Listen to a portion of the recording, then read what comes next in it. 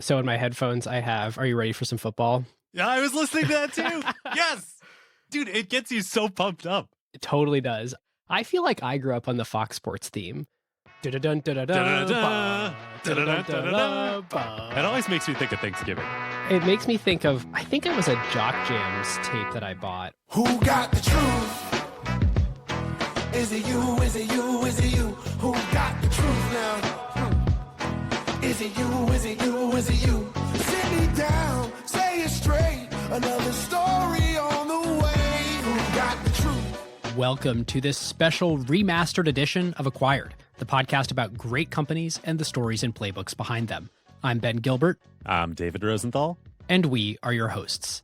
3 years ago, in January of 2023, we released an episode on the National Football League, which, David, I think is absolutely an essential part of Acquired canon. Totally agree. We took so much from that episode. But, listeners, a few things have happened since then. One, the NFL has become even more of a juggernaut. Two, Acquired's audience grew a lot, so many of you never heard that episode. And three, the ultimate Acquired universe crossover happened between the NFL and Taylor Swift. Yes. It was kind of bad timing when we made this originally because it was right before that happened. Yes. But Ben, you forgot the most important thing, which is that this year, in 2026, we are hosting the Super Bowl's Innovation Summit at the Super Bowl in San Francisco this year. Yes, we are. Listeners, details on how and when you can watch that are in the show notes. So to help us come up to speed and prepare for that, and to help you get pumped for the Super Bowl, we decided to remaster our NFL episode to today's Acquired production quality standards. We also decided to update the episode with everything that has changed about the league, from streaming on YouTube and Netflix and Amazon and all those deals, to our updated thinking on the international strategy for the NFL, and of course how the influx of gambling being legalized has affected the league. And at the very end, we have the wild story of how private equity has entered the league too. So make sure you stay tuned for that because it is nuts. Yes, we're going to put all of these updates in a special news section right at the end of the episode. So listeners, it is time to throw it over to myself from 2023 and onto our remastered episode of the National Football League. Football is America's favorite sport, by far. In fact, football is more than 3 times as popular as the next highest sport, basketball. The Super Bowl is watched by over 100 million viewers every year in approximately 2/3 of American households. My favorite Super Bowl stat is that it's the weekend with the fewest weddings planned of the year.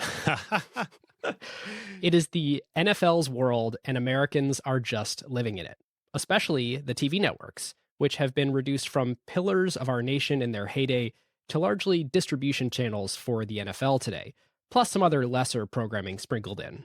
Of the top 100 TV broadcasts aired last year, 82 of them were NFL games. Wow, that is wild. Totally wild. But how did we get here? How did this game become the most valuable media property in America? The story is one of incredible cooperation, of belief in growing the pie over a century, and just like our benchmark episode, of communist capitalism at its finest. The NFL owners have made bold long-term bets in choosing to divide their revenues equally in a way that no other sports league has. Of course, the NFL hasn't been free of controversy. From the horrible recent on-field collapse of Damar Hamlin to the epidemic of CTE among former football players, players are clearly putting their lives at risk. And the modern fans' relationship with the sport is complicated. I personally love watching football. It has been finely tuned over the years to be maximally entertaining, but it comes with cognitive dissonance for me every time I tune in, and I know many others feel the same. Whether pro football is your favorite pastime or you think it's a societal ill, there is no denying the incredible role that it plays in all of our lives today. Now, listeners, just like our NBA episode a couple of years ago, this is an episode on the business of football. It's not specifically about things I learned reviewing game film or the merits of the I formation. Today, we're talking about the business. But we do have some sports thank yous to Michael McCambridge, author of America's Game, which provided much of the research for this episode. And it's just like the definitive biography style history of the NFL. Well, after you finish this episode, come discuss it with the other smart, curious, kind members of the Acquired Slack at acquired.fm/Slack. And listeners, this is not investment advice. David and I may have investments in the companies we discuss. All right, David, take us in. Where are we starting? All right. We start on November 6th, 1869, on the campus of Rutgers University in New Brunswick, New Jersey. Just a very short train ride up from Princeton, New Jersey, as I know well from my time there, where indeed a group of about 25 or so Princeton students were up at Rutgers to visit a similarly sized group of Rutgers students. And they were there to play a game of football. Now, what was football in 1869? This is not someone dropping back in the pocket and throwing a 70-yard bomb. No. It was essentially what today is classified as mob football, quote unquote, or medieval football. This had been played for centuries in England, and basically the only goal of the game was for one side to get a ball to a certain spot on the other side. And that was it. There were no rules. Any number of people could participate on either side. You could do anything up to and including maiming and killing people on the other side or your own, which happened quite frequently. I mean, keep in mind, this is 4 years after the end of the Civil War. Yes. So now why were these two groups of Princeton and Rutgers students so interested in playing this game? This terribly violent game. Well, back in England, it was quite popular among public school students. Now, public schools in England are like private schools in America, and they were starting to adapt it into an actual sport. And so like any sort of stepchild nation, these American college kids were kind of trying to keep up with the social elite back in the mother country and do the same thing, bring football in a codified way to schools in America. There were 25 players per team, so 50 people on the field, a round ball that could not be picked up and carried, couldn't be thrown, and the object was to kick the ball through the opponent's goal, for which you received 1 point. Okay, so it's soccer with 25 people on a team. Yes, but that was the start of what would become intercollegiate American football. And this becomes, just like back in England, wildly popular. And over the next 5 to 10 years, it gets more and more codified and formalized amongst the Ivy League. It kind of comes to be seen as this integral part of the college experience, this character building experience. It's also still wildly dangerous. There are like deaths, serious injuries, very, very common through this period.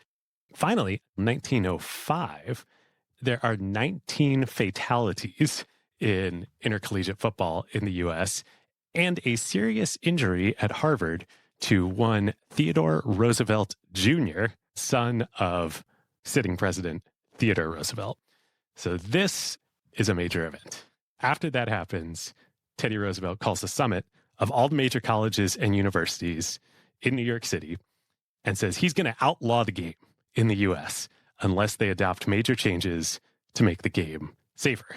And you also have to imagine, of course, it hits close to home for him with his son, but he's sort of viewing this as, hey, the people that are best and brightest are playing this game that is actually hurting the nation. We are cutting down people in their prime, and we kind of have to do something about that. Yeah. And it's a fine line, right? Like, I think the violence is a critical part of this sort of rite of passage. And Teddy Roosevelt probably kind of likes it because this is a training ground for future military, governmental and military leaders of America.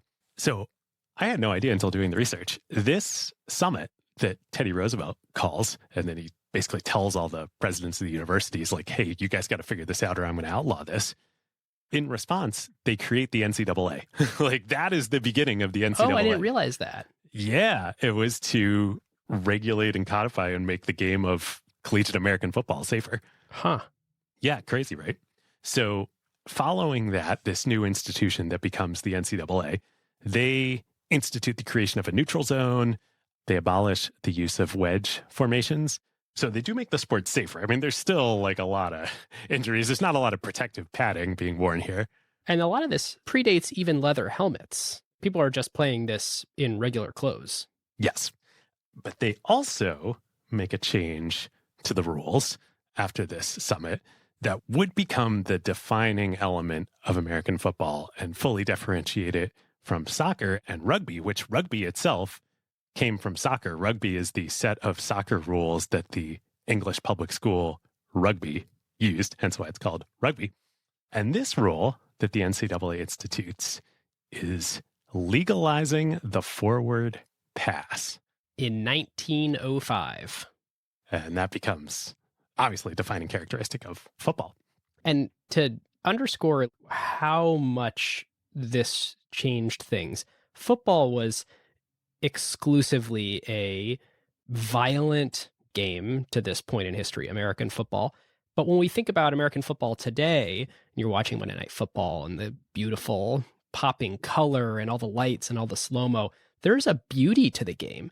There's a romanticism. There's a moment where you hold your breath. The world seems to move slowly. It's a ballet.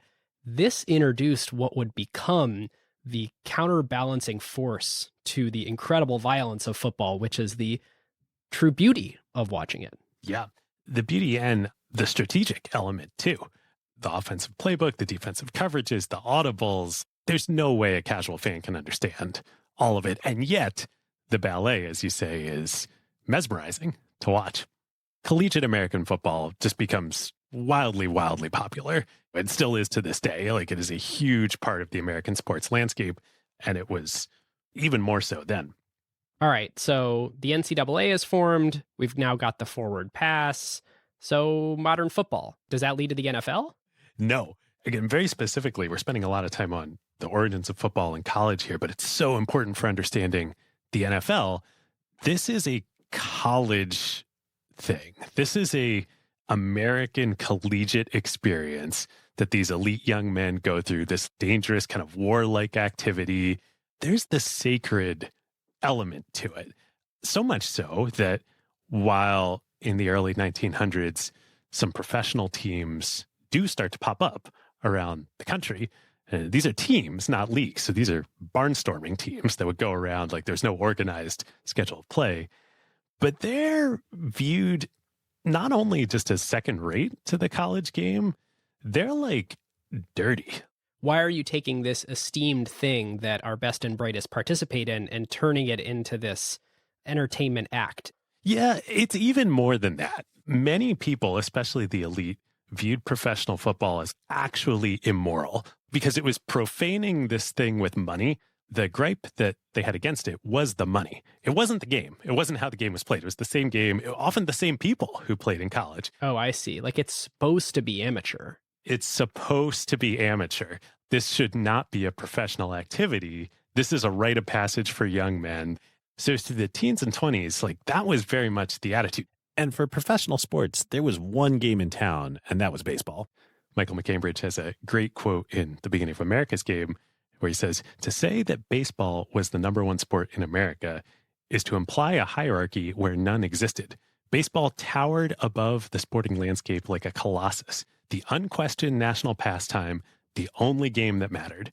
Most fans had come to accept baseball's primacy as something immutable, as much a part of the natural order of things as air and water." Of course, this is the era of the New York Yankees and Babe Ruth and Lou Gehrig and all these storied parts of American history. Baseball is very much a professional sport played for money, where the goal of teams is to make money, and the business model is they sell admission to the games. Yep. So it's not like professional sports were all looked down upon. Not at all. It was that football was this very special thing. Yes. So into this dynamic environment, in 1920 enters the American Professional Football Conference, soon in a few years to be renamed the National Football League. The founding of the NFL. And started on August 20th, 1920, when the heads of several of these barnstorming quasi-professional football teams meet at the Jordan and Hupmobile Auto Showroom in Canton, Ohio. Now, the driving force behind this meeting being called is one George Hallis, and he is currently in Decatur, Illinois, where he is an employee of the A.E. Staley Starch Company. And his main duty is to organize and coach and be the star player for the company football team. Which, of course, is called the Staleys. Yes. The sponsorship is so deeply rooted in the NFL that the very first team was actually named the sponsor. They weren't even sponsors. It was the employees of the company who played for the team. Now, Hallis sort of had a mandate to go out and recruit employees who happened to be good football players. So these folks that come together at George Hallis's instigation, they have a goal. They want to legitimize professional football in the eyes of Americans, and they develop a plan for doing so. They think they can really separate the pro game from the college game, make it a legitimate thing, and they have 3 parts to the plan. 1, they are not going to sign any current college players. There's going to be a strict demarcation between the college game and the pro game. They will not try and get any current college players to come play for a pro team, which would happen under assumed names. And, you could imagine these college kids, they want to make money. This is so ingrained in the NFL that it is basically still true 103 years later. Here we are in 2023. You still can't go to the NFL out of high school. You can only go with the junior year of your graduating class from college. You can go 1 year early. In 100 years, that's the one concession that's been made. So, point 1, they're not going to raid the college game. Point 2, they're going to endeavor to play the game at a high ethical and rules-based standard. Yeah, these teams that are coming together, some were independent, some were part of the Ohio League, some were part of the New York Pro Football League. So there are sort of slightly different rule books and slightly different customs that are going on. And this is the idea that, no, we need to unify these things to set an expectation for fans. Yep. Standardize what the game is. Yes. And then number 3, perhaps the most important, they're going to make Jim Thorpe the president of the league. These guys are smart. Now, many of you probably know who Jim Thorpe was, but Jim was at that point in time the leader of the Canton Bulldogs, one of the teams that was strategically included in this discussion. And the meeting happened at that Canton auto showroom, probably because of this. Jim Thorpe was the GOAT. He was the greatest athlete that had ever lived to that point in time. Which is not to say, like, if you put him through the NFL Combine today, he would win. It's sort of handicapped with all of what we knew about modern sports science of his day. The distance between Jim Thorpe as an athlete and any other athlete in the world at that point in time was greater than I think that distance has ever been since. So Jim Thorpe was a Native American who was part of the Sac and Fox Nation and ended up playing college football at a small school called the Carlisle Indian Industrial School, which happened to be coached by a guy named Pop Warner. Who, of course, is the person that all of the youth football leagues are named after today, Pop Warner League. He and Pop led this small, tiny Carlisle Indian Industrial School to a national championship while he was playing there against all these big Ivy League powerhouses and Ohio State and others. And the deep irony given what was about to happen with professional sports and the NFL becoming completely white. The first star player, the whole basis of the league, the first president of the league was a person of color. In addition to playing professional football, the thing that is just unbelievable about Jim Thorpe, he won 2 gold medals in the 1912 Summer Olympics in Sweden in the pentathlon and the decathlon. He had never competed in the decathlon before. Oh, my God. The first time that he competed in the decathlon was in the 1912 Summer Olympics, and he won the gold medal. Wild. Wasn't he also an outfielder with the New York Giants? Yeah, and basketball, and won gold medals. Wild. So this new league, Proto-NFL, formed in 1920 with 14 teams and about as much instant legitimacy as you could get from Jim Thorpe. They pretty quickly become the biggest professional football league in America. There's not a lot of stiff competition. And they consolidated the smaller leagues to create this in the Midwest. Yes. But that said, the 20s and really the 30s too, it's an uphill battle, shall we say. Oh, yeah. If you look at the, 15 teams or so that existed in 1920, there are 3 franchises that endured out of all of those. The rest of them, the Columbus Panhandles, the Akron Pros, the Chicago Tigers, all went under. And the only ones that stayed the test of time are the Decatur Staleys, the Racine Cardinals, and one we have not talked about yet, the Green Bay Packers. The Decatur Staleys would become the Bears, Chicago Bears. The Bears. Yes, actually named after the Cubs. That's right, because they played in Wrigley Field and Bears are bigger than Cubs. Yep. So it was an uphill battle for a couple of reasons. One, even despite all their efforts, the stigma of professional football really does not wear off, especially in the 20s. So after the NFL is formed and starts getting publicity in 1922, then Michigan head football coach Fielding Yost gives a very widely reported speech in New York City where he's talking about the new league. And he says that, quote, pro football robs the great American game of many of its greatest character building qualities, the ideals of generous service, loyalty, sacrifice, and wholehearted devotion to a cause are all taken away. Now, of course, he's partisan because he's a college football coach, but this really was still the prevailing sentiment. Yep. The other problems the NFL face are most of these teams are based in kind of small towns. They're not in big cities. 100% of these teams either fold or move to larger cities, except for the Packers. They're the only small market team that stood the test of time. Yeah. There was no TV. There was no internet. Like, the market size was not unconstrained for these teams. The market size was quite constrained. They were filling a niche and a demand for football in these towns, but they weren't going to make that much money. And they're massively loss-making. I mean, these teams last 2 to 5 years, and there's another 15 teams that are formed between the Chicago Bears and eventually the New York Giants are formed around 1925 that stand the test of time. So it's amazing all these teams that spin up and spin down within 5 years of each other in this decade. It just became completely non-viable economically for small town teams to survive, except for Green Bay. And they all end up moving to the big city where they're very much playing second fiddle to the baseball teams. Yeah, and most of these don't even end up moving. They just end up closing their doors. The other important thing, though, to say about the NFL during this time before World War II is that in the beginning, there was Jim Thorpe, who was the first president of the league. He's a figurehead. He's only president for a year, and then they bring on a real administrator. But, obviously he was Native American. He wasn't a white person. There were several black players in the league at that point in time, and it was like not a big deal. In fact, the first NFL champions in that first season, the Akron Pros, the star player and the head coach was a man named Fritz Pollard, who was black. Wait, he's the star player and the head coach? I love that.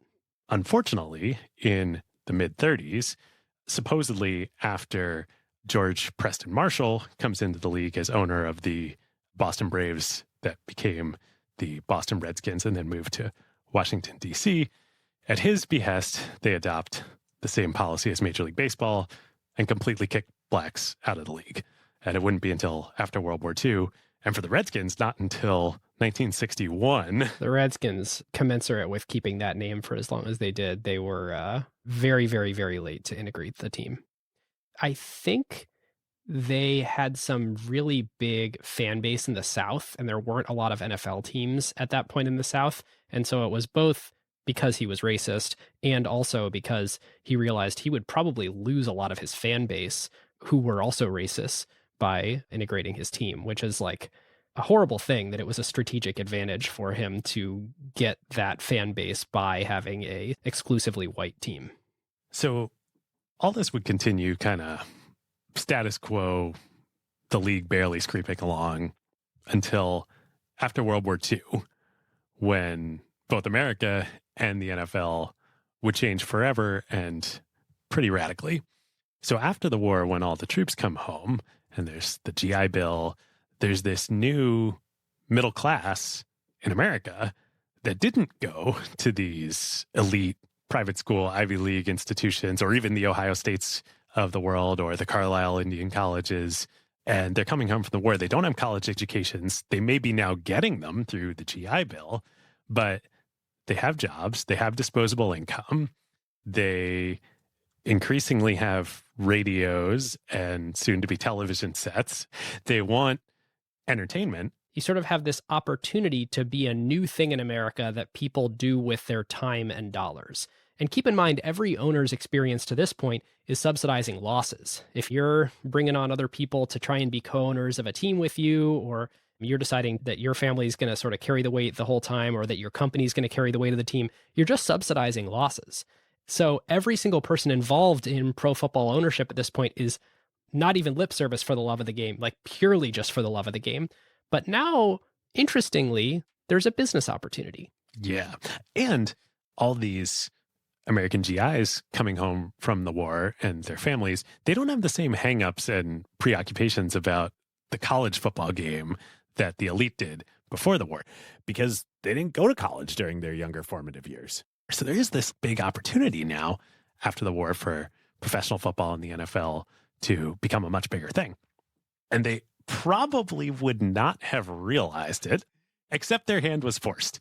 In 1944, right before the end of the war, a lot of people could see this opportunity. Football was a very compelling game. The NFL was only in, I think 8 cities at that point in time.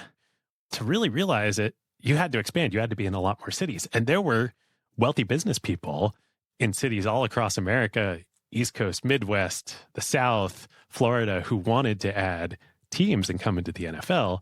But the NFL owners weren't interested in expansion. Right. And those 8 teams, the Cardinals, of course, they're in Arizona today. You got the Chicago Bears, you got the Green Bay Packers, the New York Giants, the Detroit Lions, the Boston Redskins had since moved to Washington.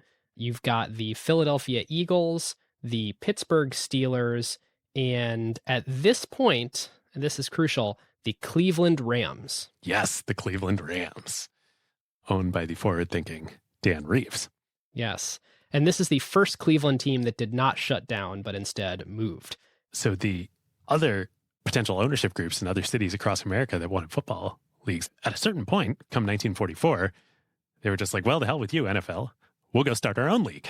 Yep. So a new professional league gets founded, the All-America Football Conference in 1944. The AAFC. And it's got some pretty serious firepower. It's organized by one of the country's preeminent sports journalists based in Chicago. It's backed by some high-power ownership groups, including the famous Hollywood actor Don Amici in Los Angeles, wealthy businessmen in San Francisco, New York, Chicago, Miami. And they have reached a deal with the legendary Ohio State coach, Paul Brown, when he's coming home from the war from his service, that he is not going to go back to the college game.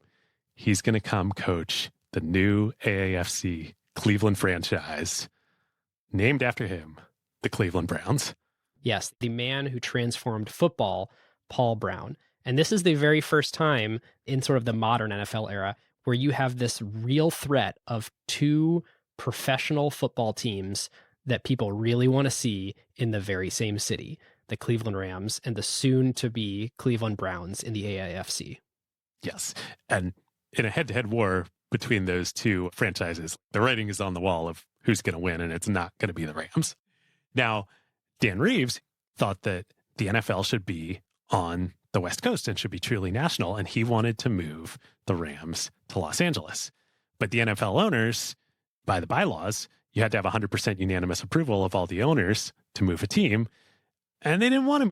And it makes a lot of sense. These teams have lost money forever. It's like, we're just on the precipice of having a real business here. Don't make us figure out how to get these other 7 teams to LA once every, whatever it is, 6 or 7 games. So now the war's ending. The AAFC and the Browns are coming in. And then the dagger comes right before the 1946 NFL annual meetings in January. Dan Topping, who owned the NFL's Brooklyn Dodgers and also the New York Yankees, the baseball team. So like the highest profile, wealthiest owner in the NFL defects to the AAFC. So there's major crisis. Yep. First thing they do in the January 1946 annual meeting is they boot out the then commissioner. So the owners, they're like, okay, to lead this fight, we can't have somebody from the outside. We need to draft one of our own from the ownership group here in the inside who's going to be able to marshal everybody together and lead a coordinated response to this existential threat. They install Bert Bell, who is the owner of the Philadelphia Eagles, as the new commissioner of the NFL. And he's tasked immediately with drafting a competitive response to the AAFC. And they decide it needs to be three things. One, they need to go meet the AAFC where they are, being nationwide and the West Coast and going to California. Two, the NFL, if they're going to win, they need to put out a superior product, a better game on the field than the AAFC. And then three, for the first time, they need to do a better job than the AAFC, or at least as good a job at actually telling America about it. They have to go proselytize. They have to go win fans and win consumers' hearts and minds. So fronts 1 and 3 are basically all handled by Dan and the Rams. So immediately after Bell comes in as commissioner, he orchestrates approval for the Rams to move out to California. And it's a good thing they did, because when play eventually starts in the 1946 season, the new Browns in Cleveland, for their very first home game, draw 60,000 fans, which is more than the Rams did for the entire season the year before. Yeah, Paul Brown was quite the anticipated figure in Cleveland. He had coached at Ohio State, he had coached one of the Navy teams, and he was sort of known for knowing how to whip a football team into shape, who would have to know the intellectual side of the game as inside and out as the physical part of the game. It was a huge part of his strategy to make people memorize the playbook and take written tests. And if they failed these written tests about the plays, about the rules, about Paul's strategy, he'd kick him off the team, no matter how good they were. And it's the first time someone really looked at the game and said, sure, it's a game, but actually this could be a science. He was almost like the first money baller. One of the first innovations he did was he was one of the first coaches to really review film and recognize patterns in plays and statistically manually tally, here's what we have to do against this team and that team, and here's what worked for us last year, and here's what didn't work for us this year. Paul Brown was the first modern, not just football coach, but I think sports coach, period, in America. And, you know, every human is flawed, so we shouldn't make him out to be the Messiah or something, but he was basically the first coach to start racial integration of the team and recognize that if we have the best players, then we're going to win. So we just need to do whatever it takes to get the best players on our team. The other thing that he did, he employed an entire staff of assistant coaches year round. I think it was 6 people in addition to him. No other team did that. And on the racial integration front, the AAFC was going to be an integrated league from the beginning. That's counterpositioning right there. The NFL, and especially the Redskins, didn't have a lot of interest in doing so, but moving the Rams to LA forces the league to integrate, because the LA Coliseum, where the Rams want to play, is a publicly owned building, and it's controlled then as now by the LA Coliseum Commission. And when Reeves and the Rams come out to petition their case that they should come be allowed to play in the Coliseum, well, the commission says, okay, we'll let you play here, but we're not going to allow any segregated home teams to use our stadium as their home stadium, so you're going to have to integrate the team. And this is where the public relations aspect of the Rams becomes clutch. The Rams were so good at PR. So A, they agree right away. B, not only that, they say, great, we'll sign Kenny Washington, who before the war had been a hero in Los Angeles. He was a huge star for the UCLA football team. And all this was helped out by a savvy young intern for the Rams, one young Pete Rozelle, who helps craft a lot of this strategy. But put a pin in Pete Rozelle for the moment. So for a quick review of where we are right now, you've got the NFL. It's an 8-team league. The Rams have just moved from Cleveland to LA. And then you've got this AFC that's starting to play. What year do they actually start? 1946, same year that the Rams moved to California. And the roster of AAFC teams is the Cleveland Browns that we've talked about, the New York Yankees football team, the Brooklyn Dodgers football team, which defected from the NFL. yes, the Buffalo Bisons, the Miami Seahawks, which is interesting. That has nothing to do with the Seattle Seahawks. They just reused the same name. The San Francisco 49ers, the Los Angeles Dons. So you've got two LA teams. Now you've got an AAFC team and a NFL team, and the Chicago Rockets. So you've got the NFL and you've got the upstart AAFC that would only last 4 years, but would change the game quite a bit. And by forcing this competition, they forced the NFL to do a bunch of things that really was in the NFL's best interest, but they wouldn't have done absent competition. And this is the first time where we really learn the lesson. The football that people will watch is the most entertaining game. Yes, because this is something that would not be obvious, I think, for running this experiment. What is the most entertaining game? It's the most competitive game on the field. And for all that we were just lauding Paul Brown and he's legendary, the teams he coached, he was too good. His teams were too good. So the Browns end up winning all 4 AAFC championships. They only lose 4 games in 4 years. And the game becomes boring. There's no drama. It's a foregone conclusion that the Browns are going to win. If your team is playing the Browns, so the Browns do great at home, but when they're on the road, they're like, well, the fans like, why am I even going to go? Right. Watch my team get destroyed by the Browns. Why would I want to do that? By the way, those words have never come out of my mouth before, growing up a modern Browns fan. Well, the current Browns are not the same Browns as the old Browns. They actually are the same. Importantly, the franchise and records stayed with Cleveland.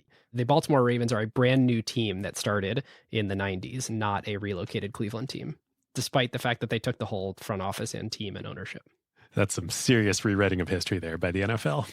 Yes. So to your point, the NFL learns this lesson here of, oh my gosh, we've been sort of fortunate that this didn't happen in our league, but it's really nothing intentional that we did. There's nothing structural that we did to ensure there was no Cleveland Browns in our league. It sort of accidentally happened. And by observing the counterexample of boring football, where there's one dominant team, it kind of has to become a core tenet of our league now to fight these other guys of enough equality between teams that it is always very competitive. And it's even more important back then because there was radio, but there wasn't really TV yet. Even though we're in the post-World War II era, these first few years, 5 years after the war, the install base of TV was just starting to roll out across America. So this is still an in-person game. And so the business model of professional sports was ticket sales, in-person attendance at the games. I don't think the AAFC model of the Browns being dominant would work ever, but at least today you could watch the games on TV. They'd be like, oh, I'm always going to see a show when the Browns are playing. That wasn't the case back then. You had to get butts in seats. That was the only way you were going to make money. This becomes a feedback loop. If you don't make money as a team, you can't afford to put a quality level of play on the field, which further tips the competitive dynamic out of balance. Totally. And if you have a league that figures out how to make sure that it's always competitive, and when I say always competitive, what that translates into it from a business perspective is, let's say every stadium has 40,000 seats and you have 8 teams. That means you have the capability to sell 160,000 seats every weekend. And your goal is to sell 160,000 tickets every single weekend. And so what you basically need is to make sure that it's always a great game to come watch. And to your point, that the business model is around the gate or ticket sales rather than TV, that actually stayed the case until 1977. That was the first year that the NFL made more money from television revenue than from ticket sales. That is a full 30 years later than the time period we are talking about here. I didn't realize it was that long. Yeah. Because television's going to come in a big way. But back to Bert Bell, the newly drafted commissioner of the NFL, this is his great insight that he realizes as he's marshaling the NFL owners in the battle against the AAFC. And he adopts this as his mantra that literally, I mean, they made a movie with this title.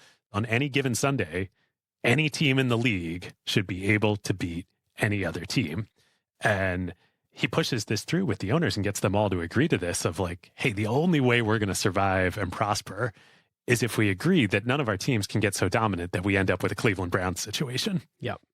All right. Well, listeners, this is a great time to thank our longtime friend of the show, Vanta, the leading agentic trust platform that helps you automate compliance and manage risk. And David, I caught up with Christina and the Vanta team to get the latest on this one. Oh, nice.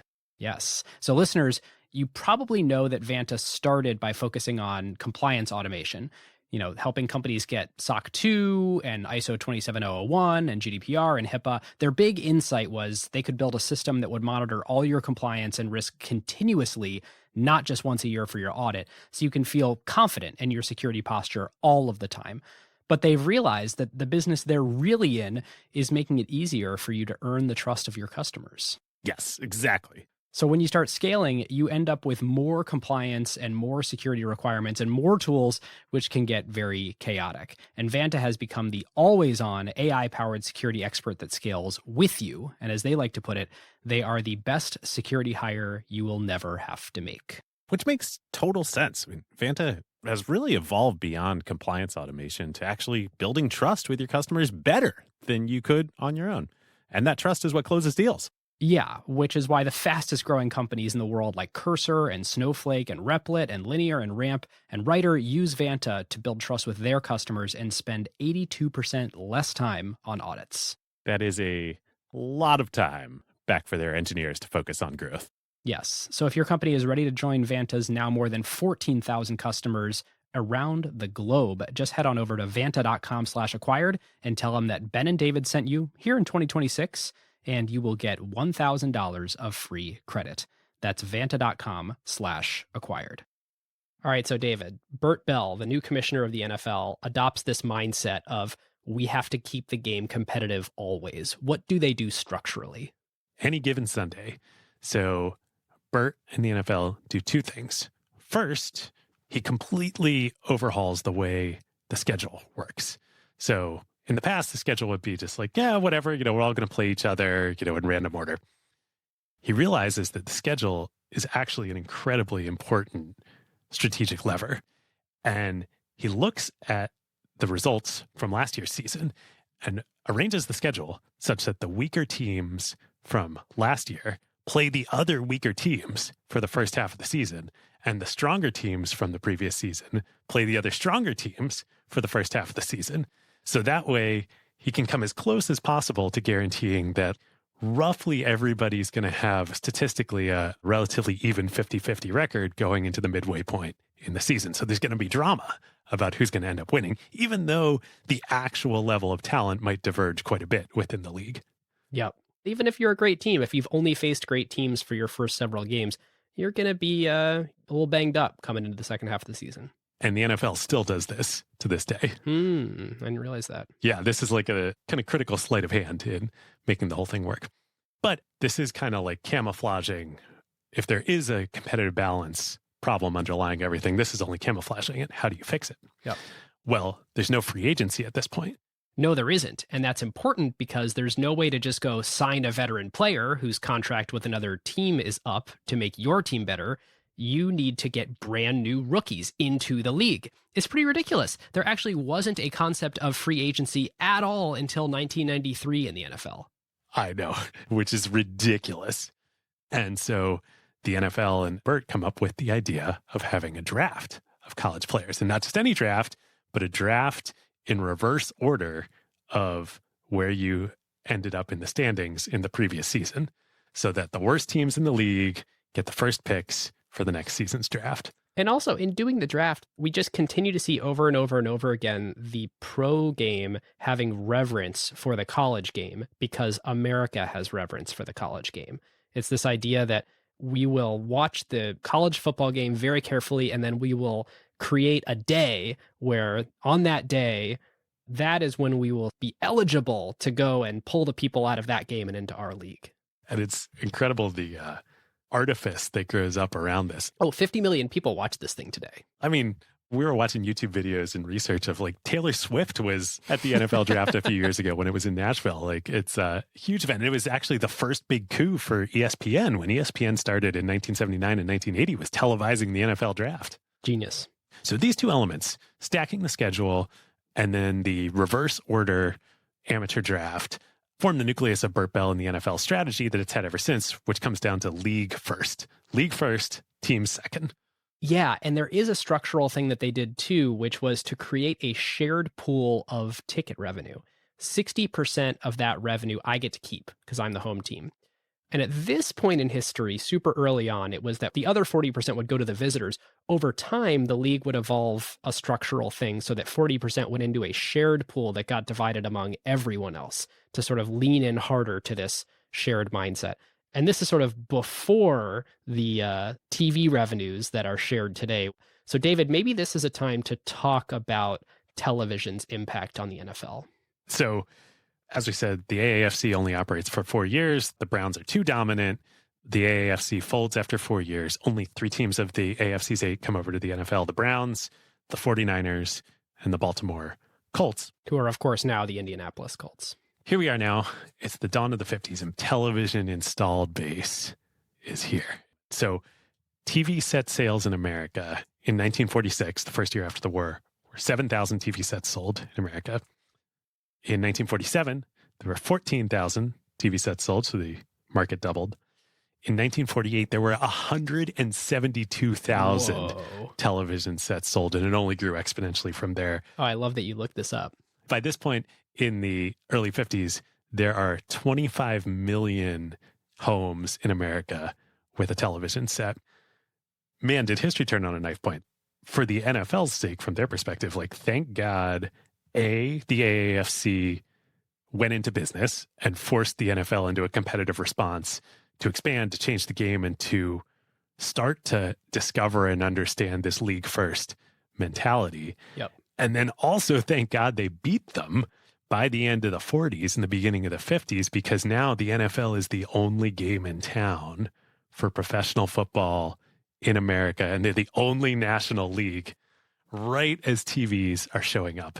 And really, actually, they are the only game in town for national sports television programming, period.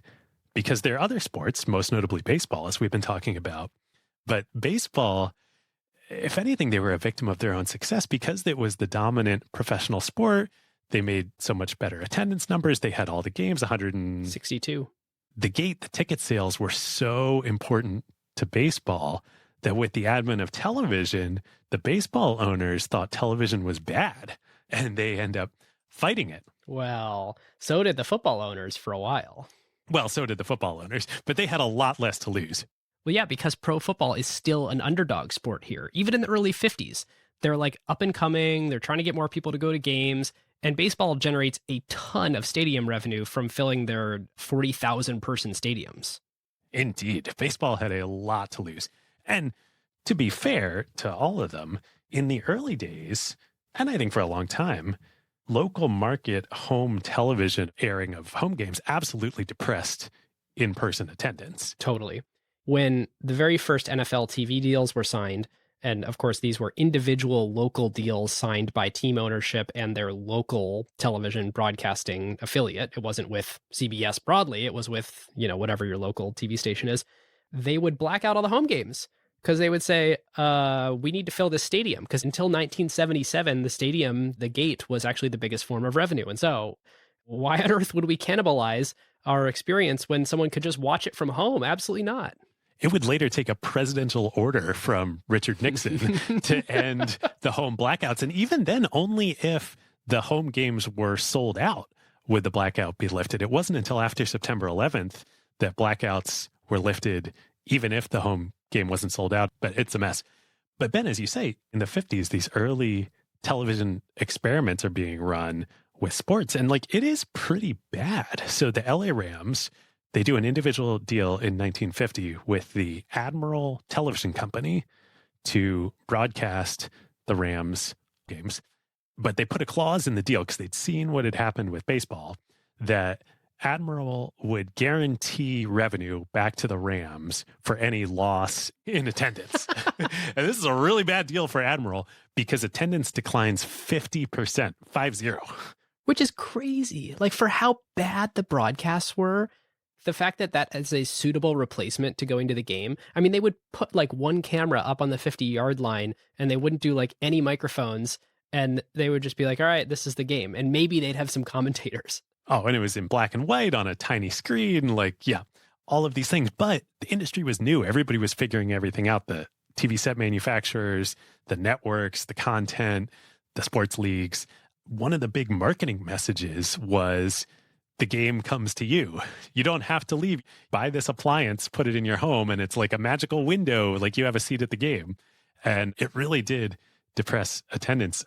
A saying ends up being developed in baseball that sadly for baseball they stuck to for a very, very long time, that radio whets the appetite, television satiates it. It's a new revenue stream, but it's hurting the golden goose of ticket sales. And all the way through the 50s, it wouldn't really be a particularly large revenue line. But as it did start to grow, everyone's negotiating individually. It ended up being the case that the New York Giants were making $200,000, and this is in 1959 on their TV deal. The Packers were making zero. I think the Packers were making $5,000. They did have a TV deal, but I think it was $5,000. This is the thing. Football, even amongst the individual teams, kept experimenting through the early 50s, whereas baseball basically shut it down and turned away from TV. And one of the things that they figure out is, television broadcasts depress the gate at home, but there's strong demand in local markets to see the team's away games when they're traveling. And so for the first few years, that's the main model of television broadcasts of the NFL, is just showing away games. But there's like a lot of demand for that. And it's funny because now we refer to this as a blackout, but at the time, because they were only selling to local affiliates, it's not that it was a blackout. It's that your local TV station only had the contract to broadcast the away games. There was nobody within your antenna's reach that was broadcasting that game when it was at home.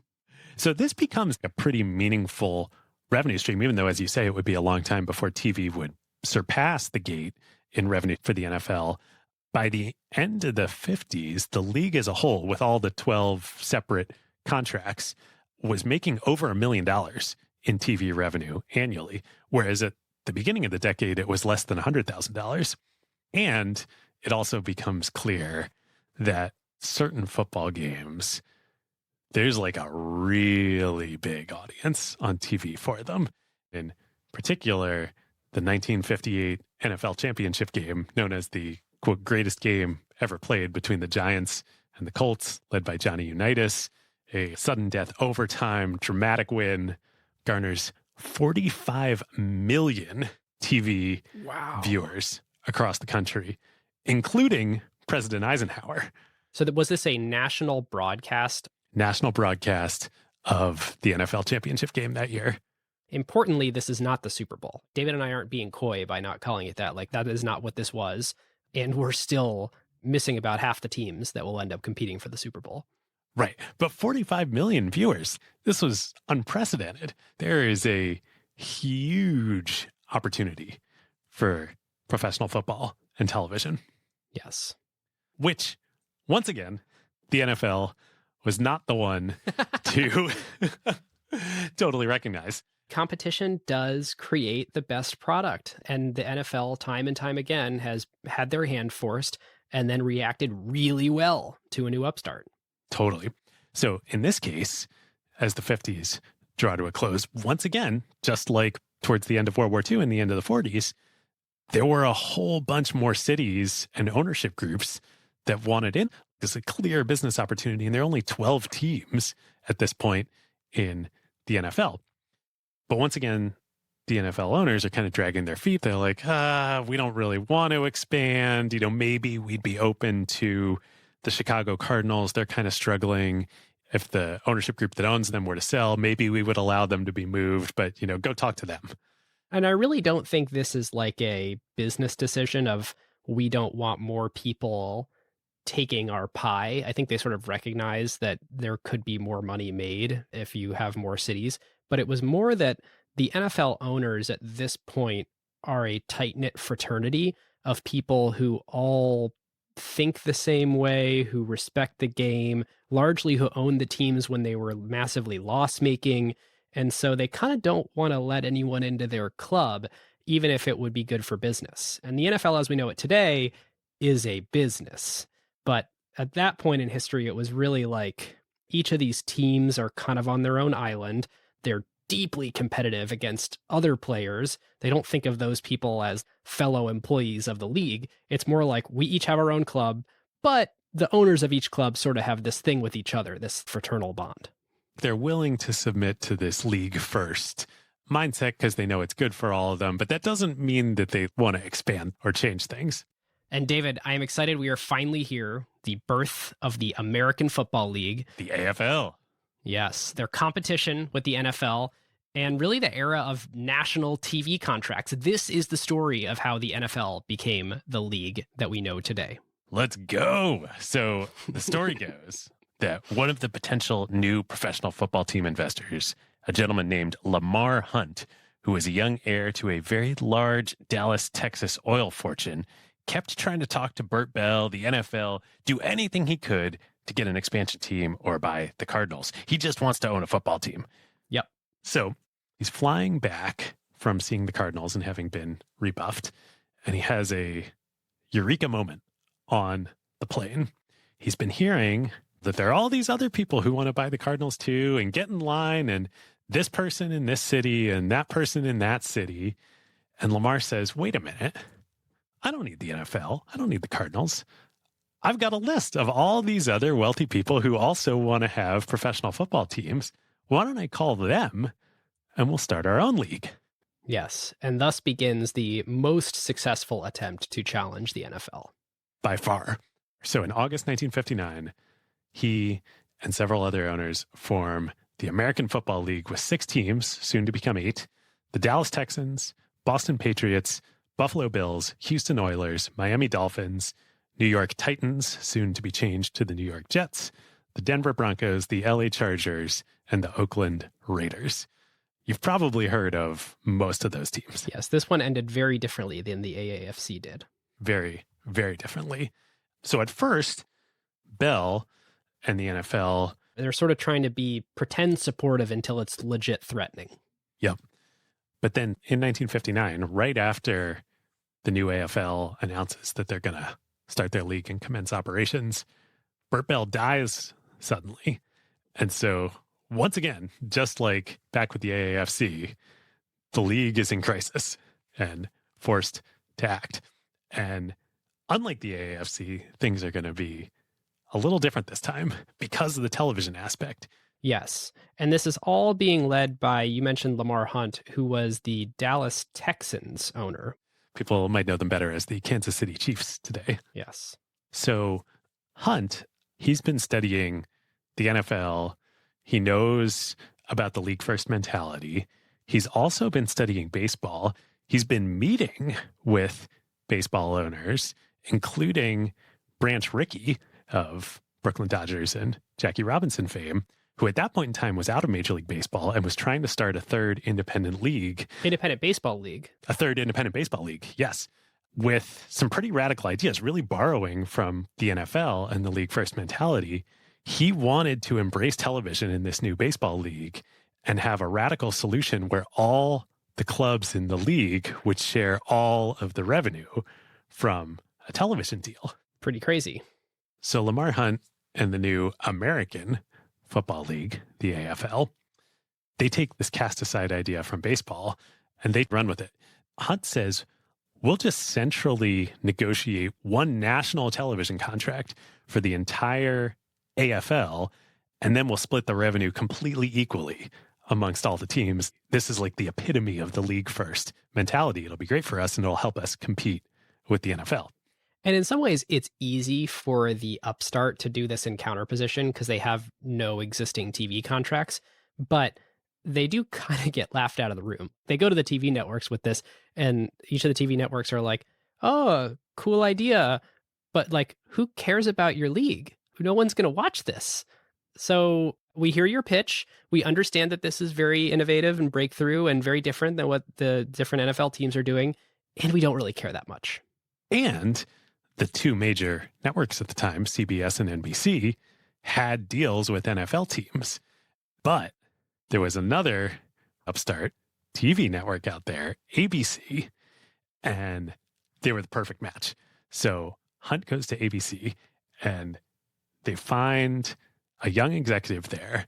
ABC doesn't even have a sports division at this point in time, but a young executive within ABC named Rune Arledge. This is probably the fourth episode we've talked about Rune Arledge on. What a legend. So Rune would ultimately become Bob Iger's mentor, and Bob Iger would rise through the ABC sports ranks in the beginning of his career before taking over Cap Cities and then obviously all of Disney. So this is Rune's big opportunity. He sees, it's obvious at this point in time in the late 50s that nationally televised football games, there's demand for it. This is actually shocking. Like, I know to everyone right now, we're like, well, of course. But it used to be the case that Sunday afternoons kind of had a hole in their schedule. Like, CBS had no good programming. And so that's why they would originally agree to, like, sure, we'll broadcast some NFL games. But no one expected the American public in their living rooms to take to football as an event, as an entertainment form delivered over the air to the living room the way that it did. And so the NFL sort of rebranded Sundays in America and turned it into a completely different way that people spend their time. And that was shocking. Well, and with those early NFL deals, it was like those were individual deals that teams made with networks and local stations. So it was like a local thing. It wasn't football Sunday. It wasn't a national event. Right. This was the first nationwide, network-wide contract. The networks now had signal that people did want to behave in this way, and they could feel safe sort of signing business deals and pursuing this because even though it wasn't what they expected, turns out there is demand for this product. Yeah. So ABC signs a league-wide 5-year TV rights deal with the American Football League for $8.5 million over 5 years. It was by far the single biggest sports rights TV deal in history at the time. $1.3 million to the league per year. And that was before the league had played a single game.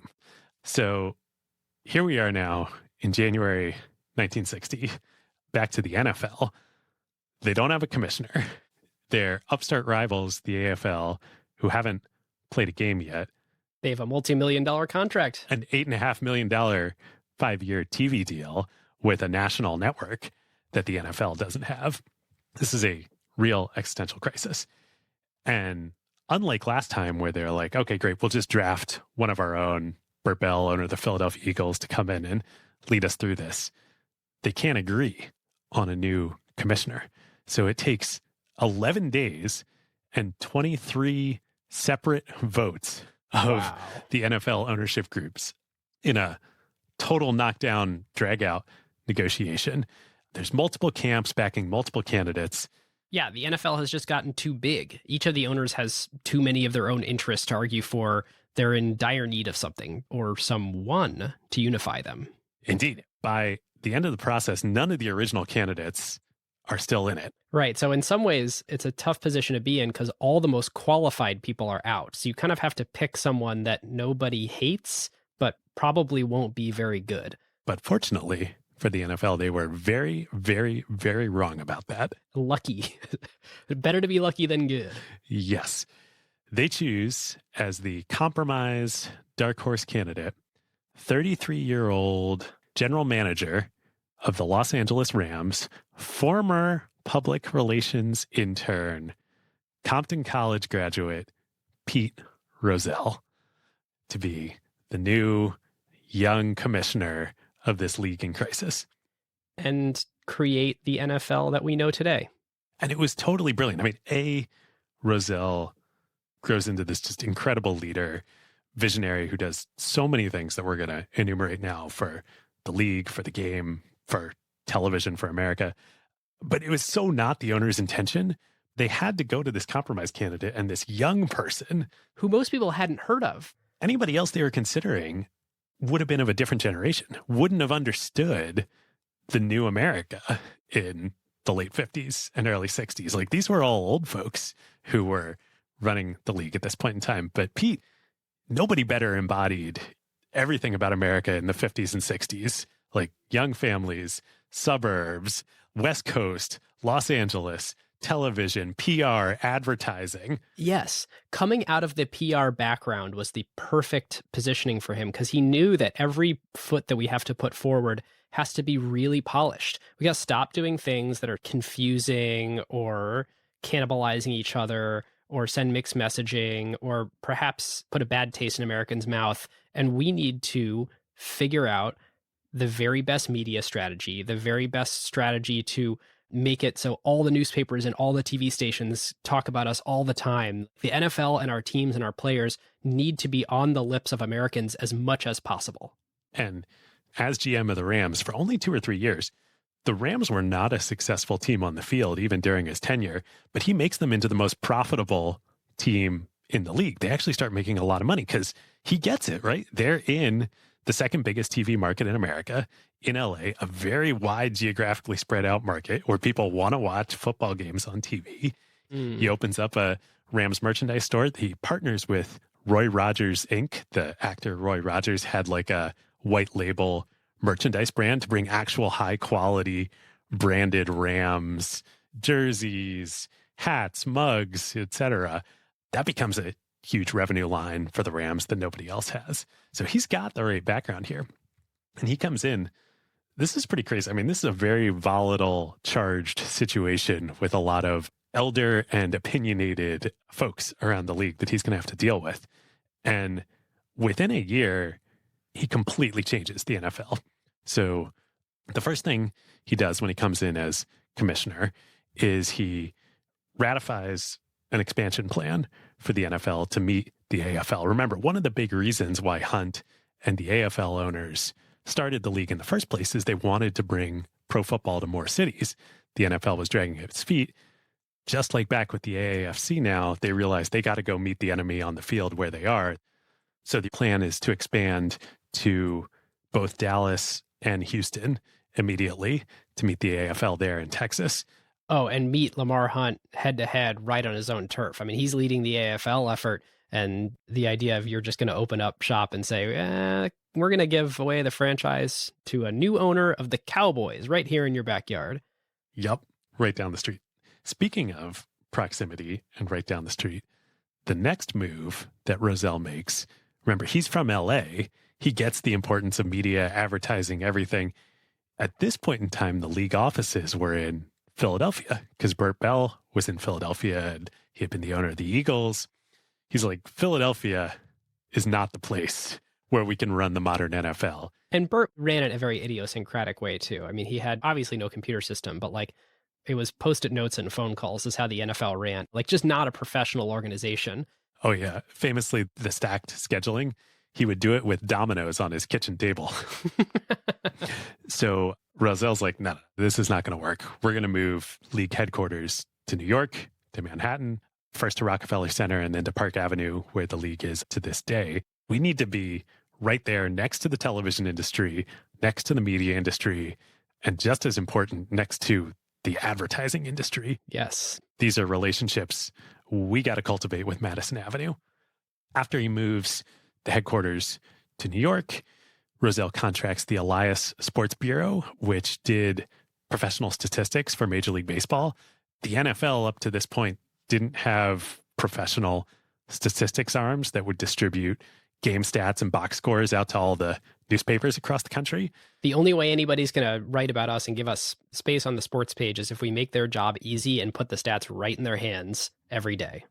Speaking of writing about the NFL and publishing, the other thing that Rozelle knows is, especially with a game like the NFL, which is a weekly drama, it's not just about like baseball with getting the daily box scores in the newspaper.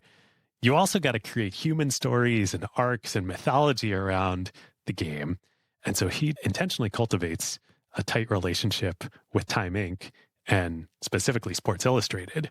And over the course of the 60s, Sports Illustrated really becomes the major advocate for the new modern game of the NFL.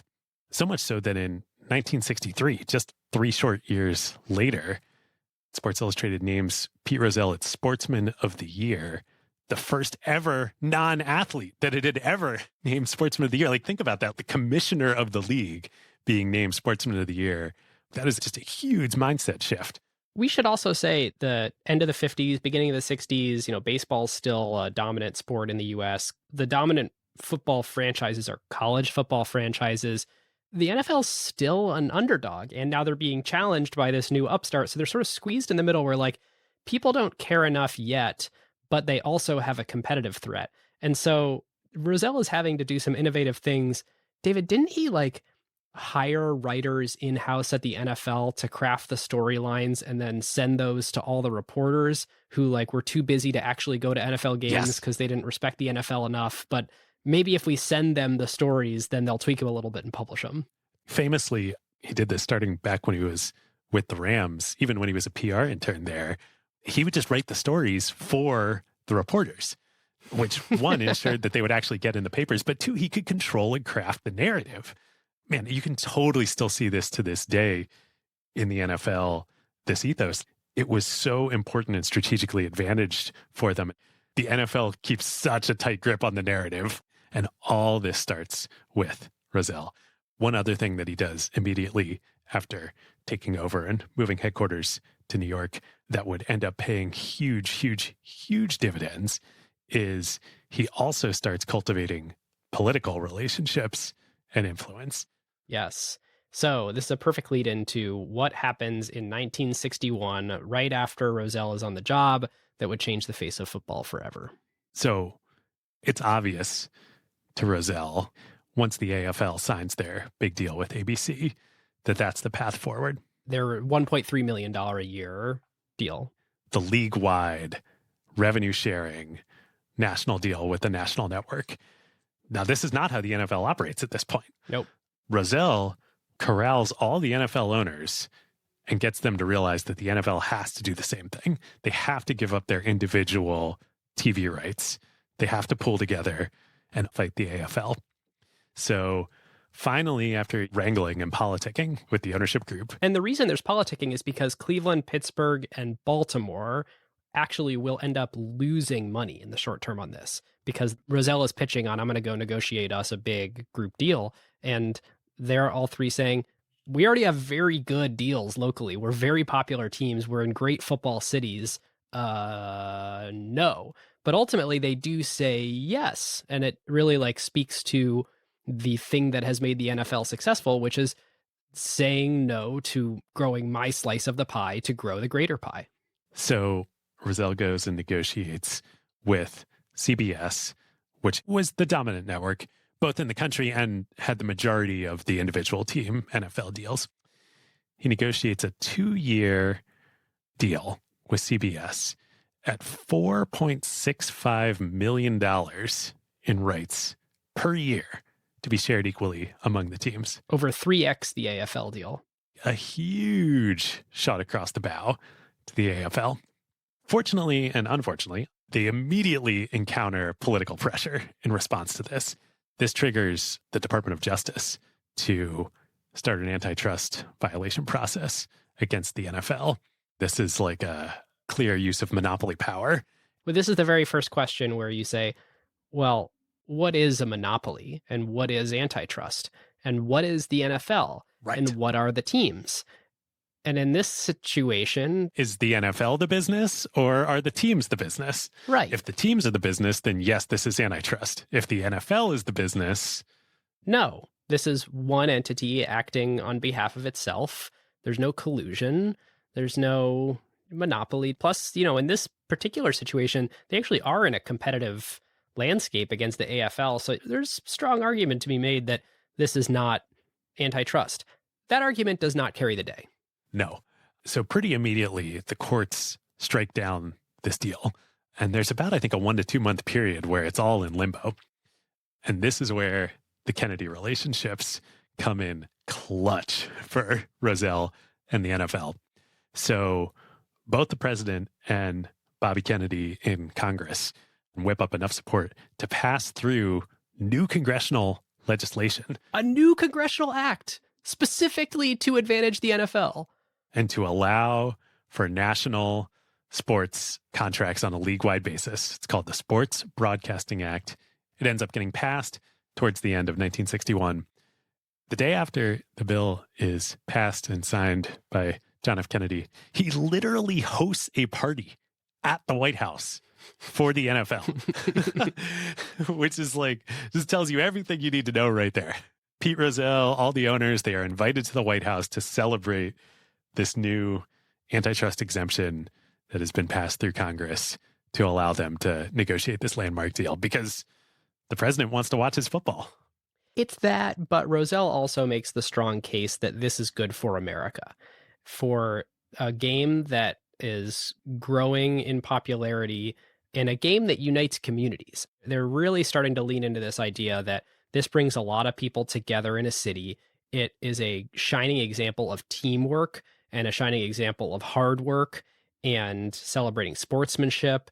And this is a great thing that we should spread to more of America and make it easier for more people to consume. They're starting to make arguments about the economy around, it's good for people to have gathering points both at stadiums, but around stadiums with hotels for people to throw parties at their houses. All of this is goodness. And if you like the American economy, you should let us have a national TV contract for the NFL. Yep. And at this point in time, I think a lot of those arguments hold water. Yep. This actually was driving a lot of commerce for the nation. Totally.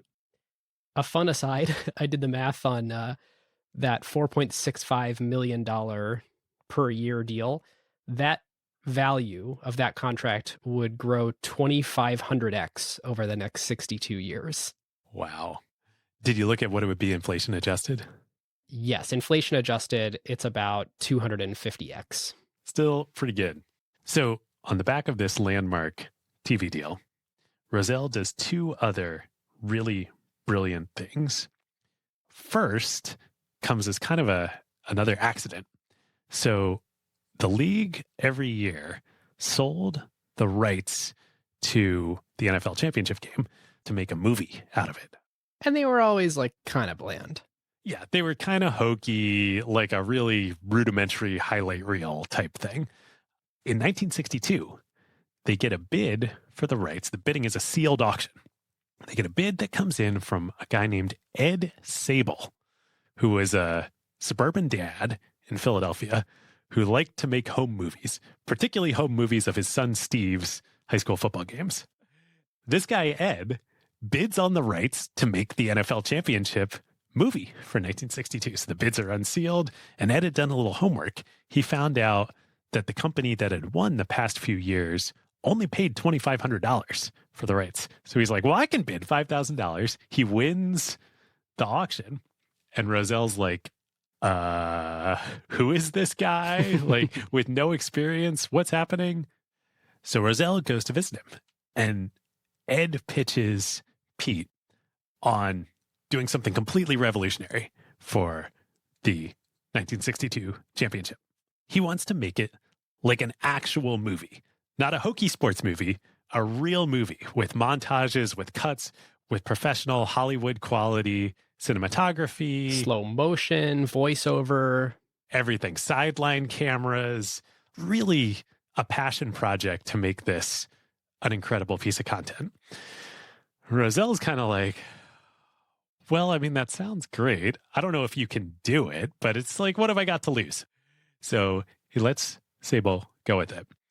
And the movie he makes totally revolutionizes sports video content. I think this is another thing that we just take for granted today. It's like air and water, that sports content, sports video is not just like a fixed camera at the 50-yard line that pans back and forth. Not only does this film get great acclaim, but it's a revolution to go and create recordings of sports not to be broadcast. The broadcasters weren't recording tapes of everything they ever broadcast. So there's a lot of like baseball games and stuff that have been lost to history because there was no recording of it made. Meanwhile, the NFL, for this championship game and for other things that Ed Sable and his crew would film after this, it is high quality film, not videotape recording, not over the air broadcast, film stock recording from a bunch of different angles, and some at high frame rate cameras and some at 24 frames per second cameras. So you get this smooth, beautiful slow motion. It provides this unbelievable archive of the game for which other sports have no archive. Yeah. Well, and that's just the video aspect to it. But there's also something that Sable gets intuitively. It's the same thing that Rozelle gets. The narrative. It's not just about showing what happened. It's about telling a story.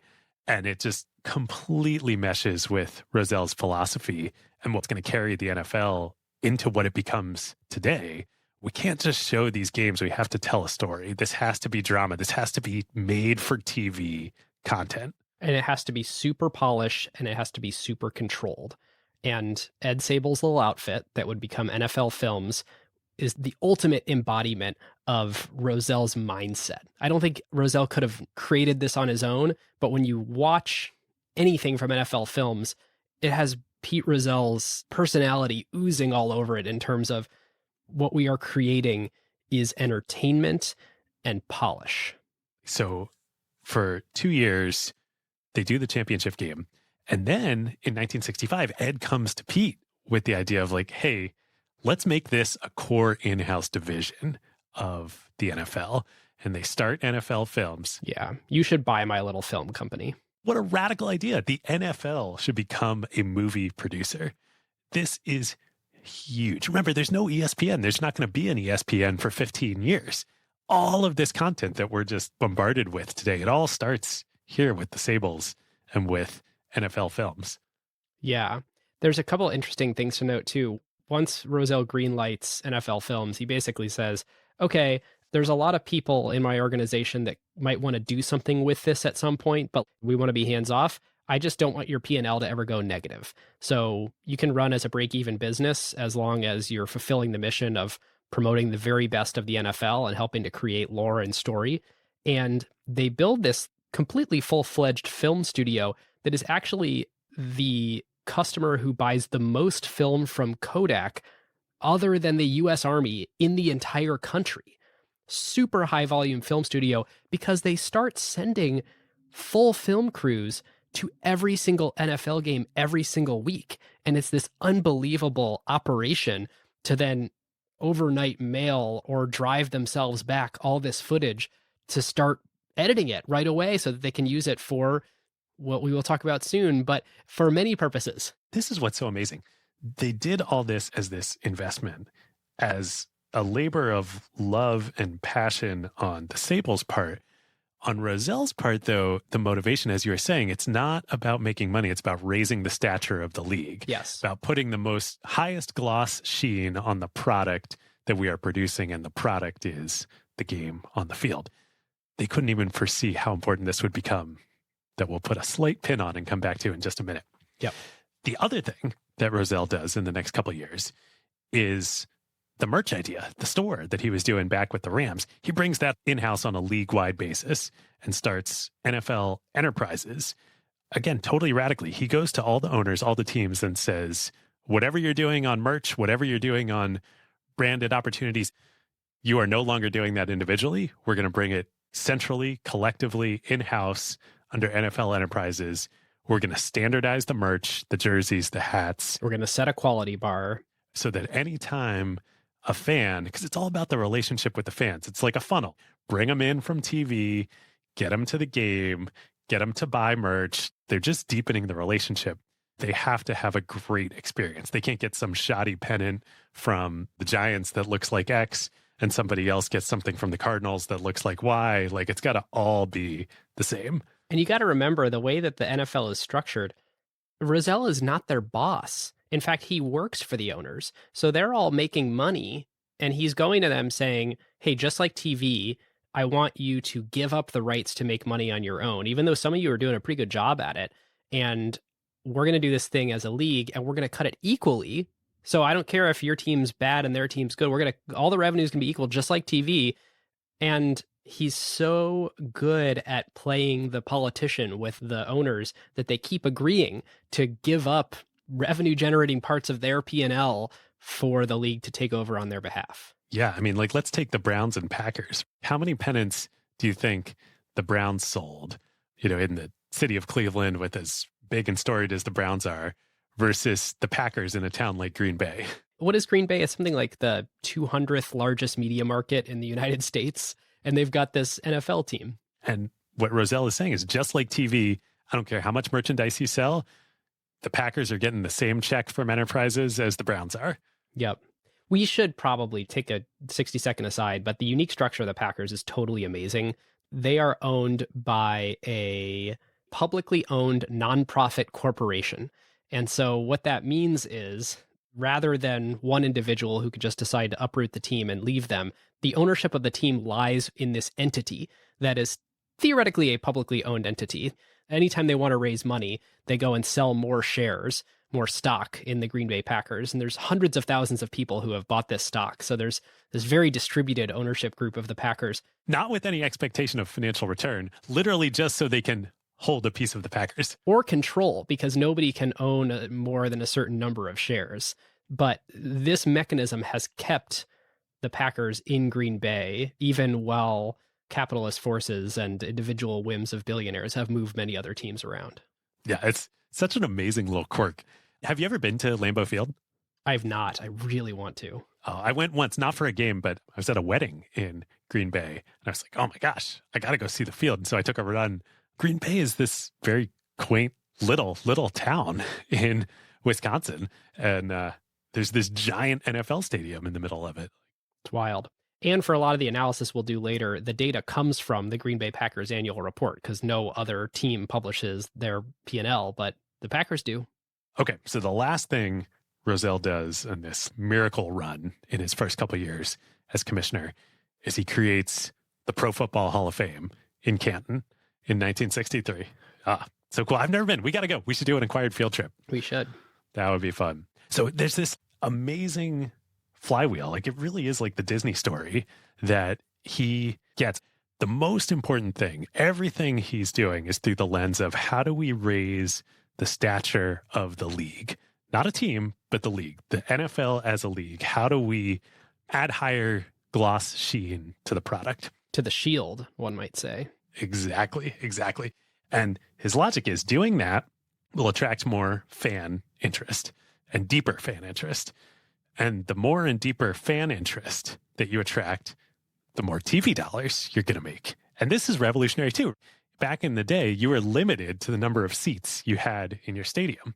So if you're like a Major League Baseball team in a major market where you're selling out your stadium, there's not a strong incentive to keep adding sheen to the product. You're at maximum revenue capacity. Right.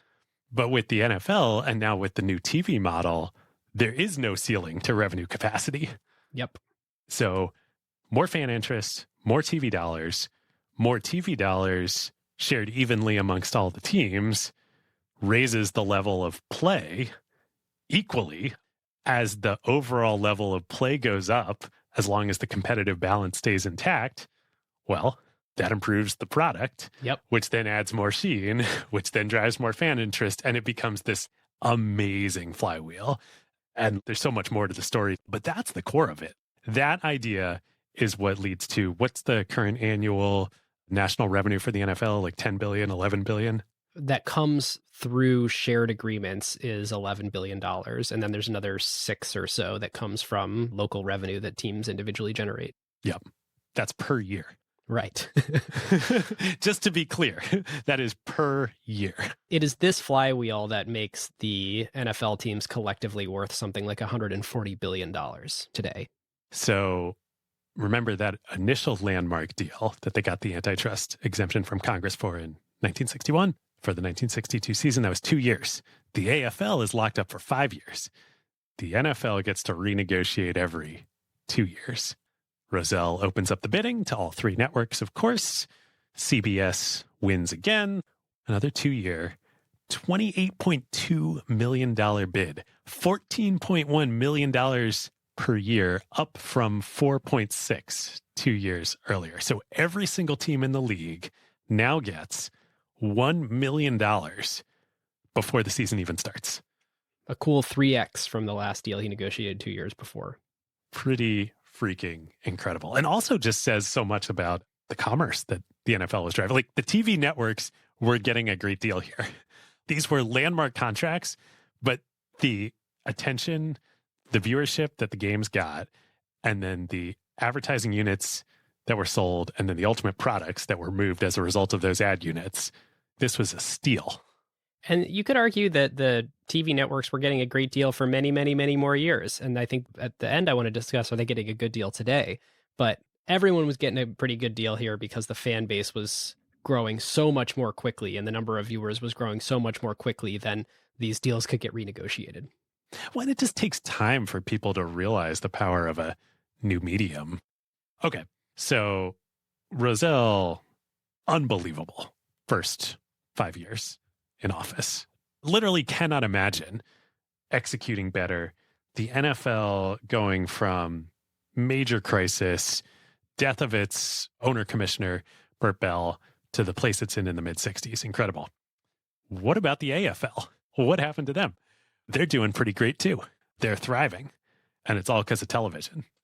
Even though the NFL is doing great, there's still a lot of demand for football on TV. And the AFL, to put a finer point on what you're saying, they had a shoot the moon strategy. They wanted to come out of the gate with a bang. They wanted to burn real hot and, under the right circumstances, have that go really well for them. And they had the exact right circumstances. It was the boom of TV in America. So they could do things like go sign Joe Namath for the Jets to a gigantic contract and just have New York and half of America fall in love with him and turn him into a superstar that benefited the league. The Jets in the AFL, formerly the Titans, they're owned by Sonny Werblin. He was one of the co-heads of MCA, the big agency. As discussed on our interview with Michael Ovitz. Indeed, indeed. So just like Rozelle gets what's going on in the NFL side, Sonny, he's the media guy for the AFL, and he totally gets it too. So Sonny sees the big second NFL deal come across in 1964. All the other AFL owners are like despairing. The NFL just got this huge deal. How are we ever going to compete? They're going to have so much more money. We'll never be able to sign any players. This is the end. Sonny's like, oh, no. We're going to be just fine. We're going to be great because the NFL did this deal with CBS. Well, there are two other networks out there. There's ABC, who the AFL has their current deal with, and then there's also NBC. And so there are two bidders out there who are going to be very, very, very sad that they just lost out on the most compelling content on television, professional football. And who's there to give it to them?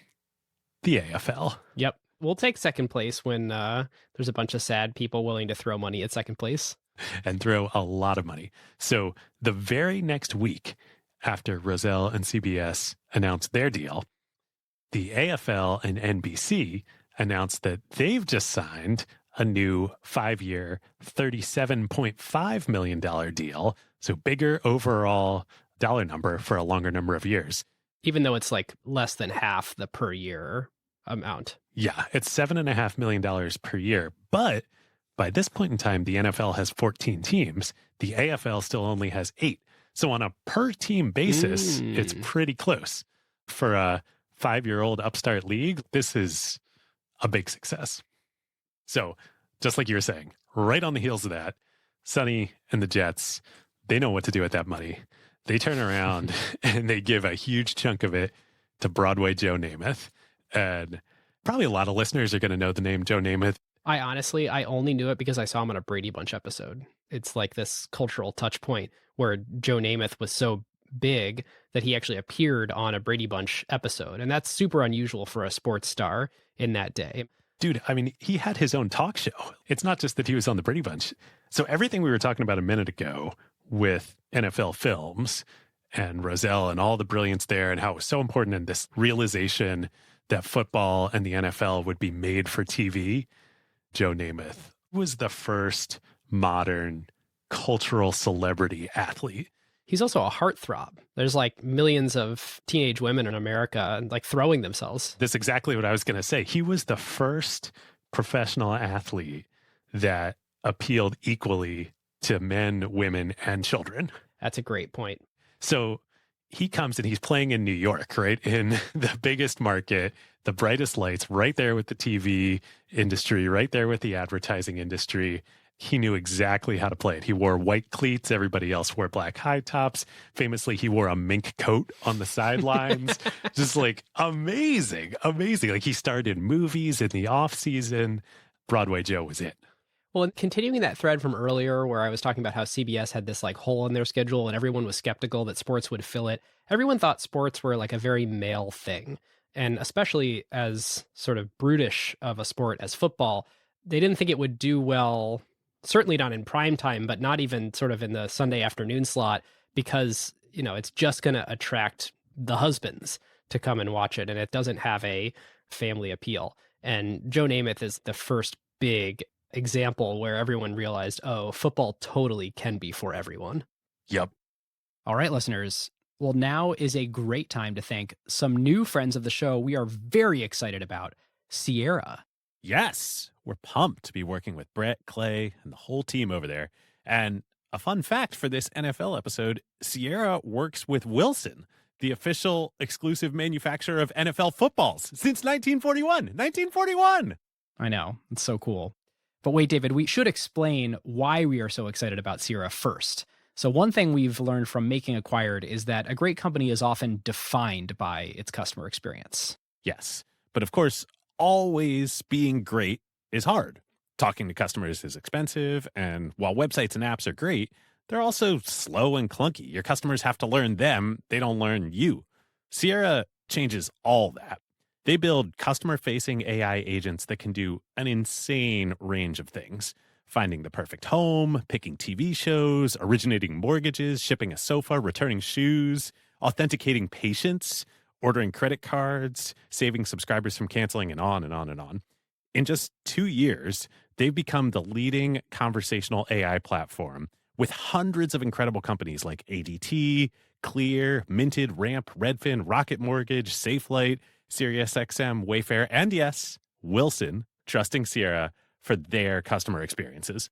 Sierra is powerful enough for the Fortune 1000, including heavily regulated industries like healthcare and financial services, but it works great for businesses of any size. With Sierra, you can deploy it everywhere within weeks. So think on the phone, in chat, SMS, WhatsApp, ChatGPT, email, all in over 30 languages. And with their unique and insanely aligned outcomes-based pricing model, you only pay for when Sierra delivers a tangible business outcome, like resolving a customer ticket or completing an upsell.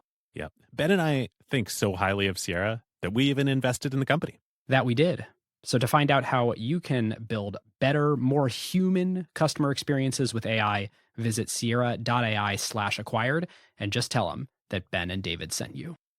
So the name of signing is the first big post-TV money contract signing in the AFL-NFL war, but it starts a whole wave now of competition between the two leagues to go sign all the college superstars coming out.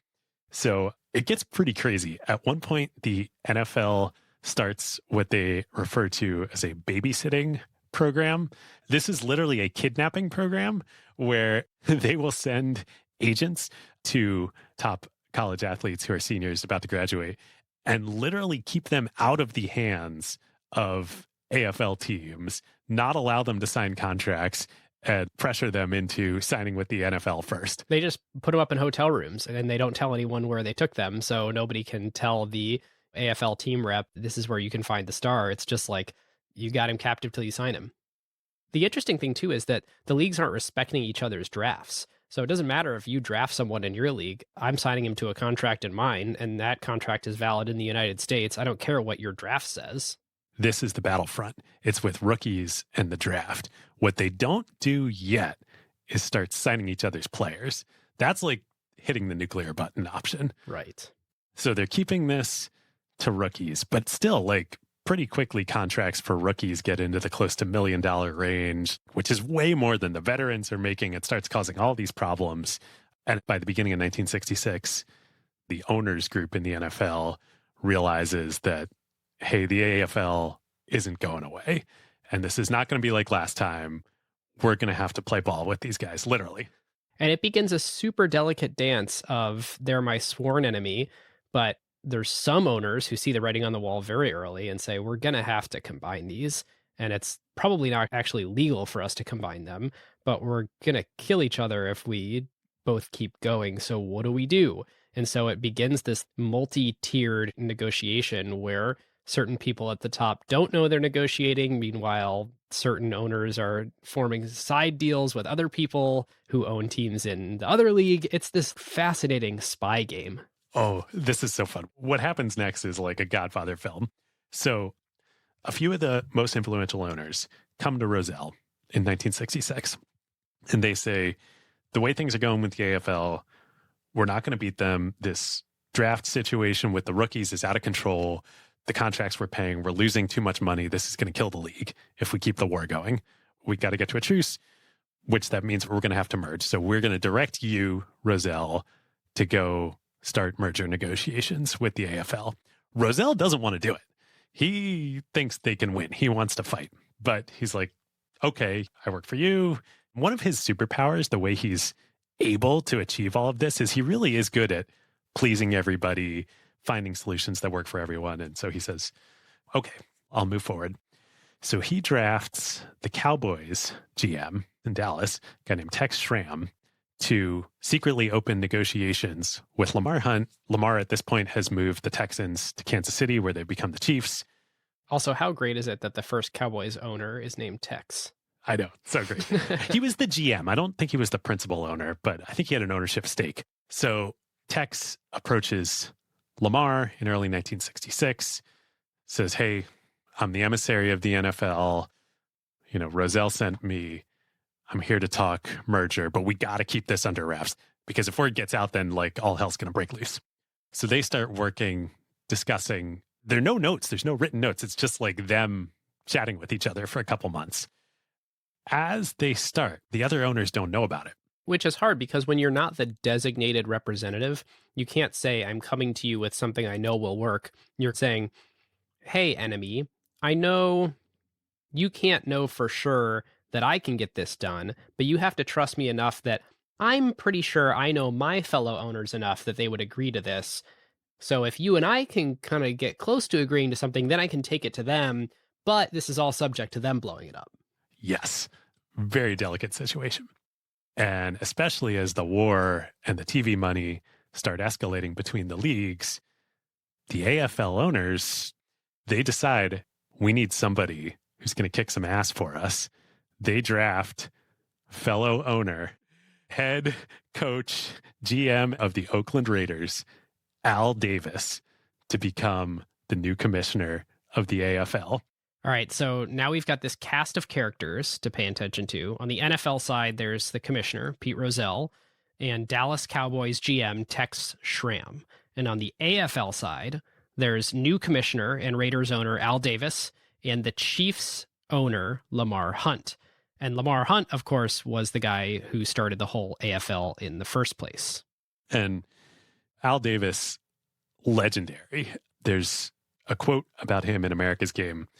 Outside of Oakland, it was not certain where Al Davis would finish in a popularity contest among sharks, the mumps, the income tax, and himself. If the voters were the other American League football coaches, Davis would probably be third, edging out the income tax in a thriller. You can't trust Al Davis any further than you can throw him. And he is the perfect new head of the AFL in this war. And basically the head just to go beat him up in negotiation. I mean, at this point, it's like, hey, we understand we're in a negotiation. Just like go get the best deal you can. And if you have to piss everyone off such that you have no working relationship with the rest of the owners, Al Davis is the kind of guy that's like, oh, I'm totally up for that. That's fine if for the next 30 years, everyone that I have to work with hates me.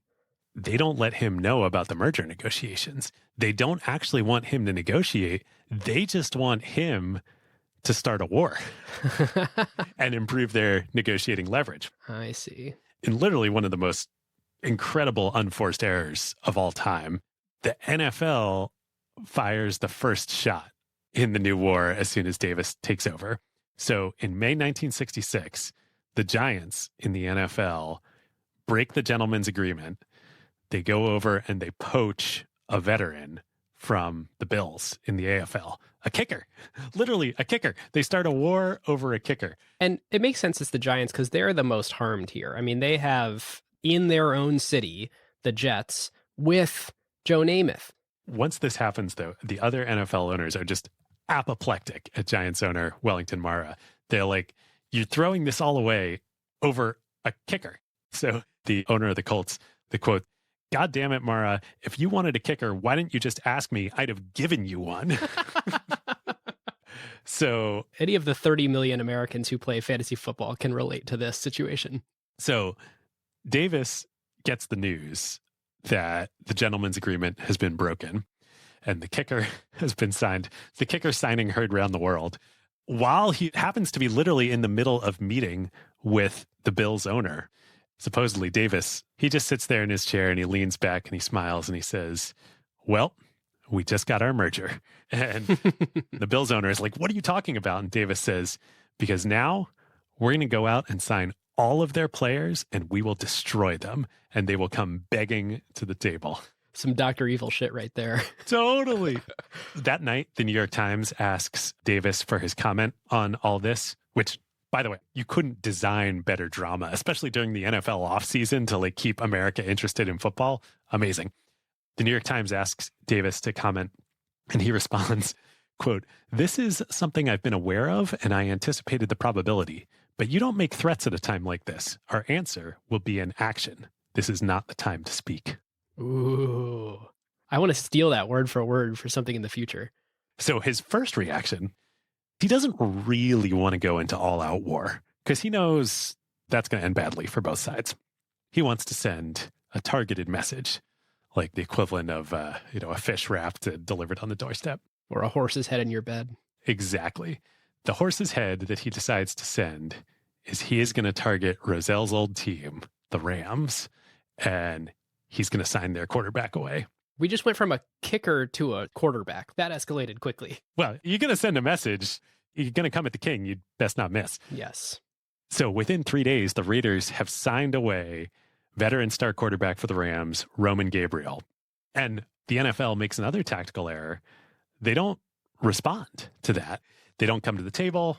So a few days after that, Davis does unleash all-out war. Talk about antitrust violations. He directs the GMs of all the AFL teams to go out and sign all of the quarterbacks in the NFL. Which to do this is an economically negative move. Of course, which is why he didn't want to do it. They're already making the maximum amount you should be willing to pay them for what they're bringing to your team, or likely close to it. And you're going to have to pay them a lot more to switch leagues. So Lamar Hunt, of course, gets word of what's going on. And meanwhile, he's in secret negotiations with Tex and Rozelle for a merger. And Hunt gets word from the Oilers, from their GM, that Davis just instructed him to go sign the 49ers quarterback. And Hunt is talking to the Oilers like, no. This is too far. Stand down. I'm canceling Davis's orders. Don't go do this. The Oilers GM gets off the phone with Hunt, calls up Al Davis and says, "Hey, Lamar just called me, heard about what we're doing. He told me to stop." Davis supposedly sits there for a second and asks, "Did you give Lamar your word that you wouldn't do it?" The Oilers GM says, "Yes." Davis sits there again, thinks about it, and says, "F it, sign him anyway." So they do. The Oilers go sign the 49ers quarterback. And that is what makes it all work. So Davis hangs up with the Oilers, calls Hunt, and he's like, "You dumbass. Why on earth would you stop me from doing this? I know you're working on a merger. I am your best weapon that you have. I am giving you leverage. Of course I need to do this." Right. I'm not being incendiary against you. This is a weapon for you. Yes. I may be a thug, but I am your thug in this case. So within a couple days, it's all over. On Wednesday, June 8th, 1966, the merger agreement gets announced in a press release. unlike with the AAFC, this is a true merger. All of the AFL teams will join all of the NFL teams. Together, they promise to add at least 4 totally new teams and cities. Right. So there's 24 combined teams, and they promise to expand to 28 over the next 3-4 years. Yep. They announce that because of the separate TV contracts on the AFL and the NFL side, they will not begin a joint season immediately. They'll let the new AFL TV contract play out, which will go through the 1969 season. The first fully combined season will be in 1970. But in the interim, they will start hosting a new pro football world championship game between the winners of the 2 leagues starting in the 1966 season. And boy, that would be a super event for television. This officially called AFC NFC World Championship game sounds like a doozy. Sounds pretty cool to watch. Some other points to the deal. There will be a single common college draft starting immediately. No more of these separate drafts, no more babysitting, no more ridiculous contracts, which the players hate this, of course. Rozelle will remain the commissioner, and Al Davis is going to go back to running the Raiders, which Davis is fine with. That's all he really wanted anyway. Not announced, but included. This, I believe, only came out much, much later. The AFL franchises did collectively pay the NFL owners $18 million to join the league. Over a 20-year period. Yes. This, though, was an enormous victory for the AFL for 2 reasons.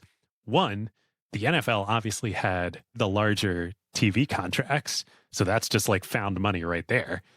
B, they had all the apparatus. They had NFL Films, NFL Enterprises, etc., everything. And by the way, immediately, even before they combined the leagues officially in 1970, they form AFL Films for that 3-year gap. I didn't know that. And NFL Films hires twice as many people, and they go film every single AFL game too, starting immediately.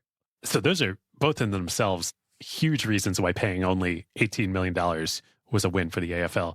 The even bigger reason, when the negotiations started between Schramm and Lamar, the NFL's initial asking price was $50 million per team from the AFL as franchise fees.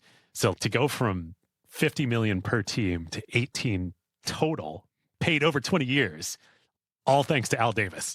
The AFL owners owed Al Davis a big glass of champagne, shall we say. That's an incredible leverage shift over the course of the negotiations. And it happened in like a couple months. Yeah. There are some other interesting deal points too. One of them is that the 18 million actually didn't go to all the NFL teams. They went to the Giants and the 49ers, because those were the 2 teams most affected by now having another NFL team in their city. Interesting. That makes a lot of sense. Because the existence of this merger now causes one of the league ownership rules to be in violation, which is no 2 teams can be in the same media market. Well, we now have a problem and we need to compensate you for that. And I think the Giants actually got more because Joe Namath was the other one in their city. And so what you also start to see because of this deal is the real modernization of the NFL. They decided that anyone with less than a 50,000 seat stadium needs to change that. They said that for what football has become after this merger, modern NFL in America, that's not a suitable place to play football anymore. And so you either need to build a new stadium or expand your stadium. And then the other final thing that is a consolation prize for the AFL is that they actually got to bring their records over, whereas the AAFC, I don't think they did. I don't think those counted as NFL records. I did find, this is linked in the show notes in our sources, I kept reading about the NFL records and the NFL rule book, and I was like, does this exist or is this like theoretical? Every year, the NFL publishes a 1,000-page PDF of all of the historical everything, all the scores, all the games. Oh, that's awesome. It being in PDF form makes it pretty useless, but I assume it's a PDF of a physical book that exists with all the records in it. So this announcement in June of 66, you would sort of think, okay, this now just clears the way. The next few decades are just laid out in front of us. There's one league, there's no real competitors. What could possibly challenge football? And the answer is yet again, the law of the land in the United States. So in October, Congress actually passed a law to allow this merger and grant yet another antitrust exemption. This time, Lyndon Johnson signed it into law. And you might say, well, why did they need another one? Well, the merger of two completely different organizations that were competitors, that's kind of a different thing than allowing one ownership group or one trade organization to negotiate on behalf of a bunch of sort of member teams. So this actually is a different antitrust issue. Right. It's actual monopoly versus collusion. The first one was collusion, right? This is creating a monopoly. And so Rozelle and the NFL are calling on all the favors they can get, but the bill that will allow them to do this is stuck in committee.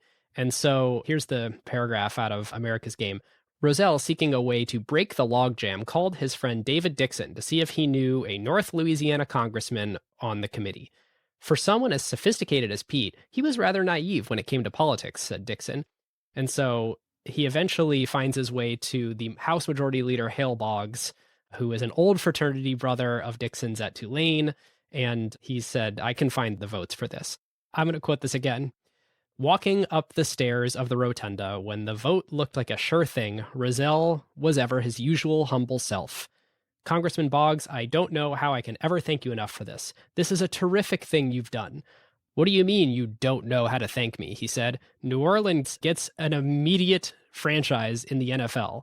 And Rozelle says, I'm going to do everything I can to make that happen. At that, Boggs stopped and turned on his heels, heading back into the committee room. Well, we could always call off the vote while you... Rozelle took two giant strides after Boggs, turned around him gently, and said, it's a deal, Congressman. You'll get your franchise. Amazing. So it's like, how many presidents and how many congressmen and how many, like, the NFL requires this perfect storm of post-war America, technology, the growth of television, all these innovations, all this flywheel, and also the repetitive cooperation of the U.S. government. So once this passes Congress and the merger is approved, remember, it won't actually happen until 1970. There's this little matter of the World Championship game, this super matter. There had never been anything like this before. This is the wholesale invention of a new major sporting event for the first time within the TV era. Nothing like this had ever happened. The World Series was created way before the TV era. Totally. And you mentioned before during the Johnny Unitas game, the greatest game ever played, that drew 40 million people. And that was much earlier in the TVification of America. It wasn't really the NFL that we know. There's all these other teams, there's all these other markets. So if we can sort of tailor make a game for national television as this entertainment event, it can be much, much more significant. Not only that, these guys are smart. They're smart business people. They're smart media people. Even though the TV contracts are already in place on the NFL and the AFL side for their respective seasons, including their respective championship games, this is a new game. There's no contract in place yet for this. So they rebid it, the rights to this World Championship game, to all the networks. And CBS and NBC are living because they've already got the rights to the respective leagues. They thought they both had a championship game, but it turns out they both had a semifinal. So what ends up happening, they both feel like they can't bear to not win the rights to broadcast this new game. They each end up paying $1 million for the rights to both broadcast it. So this game now is going to be broadcast to the nation on both CBS and NBC. And in addition to them each spending $1 million for the rights to this one game, they also both pledge to spend $1 million each in promoting it in the lead up to the game. Wow. This is unprecedented. There's never been anything like this in media history. This ended up actually having a 79% share of American TV, whatever Nielsen measures. So it's the share of all the TVs that are turned on at this point, because it was on two networks. Incredible. It ended up being watched live by over 65 million people. Super Bowl I at the LA Coliseum. You can't call it that, David. This is the AFL NFL World Championship game. I apologize. The World Championship game at the LA Coliseum. And in like such a perfect symbol of the new world order, the new media landscape, largest television event in history, unprecedented, groundbreaking, live in the stadium. The LA Coliseum is pretty big. It seats about 95,000 people. Only 63,000 people showed up live. There was only 2/3 What? attendance live at the game, and it didn't matter at all.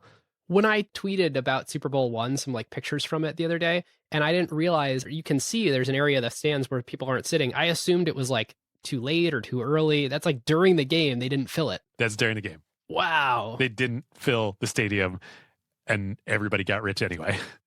Okay, so a few things leading up to this. Again, like, God, they're so good. Rozelle, they're just architecting all of this live. So they know this is an incredible opportunity. Nothing has ever happened like this before during the age of TV. They're creating a television event, whole cloth. So they totally lean into it. Media Week. That is a deliberate invention by Pete Rozelle and the NFL leading up to the Super Bowl. All the crazy interviews, everything that happens that we take for granted right now, like that was intentional. It was designed. It was created that way. The commissioner's press conference the Friday before the Super Bowl. And it's about league business. So there's all this news that comes out about the NFL and how it will be changing for the next year right before the Super Bowl to draw all this attention to the NFL right before the Super Bowl. And that's just the public facing stuff. During the week leading up to the Super Bowl, they host parties, they host events, they host concerts, they host experiences, not for the public, but for their partners, for the TV partners, for the advertisers, for the press. It's all about adding the gloss and the sheen to the people who are going to add the gloss and the sheen. Literally, Rozelle's directive to the NFL staff was he wants every media person and partner leaving the Super Bowl to be saying, man, this is a lot better than the World Series. It's great. So great. The game itself, the Packers end up destroying the Chiefs. The next year in Super Bowl II, the Packers again beat down the Raiders this time. It is worth saying, wow, the dominance of the Packers right around this time. Vince Lombardi winning the first 2 Super Bowls. There's a reason it's called the Lombardi Trophy now. It wasn't for Super Bowl I or II. And then the one game we will talk about here, Super Bowl III. Yes, by this point, the game is formally called the Super Bowl. The press had been looking for something to call it. And, you know, Lamar Hunt, I think, had been the one who observed his kid playing with a Whammo Super Ball. And so when the league discussions were sort of going on about it, he proposed Super Bowl, but Pete Rozelle hated it. I think Lamar was like, oh, it's just kind of a funny placeholder name. Yeah. But then it just stuck. But it came out in some press interview, and then they just ran with it, and then it was out of the league's control. Yep. All right, so Super Bowl III. The narrative leading into the Super Bowl is the old NFL, soon-to-be NFC teams. That's real football. That's real football. The AFL, you know, is fluff. And there's like real bad blood between the coaches and the players on the field. Super Bowl III, the Colts versus the Jets. The old Colts, Johnny Unitas, the different era, the 1950s, against Broadway Joe Namath and the Jets. And this is still Baltimore Colts, right? Baltimore Colts, yes. In the lead up to the game, the Colts are 19-point favorites. Nobody thinks the AFL can compete. They've been destroyed the last 2 years. And then during the media week, this is the reason we're talking about this sporting event here in the midst of this business podcast. It's just like, oh my gosh, you can't design this any better. Broadway Joe guarantees an AFL victory during media week, during a press conference. Like, you can't make for better TV drama than that. There's this very famous photograph that we'll link to in the show notes of Broadway Joe at the pool during media week with the playbook in his lap, where he's in, like, you know, wherever he's the sex symbol, he's like in his, you know, swim trunks. And there's just all these press and cameras and all these women like gathered around him, like staring at him. And it was a moment, like it was all over the news, all over television all week. Like, what a incredible media event. And then during the game, Joe delivers on his guarantee. Huge upset, beats the Colts, the first AFL victory over the NFL. At the after party, Carol Rosenblum, the Colts owner, is like totally desolate. He comes up to Rozelle, he's sobbing, and Rozelle's like, oh, no, don't worry. This is the best thing that has ever happened to the game and to us. And he's so right. That seems like one of the obvious playbook themes here is every time you think you just got beat by some other football team or entity or personality, it ends up being so good to raise the profile for the game that everybody wins. It turns out the answer is most of the time, everybody just keeps winning. Yep. As long as there is drama, as long as there is competition, everybody wins. Yep. I mean, this is the great paradox of the NFL. Everything is about the game on the field, and nothing is about the game on the field. What it is about is making sure the game on the field is compelling. Whoever wins, they all win. Well, and this is kind of the debate today between the new group of owners and the old group of owners. The original owners are so steadfast in this is about football, and we make a great entertainment product, but there's football at the core. And the thing that they're all a little bit nervous about with the new group of owners who are so excited about building these unbelievable businesses and taking on more and more sponsorships and sponsoring team jerseys and on-field sponsorships and building the spectacle around every game. And what if we had a Super Bowl halftime show at every game? It's like, are we not a football product anymore? Are we some kind of entertainment franchise that has lost its way? And I think that's the interesting dichotomy between owners these days. Yeah. How far is too far? But at this point in time, they are nowhere near too far. Yes. Lean way into it. The next year, the Chiefs beat the Vikings, and the pre-merger Super Bowl series ends tied 2-2. 2 victories for the NFL, 2 victories for the AFL. Again, could not be better for pro football and the newly combined NFL, because that leads right into the first joint, fully integrated TV negotiations for the 1970 season. This feels like it's going to be a big package. Oh boy, are the networks going to have to pay up, and pay up they do. They decide to keep both CBS and NBC essentially with their same packages, CBS airing the NFC games and NBC airing the AFC games. The combined contract value, it is now a 4-year contract of $156 million. That is $40 million per year. That's a lot of money. And this is where the genius starts of the NFL realizing we don't have to just sign one contract. And for anybody who's looked at the contracts today, there's a lot of contracts. And there's pretty much not a TV distribution company that is not distributing some little shard of what the NFL has carved up. But them realizing here in 1970, we don't just have one deal to sign. We have an AFC package and an NFC package. And we might actually be able to invent some more here too. Yes. But first, listeners, now is a great time to tell you about one of our absolute favorite companies, Crusoe. That's Crusoe. Many listeners will recognize that name since we have been longtime fans and partners and investors. You may remember that we talked about them first when their CEO Chase Lockmiller joined ACQ2, and they have come a long, long way since they were setting up those shipping containers full of GPUs in oil fields years ago. Crusoe is now one of the most important foundational layers of the AI world today. They built and operate some of the largest AI data centers in the entire world. They have over 1 million GPUs in their fleet, and they're valued at over $10 billion. Their data center in Abilene, Texas, is a massive 1.2 gigawatts. This is the flagship site for Project Stargate, and it's where Oracle hosts the massive compute clusters that power ChatGPT for OpenAI. They just announced another gigantic 1.8 gigawatt project in Wyoming, and they have several more for an astonishing total of 45 gigawatts in their pipeline. And on top of sourcing all the energy, building and operating these data centers, Crusoe has built a huge amount of software and orchestration tooling on top to make it easy for developers to build AI applications, something that many people struggle with when using traditional hyperscalers. Yeah, Crusoe is a new type of cloud built from the ground up specifically for companies in the AI generation. Their aim with Crusoe Cloud is to build the world's favorite AI cloud by streamlining the experience and eliminating complexity. So no need to build or scale your own infrastructure.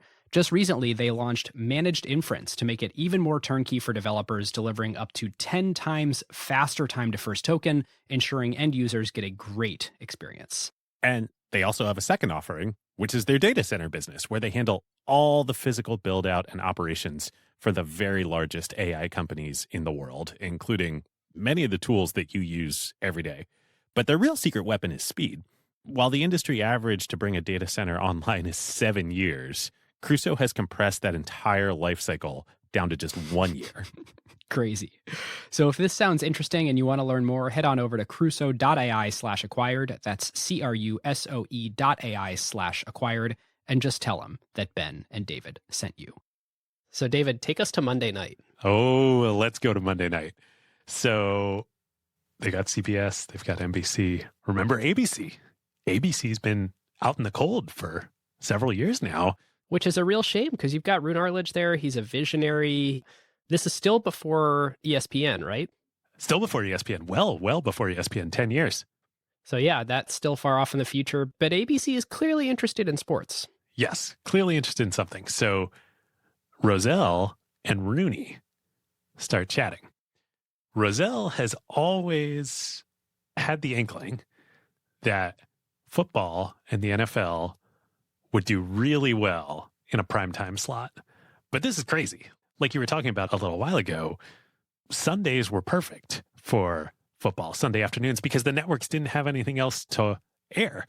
The accepted thinking at the time was like, oh, sports are perfect for Sunday afternoons, but like the core business of the television networks. Right. Sports is not primetime. Is showing shows and news and entertainment, and that is not sports. That appeals to the widest range of people. And that we still don't know for sure that the NFL is that. You know, it's very telling that all of these networks had separate sports divisions and that ABC didn't even have one until they got the first AFL deal. It was a separate thing. And just to keep tracking our baseball versus football comparison, this moment in 1970 is right around the time where the NFL is eclipsing baseball to become America's favorite sport.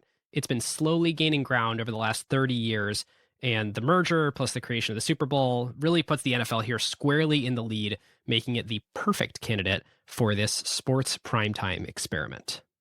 Indeed. So Rozelle and Rune Arledge is like, yeah, I think this can work.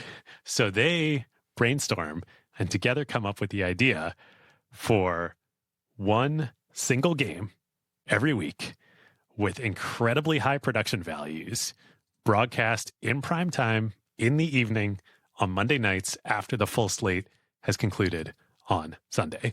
And oh my gosh, so many advantages to this.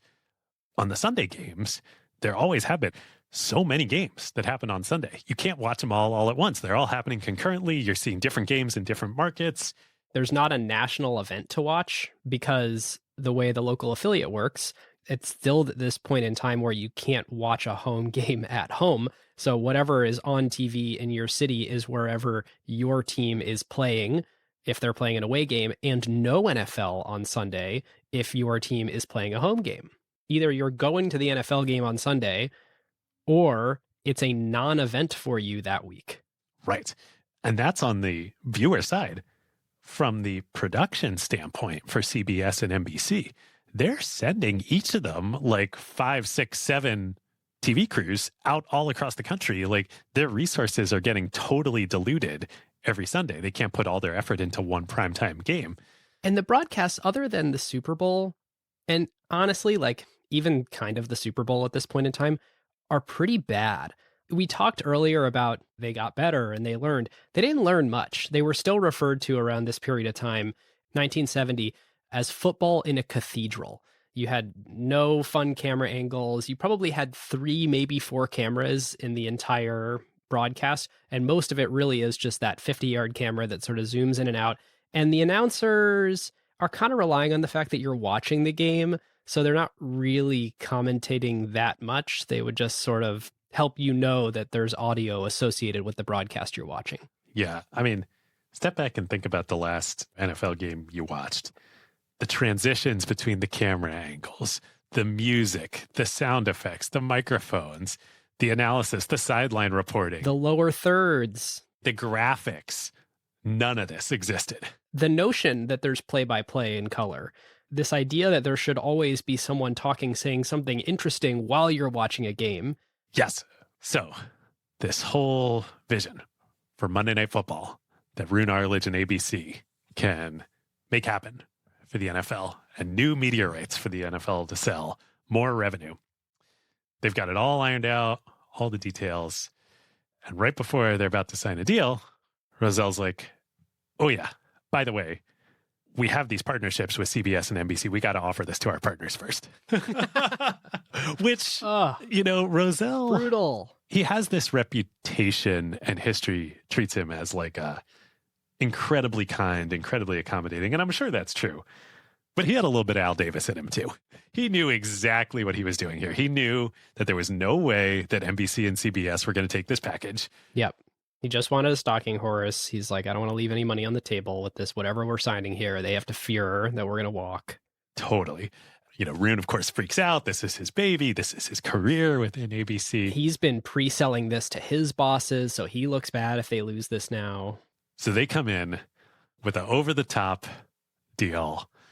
ABC gets exclusive rights to Monday Night Football for a new deal, new product, $8.5 million per season. And the other deal was... The other deal was 40 per season for essentially 15x more content, I think. Right.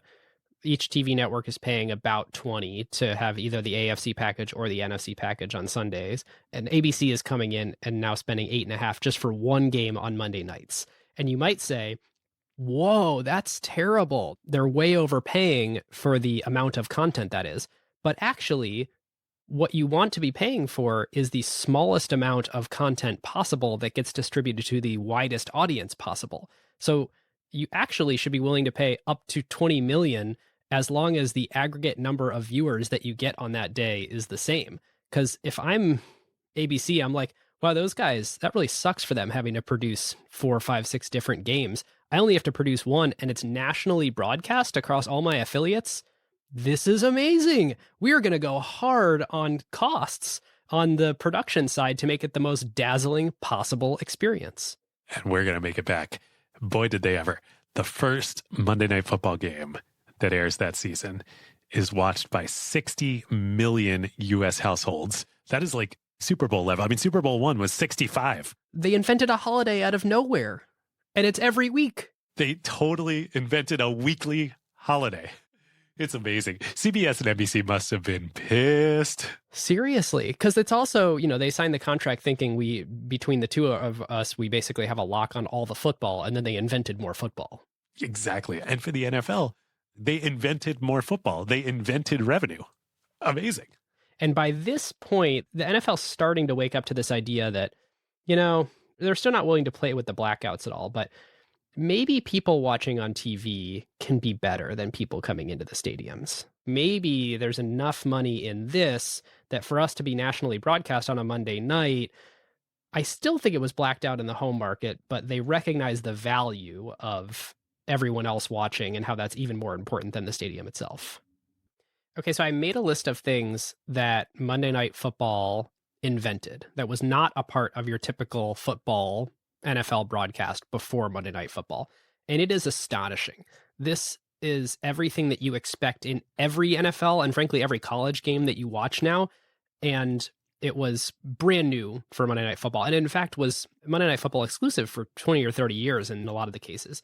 But the overriding idea that we are going to cover a football game like show business. This is not a sport we're broadcasting. This is showbiz, and we will make you feel like that. So what are we going to do? We're going to put cameras at field level. We're going to put cameras on people's shoulder, and they're actually going to get to sort of run around and get up close footage of people while they're celebrating touchdown dances or when they're running back in from the sideline. We're going to put cameras on the 20-yard lines in addition to the 50-yard line so that we can get a straight down view when they're in the red zone. It's not just sort of this weird sort of from the side angle on it on touchdowns. Like we're going to get great footage head on during touchdowns. Instead of 2 commentators, we're going to have a 3-man booth, and there's going to be real action-oriented commentary there. And of course, we can't talk about Monday Night Football without Howard Cosell and his unbelievably unique style of narrating and really injecting himself into the story of the broadcast rather than just being a sort of opinionless third-party observer. He created a little bit of a foil to play off of for the other commentators, where there was real relationship and you were tuning in not just to watch whatever the football was, but to watch these announcers who you sort of got to know over time and really observe their charisma with each other about the game. That's exactly what I was going to say. It's the same dynamic with podcasts now. It's like they became your friends in the booth. Right. It's not just that you're listening to business stories, it's that you're hanging out with David and I while we talk about business stories. It's one of the first examples ever of realizing the power of that. They went from the 4 cameras that typically would cover a Sunday broadcast to 9 cameras and then eventually up to 17 cameras. They invented the parabolic microphone coverage that you always see on the sideline, those sort of clear plastic microphones that are aimed at gathering the sound from on the field. They had 40 engineers. They had 20 production people. They invented these split screens. So you could watch 2 cameras concurrently cover the game. They had on-field interviews, shots of cheerleaders to add a little bit of a sex appeal to the game for the first time. And they also used green screens, which is so funny to watch some of these early. I guess they didn't have room in the booth, according to the Peyton's Places ESPN video that we watched about this, where for the 3-man booth, they needed more space than they had in the press box. So they ended up putting them like out in the hallway and built a little custom room to do this in, but the background wasn't good. So they put in a green screen and then they would put another camera in the press box. And so they would superimpose that the field was right behind them, but it actually wasn't. And it's so obvious watching it today. They're like floating on the stadium. It's hilarious. Yes. But this is revolutionary stuff. Yes. And there was one other really, really big innovation. And this was a thing that would go on to be the predecessor for ESPN as a network, for SportsCenter as a program, and it would create billions and billions of dollars of enterprise value, and that is replays. Yeah, the highlights. Before we talk highlights, did you say the theme song too? No. Yeah, I thought actually that's where you were going with the ESPN. I mean, the theme songs, like there were no theme songs before this. Right. This notion you're actually tuning into a program that has an associated pump-up song that is built for that franchise is unique. Okay, so let's talk about highlights. So how could you have possibly watched highlights before Monday Night Football? Well, the games were on Sundays, and that was really the only football that was on all week. You know, we didn't have the internet. There wasn't ESPN. There wasn't SportsCenter. So there really was no place to go and watch highlights. Now, football and all sports are unbelievably highlightable events that if you string together a bunch of the very best plays, it's really, really interesting and really entertaining, especially if they're covered by great cameras. Now, compare this to baseball, where not only was there no place to go watch them, but there was no one capturing the footage to even highlight it. But NFL has NFL Films, and using high quality cameras and film stock, they are capturing great camera angles of every game. And so between Sunday and Monday, the NFL Films team would go and take all of the footage from the game the previous day, cut up a highlight reel, and as soon as possible, get that to whatever city the Monday Night Football broadcast was happening in so that they could play it at halftime. And Howard Cosell could give his commentary, often having never seen the footage, while the highlight reel is playing in the background, and really invents this idea of, for the first time, we're going to watch highlights of yesterday's games. I got to imagine the highlight reel was literally being slid into the machine as they were getting ready to broadcast it, because think about the logistics in that. You get the film stock back from all the games all around the country, back to NFL Films. They produce the highlight reel. They get that finished reel back to the Monday Night Football location, which is another location somewhere around the country. Totally. All within 24 hours. It's really amazing. God, I can't believe we're only up to 1970. I know. Well, you can't get any better from this. I mean, this is now the fully formed entertainment product of the NFL. And they add stuff like Sunday Ticket and Thursday Night Football and everything else over the years. But the trajectory is set. There's some ups and downs in the 70s, but it's basically just like gonzo for the NFL. There's one more presidential intervention in 1973. Nixon really, really, really likes watching the Redskins, but he's sick of taking the helicopter to Camp David to watch their away games, which he actually was doing, which is unbelievable. He was a nut. Nixon literally phoned in a play for a Redskins playoff game from the White House. Maybe should have been paying more attention to foreign policy and things like that. But Camp David is sufficiently 75 miles away. By the way, there was this whole cottage industry that sprouted up of hotels that were outside of the 75-mile radius, and there were buses. So people would go to these hotels and they would get rooms for the day to go watch the games. This dynamic formed like plot lines on sitcoms in the 70s and the 80s. So Nixon calls Pete Rozelle personally, the president, the sitting president of the United States, and says, hey, we're in the playoffs this year. I think it would be a good idea for you to air playoff games, not every game, but playoff games locally. And Pete Rozelle, even in 1973, is pretty dug in on this issue that it's a bad thing and it's cannibalizing to our most important thing, our gate revenue, if we do that. So he says no to the sitting president. And so then Nixon goes to Congress and says, will you please draft legislation, which got known as the blackout ban.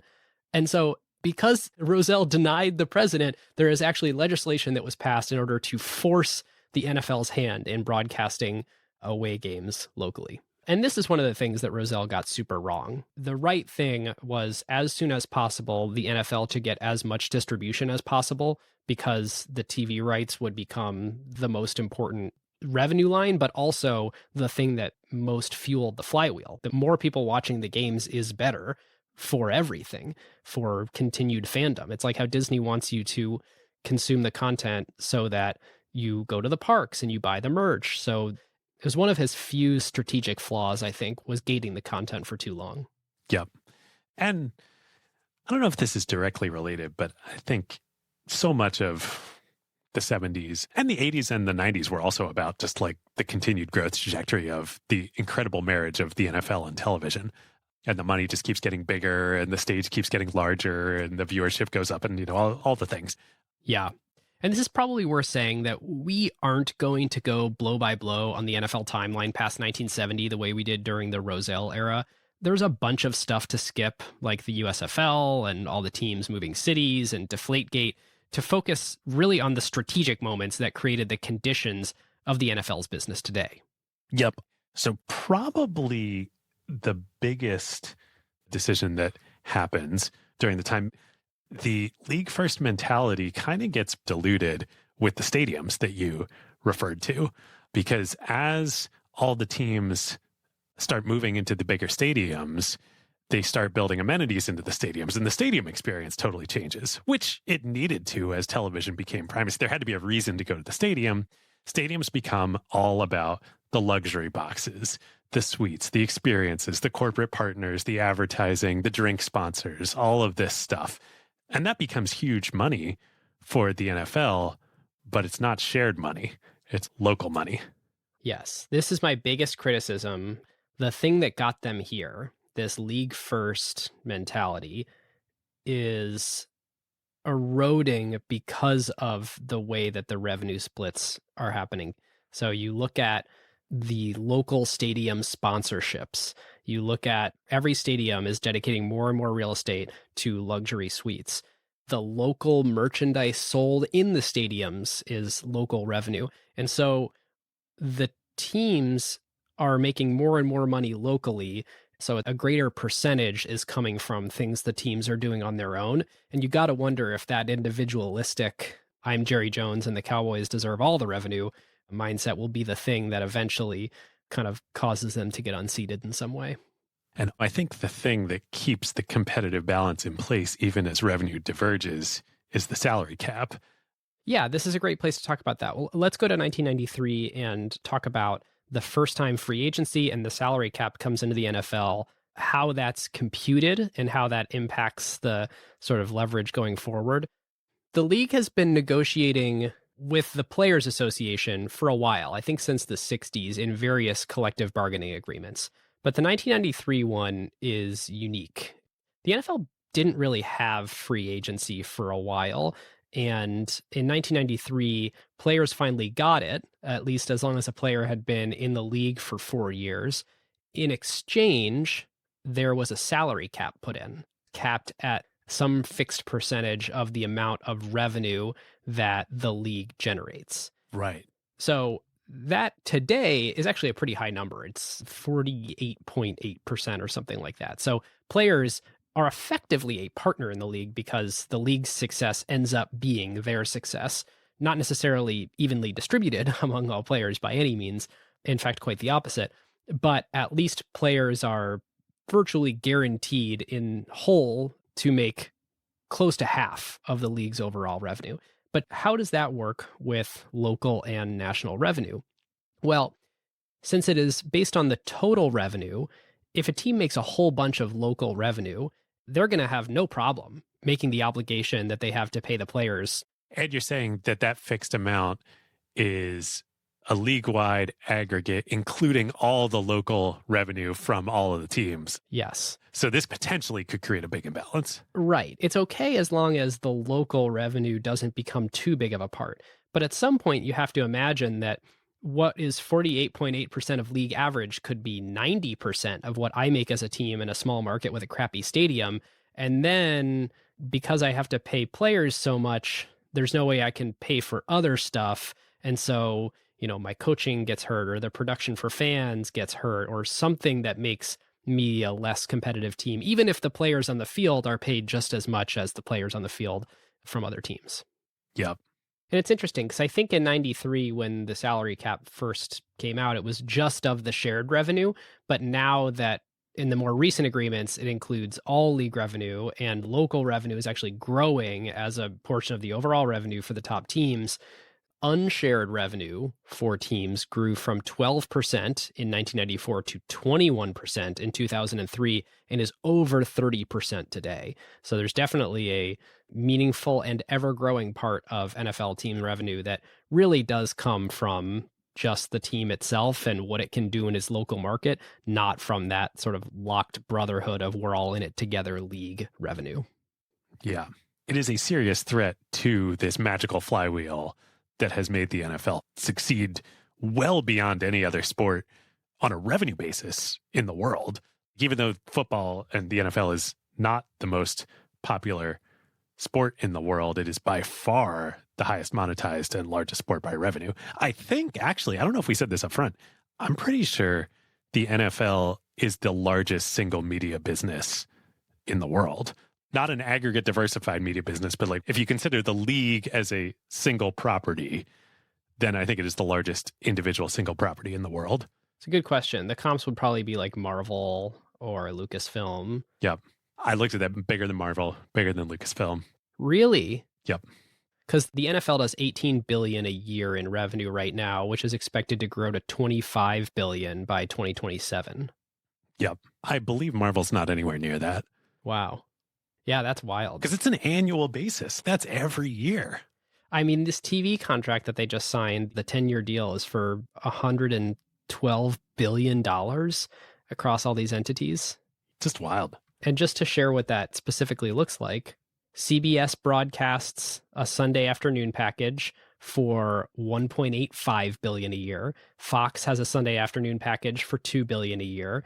They invented a new SKU, the Sunday night package, and they invented this a while ago, but NBC has that for $1.7 billion a year. Disney owns Monday Night Football, as we mentioned, for $2.55. It is a single game per week, and it's the most expensive package. It's incredible. Amazon has Thursday Night Football for $1.3 billion a year. And of course, then we just got the news last month that DirecTV has lost NFL Sunday Ticket, and that is moving to YouTube TV. NFL Sunday Ticket is also a genius move because you're reselling the same content you've already sold. It's the same content. It's the content that is exclusive to CBS, Fox, NBC that those networks produce. I'm pretty sure it's even like their cameras, their on-air talent, all that. But the NFL, it has the exclusive right to bundle all that together and sell it as a package directly to a consumer if you want access to all the games. If you don't just want the ones that are on TV near you, if you want the ability to watch any game at any time. And it is incredible to me that that is worth $2 billion, given the NFL is actually not doing the work to produce it. The people who are doing the work to produce it are the people who are paying for the privilege to cover those games. Amazing. And then there's more now, and let's catch us up to the present day. There's revenue from the NFL Films division. I think it's probably a couple $100 million, I would expect at this point in time. There's other licensing rights, particularly video games and Madden. So I don't think it's public, but it was reported that the latest Madden licensing deal with EA was a total of $1.6 billion for a 5-year rights. Wow. Which, man, remember that episode we did with Trip on EA back in the day was so fun, and talking about the origins of Madden. That's a $300 million a year deal. So that's like a sixth of what one of these channels pays to broadcast the actual NFL. That's what EA pays to just license the use of the player names and team logos and all that. Yep. Then there's fantasy, both betting and non-betting. Yeah. And this is a good point to fully bring us to today. I think it is totally reasonable to say that the things that powered the rise of the NFL were national TV, post-war prosperity, the rise of the middle class, the Madison Avenue explosion, and the league first mentality. But all of this is in the 50s, 60s, and 70s. The thing that powered the NFL to be such a dominant force in society today is fantasy football and sports betting. So let's talk about fantasy first. Great. There's like 30 or 40 million people a year in the United States that play fantasy football, thus making it the way that the centerpiece of conversation with their closest friends and families and coworkers, which means you have to watch football in order to have those conversations with the people that are closest to you in your life. Fantasy is such a great example of driving and adding to the Rozelle flywheel. Better products, deepen fan engagement, more viewership, more advertising, which really now translates to more revenue opportunities, because there's revenue opportunities from fantasy. Sunday Ticket, that whole package basically was to cater to two audiences. One, bars and restaurants who want to be able to show multiple games within their establishment. But two, and even bigger, the fantasy crowd. They're going to be willing to pay a lot of money to see all the games live. And then that feeds back into the product and the flywheel spins.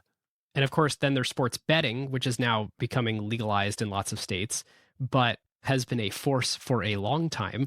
Of course, you could bet legally in Las Vegas, but obviously tons of people have bookies that can just place bets for them no matter where they lived. And I'm shocked to find gambling going on in this establishment. And when you've got money riding on a game, you are absolutely going to tune in. I looked it up just to put a number on this. The current estimates are that 46 million Americans, or 18% of betting age U.S. adults, bet on the NFL this year, and that number continues to grow. That's just this year. Yeah. Wow. People bet on the NFL more than any other sport in the U.S. Variety reports 81% of sports bettors bet on NFL games versus just over 50% for the NBA and 44% for Major League Baseball. Interestingly, the NFL doesn't generate meaningful revenue from betting yet, though I am sure they will in the future. Yeah, you can probably bet on that. Heyo. Heyo. So I guess it's worth pausing to understand the shape of the NFL's business today and how the revenue breaks down. So on average, about 2/3 of any given team's revenue comes from shared national revenue that we talked about. The remaining 1/3 comes from the local revenue. But again, this is just on average. So some teams are very good at the local revenue, like the Dallas Cowboys, and some teams are very bad at this, like the Bills or the Lions. And I have some numbers to put that in perspective. This past year, each team got right around $350 million from the shared league revenue. But that extra local revenue obviously can cause a gigantic swing in the team's total revenue. And Forbes has an estimate that the Cowboys made over $1 billion last year, whereas the Lions only made $450 million. So not really much on top of the shared revenue from the league. Wow. There's so much for the league first mentality from Jerry Jones there. Right? So it's also useful, I think, to slice it a different way rather than just the shared versus local. here is how the NFL team revenue breaks down purely by product. So this is essentially answering the question, how does the NFL make money? So 61% comes from media. Most of that is the TV from the shared league revenue. 10% comes from general seating, which is regular plastic seats. Another 10% comes from premium seating. That's for the proletariat. Yes. The premium seating that we mentioned is the suites and all that stuff. That's a big growing revenue line for the people with nice stadiums. And most of that is corporate, right? I think so. That's my best guess. It's super different city to city. This is probably the most variable. Yep. 10% comes from sponsorship and advertising, and then about 9% is other, which I'm guessing is where NFL films and a lot of that stuff sort of lies. Maybe the Madden deal is in there. I don't know if it'd be there or in media. Yeah. So that's the shape of the NFL as a business today. So before we kind of finish that out and get into analyzing the business, I mentioned the complicated relationship that people have with football.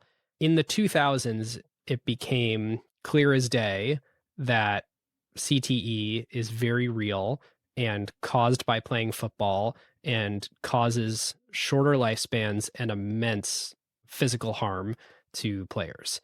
And CTE, as many of you know, is chronic traumatic encephalopathy, which is a terrible brain condition that develops from the many repeated subconcussive hits to the head. And the symptoms are devastating. Mental, emotional, suicides, everything. I mean, the NFL settled $1 billion lawsuit to pay out victims and families of CTE. Yeah. It's even worse than that. There's a bunch of dimensions here. Yeah, I played football all growing up, middle school, high school, college. My feeling, and this was in the 90s and early 2000s, my feeling on the matter was I'm for sure risking my body by playing, but the risk calculation on my mind was all short term. I could tear an ACL, sure. I could break my arm, sure. I could get a concussion, sure. But in my mind, those were all the same things. Like there was no broader understanding among general population, or there's been a bunch of research on this, or the NFL players themselves, that there was real long-term mental risk to playing the game. And then here's what's really bad is the NFL knew it and they covered it up. So the NFL started doing research into long-term effects of concussions and other head trauma from playing football in the 90s. And then they sat on the data for a long time. And then when they did release it, they claimed that there was absolutely no provable link, no evidence at all that head injuries from playing football led to long-term damage. The NFL didn't acknowledge that until 2016. Super bad. I mean, there's the Will Smith movie, Concussion, about it. We don't need to go into a bunch of the specifics, but I think from the acquired standpoint and the NFL audience standpoint, this was a major, major trust-breaking moment. Certainly it affected it enough for LeBron James to say, I don't want my son playing football. I mean, that was a huge cultural moment. The second order effects are pretty large from this. One is what you said about parents allowing and wanting their children to play football.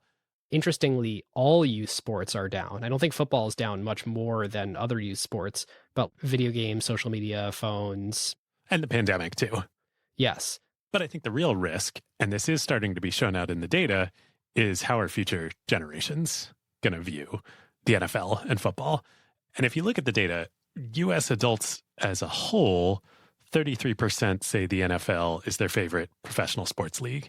But if you look at Gen Z, only 23% of Gen Z say that the NFL is their favorite professional sport. So 10 points less than the broader population. And basketball in Gen Z is 19%, right there, pretty close to football. From a revenue perspective, the NFL today makes twice as much as basketball, but that's a pretty damning trend looking at where Gen Z's interests lie. Yeah. This whole thing was just bad, period, for the NFL. How do you deny the existence of these things when people in your organization have been hired to commission this research and then you're burying it for decades? And it's your players. It is your product on the field. It's also interesting to note who wasn't producing content about concussions. I mean, this Will Smith movie came out that I don't think was through the media channels of any of the NFL's partners. I think the NFL wields a lot of influence and saying, oh, you may not be a part of the networks that get our broadcast in the next generation. That strategy would have worked really well 30 years ago. But in the social media era where individuals have Twitter accounts, a lot harder to control the narrative. Yep. Speaking of hard to control the narrative, let's talk about blackballing Colin Kaepernick. And I think an interesting place to start is the job of the commissioner.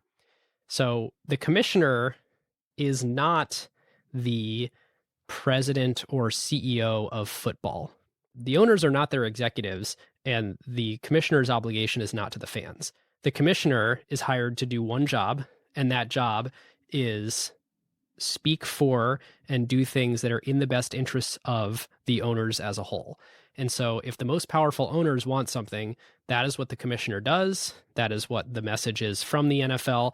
The NFL itself is a very thin layer on top of a whole bunch of teams that are their own very large businesses. In fact, a lot of hay was made about the NFL switching in 2015 from a nonprofit to a for-profit. The NFL has like very little net income. Who cares what its tax filing status is? It all gets distributed out to the teams. Right. The teams are their own tax-paying entities and their own businesses. And so, Roger Goodell makes $40+ million a year to do what the owners want, and they hire him to do that, and they will fire him if he doesn't do that. Oh, man. There are these great quotes in America's Game where the owners are talking about Pete Rozelle with the representative of the players at the time they're negotiating contracts. And the players are complaining that Pete Rozelle isn't being neutral in these negotiations. The owners are like, of course he's neutral. We pay him damn well to be neutral. So yeah, the commissioner of the NFL is like the ultimate in shareholder responsibility. In fact, shareholder responsibility is his only responsibility. Back to Colin Kaepernick. So in the good old days of football, it was a bunch of reasonably young, enterprising owners who loved football and owned teams. It wasn't clear if they were going to be good businesses or not, but the league as itself, and thus all the owners, were cowboys trying to make it for themselves in the world. And those people all got old and didn't want to change at all. Now, most of those people are dead, and it's their descendants who are also old who own these teams. Yes. And so now there's these very interesting artifacts of the league being grown up, old and stodgy, the incumbent, something like that, when they were once a startup, especially when it comes to just acknowledging that a guy can protest the national anthem. Yep. I do think when that happened in 2016, it was a lot more of a radical act than it might seem today. And there were a lot of people at the time who were deeply offended by it. He was using the NFL's platform to sort of make a very personal argument. And there were a lot of people in the NFL who understood why he was doing it, because 70% of the NFL is black. So there was a lot going on here. Right. And we should say what actually happened. Kaepernick in 2016 took a knee during the national anthem to protest police brutality and racial inequality in the U.S. After that season, he was a free agent. 0 teams signed him. And of course, he had some disappointing seasons and injuries. But let's be real here. The NFL blackballed Colin Kaepernick after this. Oh, Kaepernick filed a grievance and eventually reached a confidential settlement with the NFL. I mean, the whole macro thing here is very strange of the owners to let this seemingly minor thing turn into the gigantic media mess the way that they did. Yeah. And I think the interesting thing for the purposes of our discussion here about this, I don't think this ever would have happened or happened in the same way in the NBA. The NBA embraced both social media and the strategy of letting players have their own platforms, be their own voices, and promote the league through that. And the NFL was the opposite of that. Like, they were the command and the control. We own the message. And like, there was no clearer example of this. But bottom line, the NFL wildly mishandled this, let it get completely out of hand. This is the way that we know of Colin Kaepernick now. He's sort of like an icon for this thing. So, I mean, if what the NFL wanted to do was not amplify his protest by making him not able to play, it totally blew up in their face, and he became a national headline for months and months and months. Right. Which is emblematic of the NFL not understanding the social media era. Yep. So all this to say, it was very compelling for David, you and I, to spend a bunch of time talking about the NFL up through 1980 and the Rozelle era. But I mean, revenues have gone up, Team values have gone up. Games have gone from standard def to HD to 4K, but the end of the hero's journey sort of happened at the end of the Rozelle era. Yeah. And it won't hurt their business for a long time. That's the interesting thing. I think this is a good point to transition into analysis. And why don't we do Playbook and then do Power? One that just really strikes me through all this is the Lindy effect.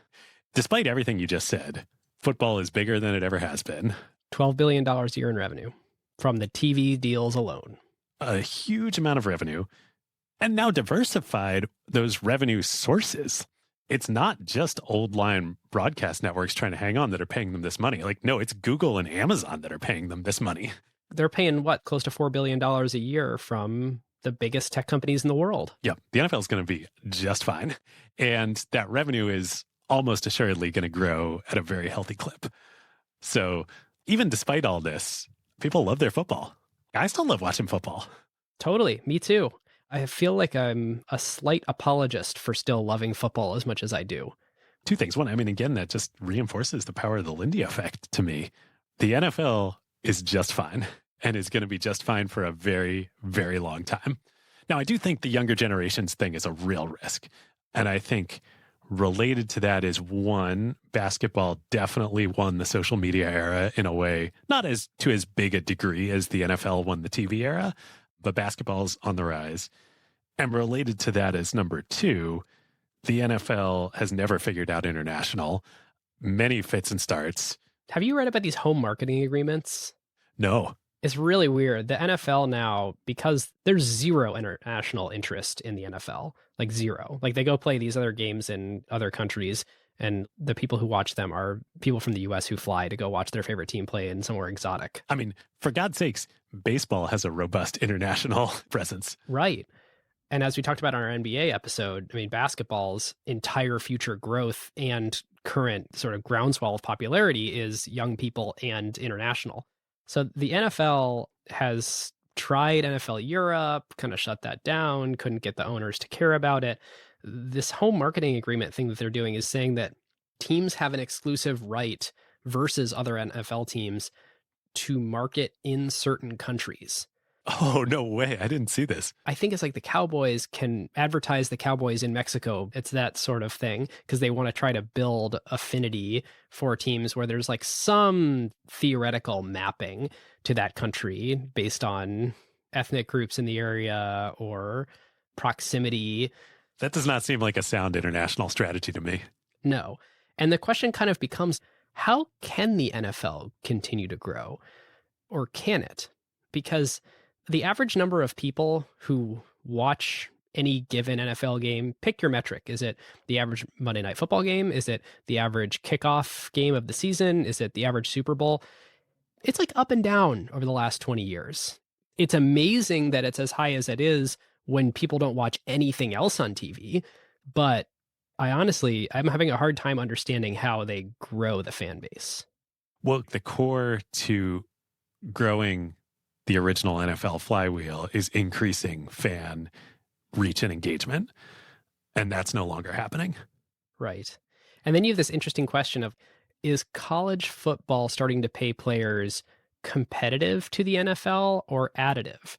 Because college football has fueled the growth of the NFL. I mean, think about it this way. The NBA and Major League Baseball teams have to pay to operate farm teams that no one wants to watch or play in. And the NFL gets all the benefit of all the development of all of these players in their college years for free. Right. They benefit from the storylines around them too. So when someone comes into Major League Baseball and gets promoted out of the minors, everyone's like, who cares? I have no idea who that person is. Whereas the Heisman Trophy winner, who you know about what their childhood was like, comes out of NCAA football, out of the, you know. The storylines are fully baked and ready to go. Yeah. College football has been the best thing to ever happen to the NFL for basically its whole existence. Right. It was the worst thing for the first 20 years, and then it was the best thing.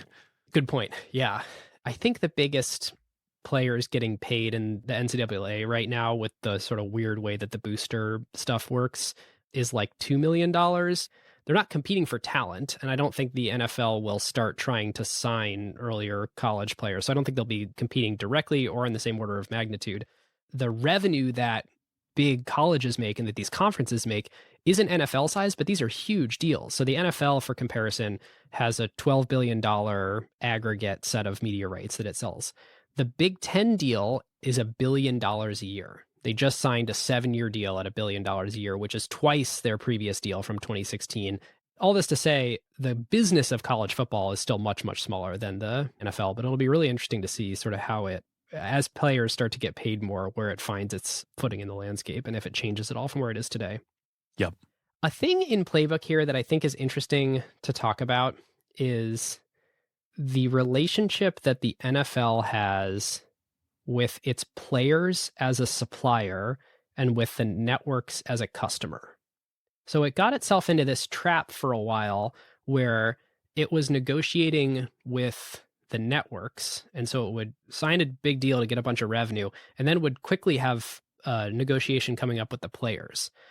And they seem to have switched to this thing now where they sign a collective bargaining agreement for a decade with the players. I think they did that in 2020 that lasts through 2030. And then in 2022, that's when they renegotiated the 10-year rights for media. So they seem to have switched to this, which is a good business decision. Before anyone knows what the big new revenue contract looks like, they go and they lock in all the pricing on their suppliers. Now, granted, it's a rev share. It's a percentage basis, yeah. Right. So in that respect, it's fair. But it is quite clever to have gotten off the TikTok cycle of, having the players have a bunch of leverage after seeing what the media deal looks like and doing it in this order. Yep. The other thing that I've been sort of charting is the media deals go up dramatically in value, but the average viewers kind of stays the same. Like in 2002, the kickoff game had about 20 million people watch, and it rose and it was in the mid 20s, and then it dipped back down below 20. And last year, about 20 million people watched the kickoff game. So we're at about 2 decades of audience stagnation. Yeah. So why is it that the media rights are worth so much more when the number of audience impressions stays the same? I'm curious where your head is on that. I have some theories, but on a CPM basis, it seems like the advertisers are all just paying more money now, or at least the TV networks believe that they can make more money from something, and so they're willing to pay more for the rights. That's a great question. My first instinct is to say I think it's scarcity value, in that I don't think there's, in the modern media world, anywhere else except live football where you can hit a huge amount of people all at once across demographics. Yep. I think that's definitely part of it. Another argument would be, well, they're finding a way to put more ad slots into the same amount of media. But that's not true. They've actually held flat, or in some cases even decreased, the number of commercials over the last 15 years in NFL broadcasts. So you're thinking, okay, the audience size is about the same. The number of ad slots is about the same. So what else could be going on here? I think part of it is, you're right, is that the networks are quickly getting into a place where they're like, we don't really have any other content that people want to watch, so we kind of need this no matter what. And that advantages the NFL in the negotiation, where they come in and they say, look, I know you used to be super profitable on buying these rights from us, and then your business on the back end was selling all these advertisements against it. We think you should just compete against each other until your margins are zero, and we're going to accrue all the profit pool now, because there's basically nothing else that you'll put on that people want to watch. I think that's probably right. For those networks, for the last decade, run the counterfactual of the networks no longer had football. They don't exist anymore. This has been life support for them for a decade. So here's the interesting thing is, you might say, like, well, if the margins are razor thin, they need a ton of volume, because effectively what is happening here is the profit is getting reallocated to a different part of the supply chain. There's no more value in distribution, and all the value is accruing to the content creator. You could make an analogy to the airline industry, where no one was willing to pay for a better experience on a flight. All the margin got competed away between all the airlines. So all the airlines had to merge, because you had to have massive, massive scale. That's also what happened to these media companies that are distributing the content. I mean, AT&T/DirecTV, NBC/Universal, the companies that are buying the rights are massive combinations that can actually afford to generate any margin. What are the unit economics of buying NFL rights and then selling a bunch of ads against them? But I have to imagine they're much worse than they used to be. They have to be. And it's pretty genius that the NFL doesn't do this themselves, that they rely on broadcast partners, because they've basically observed that they can get all these people to do all this work and pay them all this guaranteed money, and the NFL still gets to keep all the profits. Right. And they can resell it like 6 times over. Right. The NFL doesn't have to film the games other than NFL films. They don't have to, have the broadcast trucks. They don't have to have the relationship with the consumer and do all the direct marketing to the consumer to onboard to their direct video platform. They don't have to sell the ads to the advertisers. They somehow have outsourced and commoditized all of that. And I think they get to keep the vast majority of the profits and will continue to shift that balance in their favor. This is probably a good time to bring up the Amazon deal that we've referred to with Thursday Night Football, and news is coming out. This is the first season that Amazon is the exclusive destination for Thursday Night Football, right? Correct. Yeah, they used to air Thursday Night Football also on Fox and on the NFL Network, which is the NFL's own channel to do mostly non-game programming, but some experimental stuff themselves like Red Zone and alternate game broadcasts. But Thursday night is just Amazon now. And news is coming out now right at the end of the season that from a economics perspective for Amazon and an ad basis, it vastly underperformed expectations.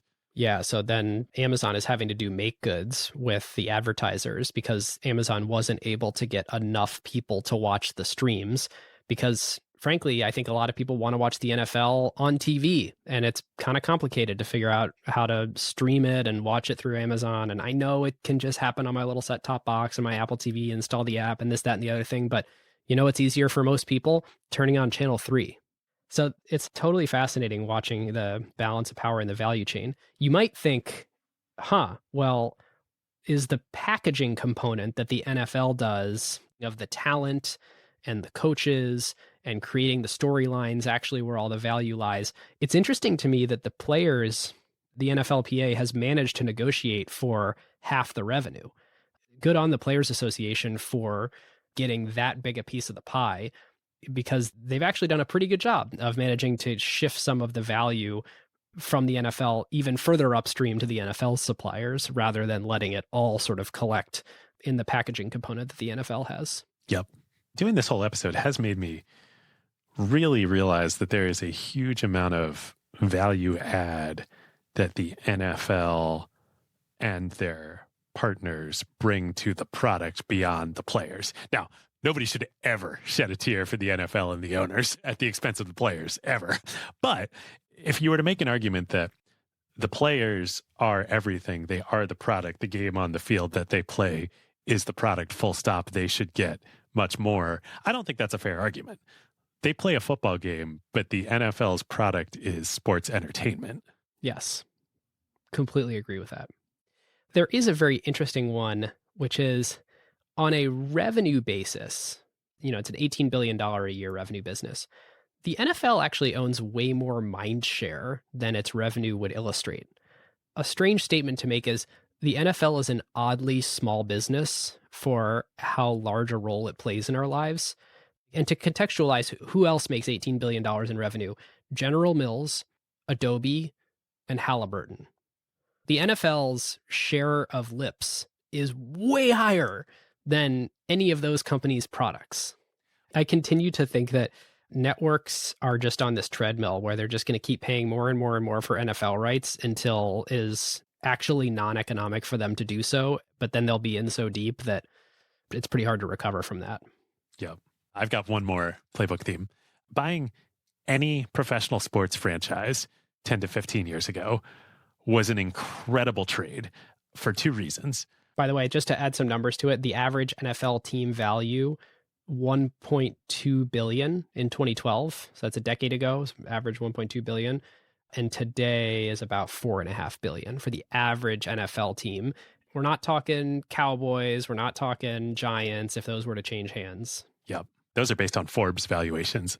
You can't trust those valuations. I think any actual trade would have to be higher than that. The reason number one is just scarcity value. There are a finite number of these things and they're not making more. And There are a lot of people that want to own them for a lot of reasons, not all of which are economic. Yep. So that's one. And that's never going to change. The owning an NFL team, it's like a grown-up NFT.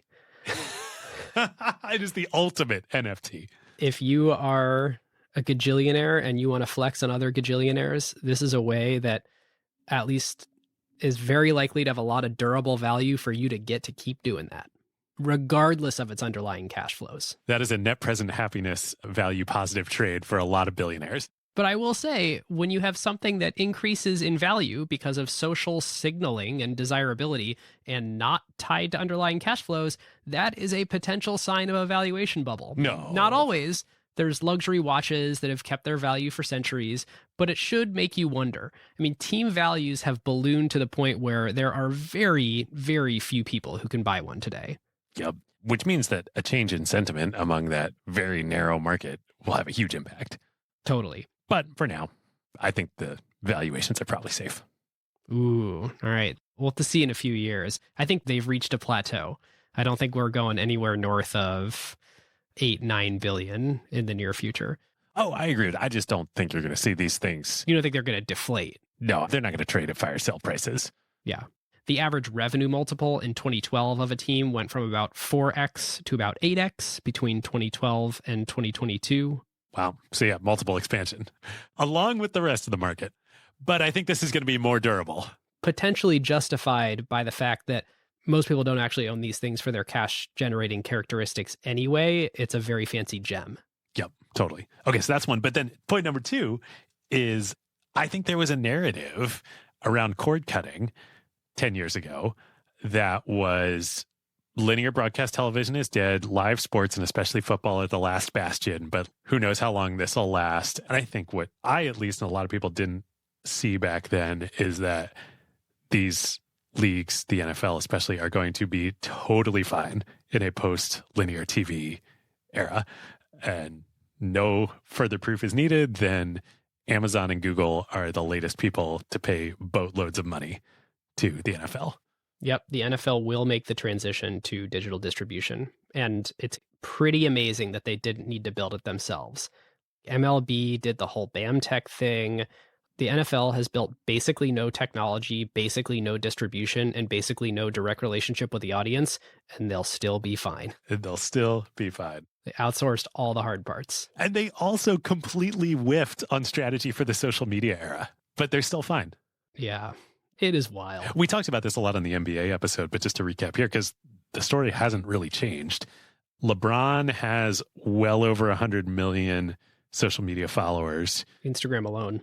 And the two largest NFL players by social media following are OBJ and Tom Brady, both of which are in the low teens. So like a 10x difference. Isn't that interesting that people don't want to follow NFL stars the way they want to follow NBA stars on social media? I think if I remember it, the core thesis of our NBA episode is what they got so right through the social media era was give the players the voice, give the players the platform. The individual person is the hero on social media. And that's so antithetical. And the NFL is control the message. And that's also reflective of the sports themselves, right? Like NFL players wear helmets. Basketball players don't wear helmets. You know, like that's little stuff, but it doesn't matter. As a business, NFL's fine. They're totally fine. Yep. While we're contrasting leagues, there's this pretty interesting thing that I've been thinking about, which is this cooperative capitalist communism thing that the NFL did. It was really good at creating parity among teams to be the most competitive, but let's take it to the level of the players.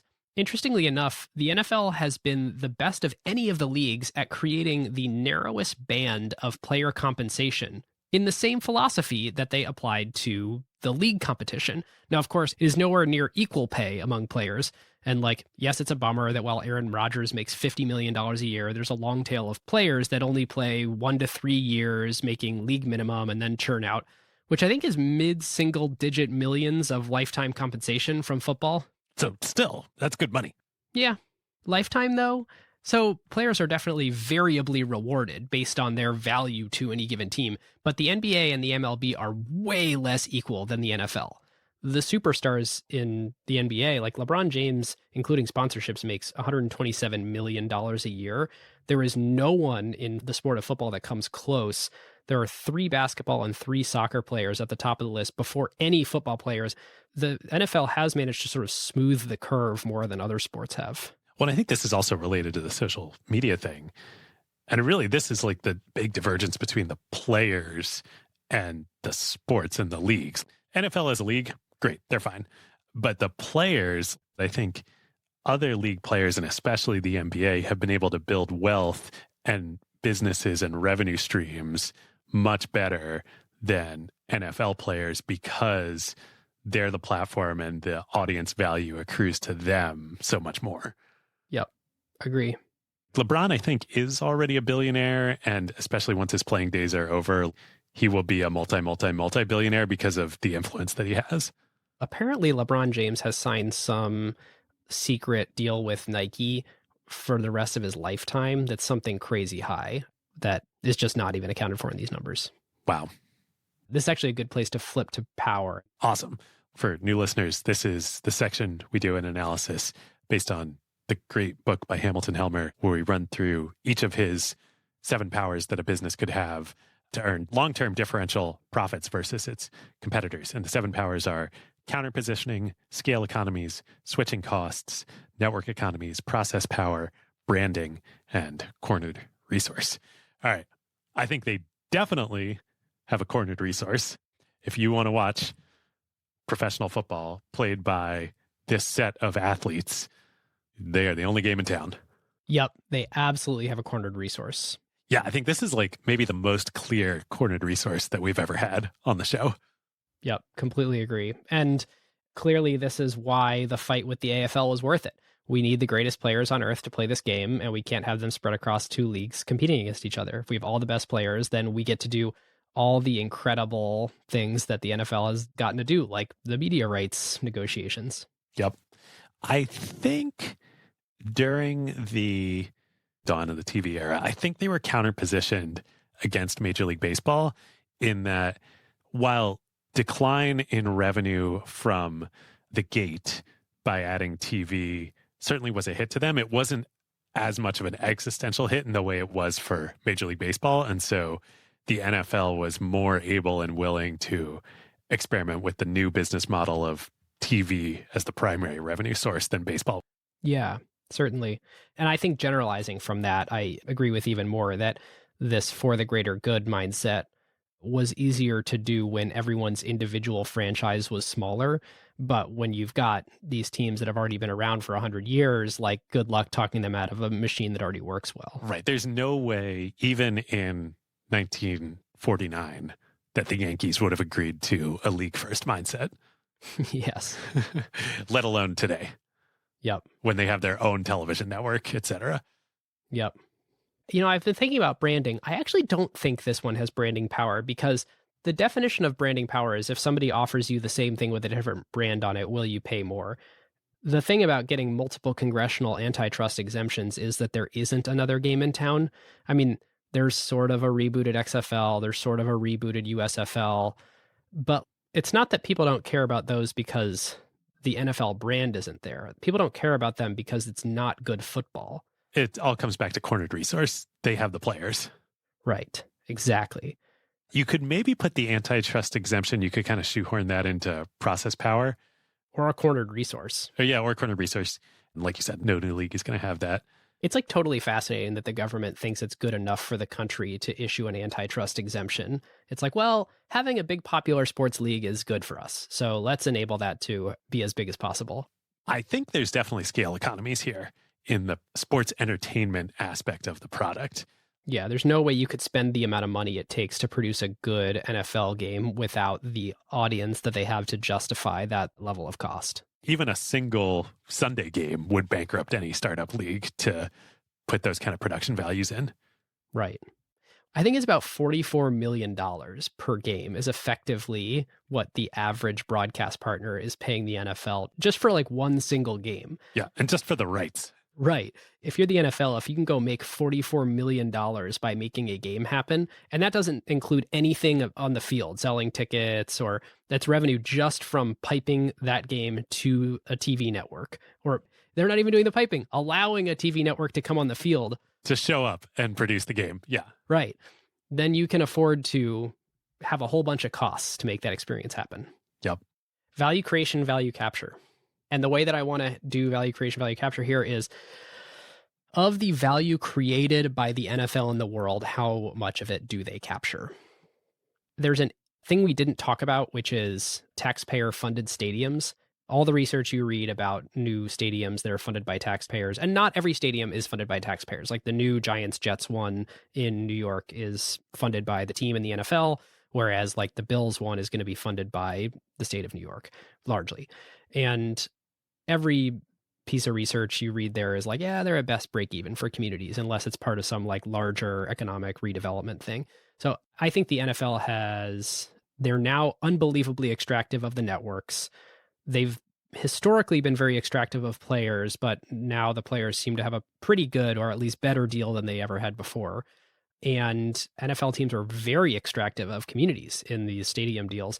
And I think if you look at the $18 billion a year of revenue, the NFL, if you include the players, captures as much value as it possibly can. They are unbelievably good at value capture. I mean, they literally resell the same media rights like multiple times over.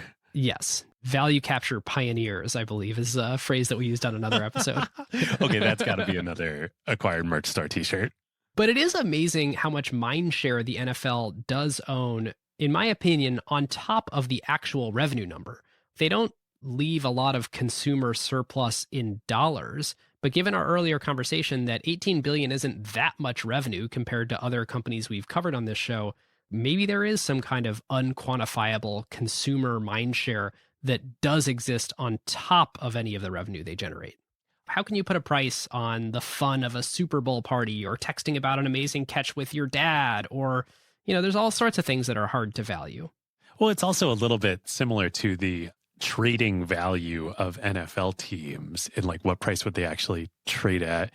Even as the NFL has become this incredible business, they don't trade at rational economic prices, because the people buying them are doing net present happiness value equations, not economic value.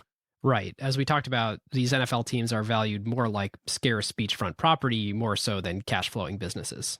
Yep. I'd be curious to hear anyone's thought on if the NFL generates more value than $18 billion a year. Interestingly, the NFL today is less about sort of what it was in the 40s, 50s, and 60s, this team of guys who really hates another team and wants to destroy them at all costs. And they're led by this fearless leader who's probably also their owner and maybe a player on the team. At this point, the players seem to recognize that they're all basically employees, and the players are more in it together as coworkers than they are against each other, even for players who are on opposite teams, the way that before and after a game, they'll come and hug each other or rekindle a relationship with another player. At the end of the day, they all work for the owners. And so it's probably a good thing for them to recognize that now, the real reality on the field.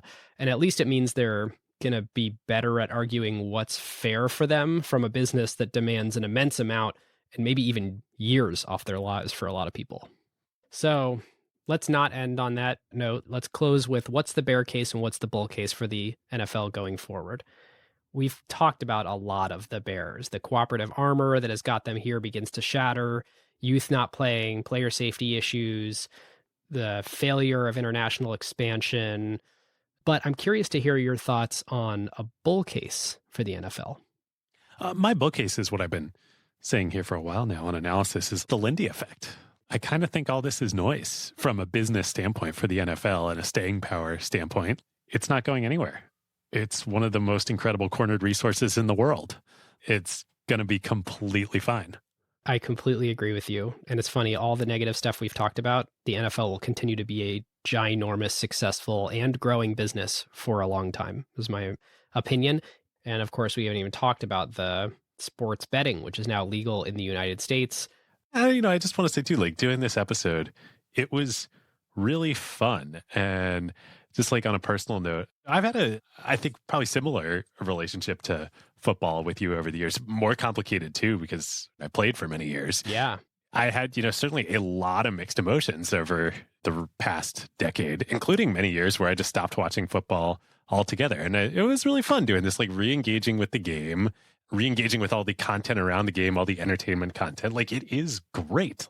So I think the game is going to be fine. Clearly, the business is going to be fine. I'm glad we did this.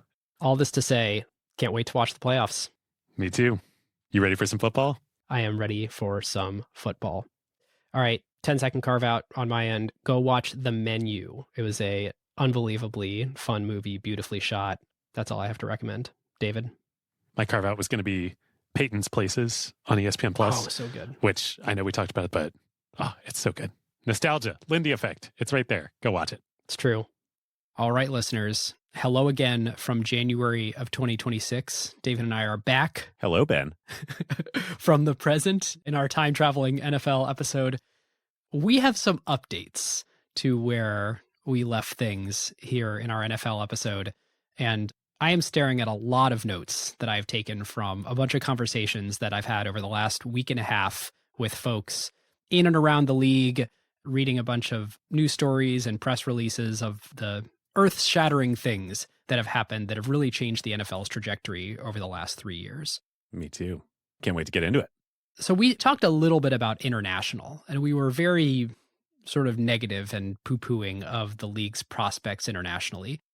I think when we recorded, there was just games in London and Germany, or maybe we were 1 year off from that, but there are now 7 international games across 5 countries, and they have publicly stated that there is a goal to get to 16 international games per year. They're not backing away from this. Yes, this is full steam ahead on this strategy. And as we've seen in the past, when the NFL decides that something is its strategy, they tend to see it through.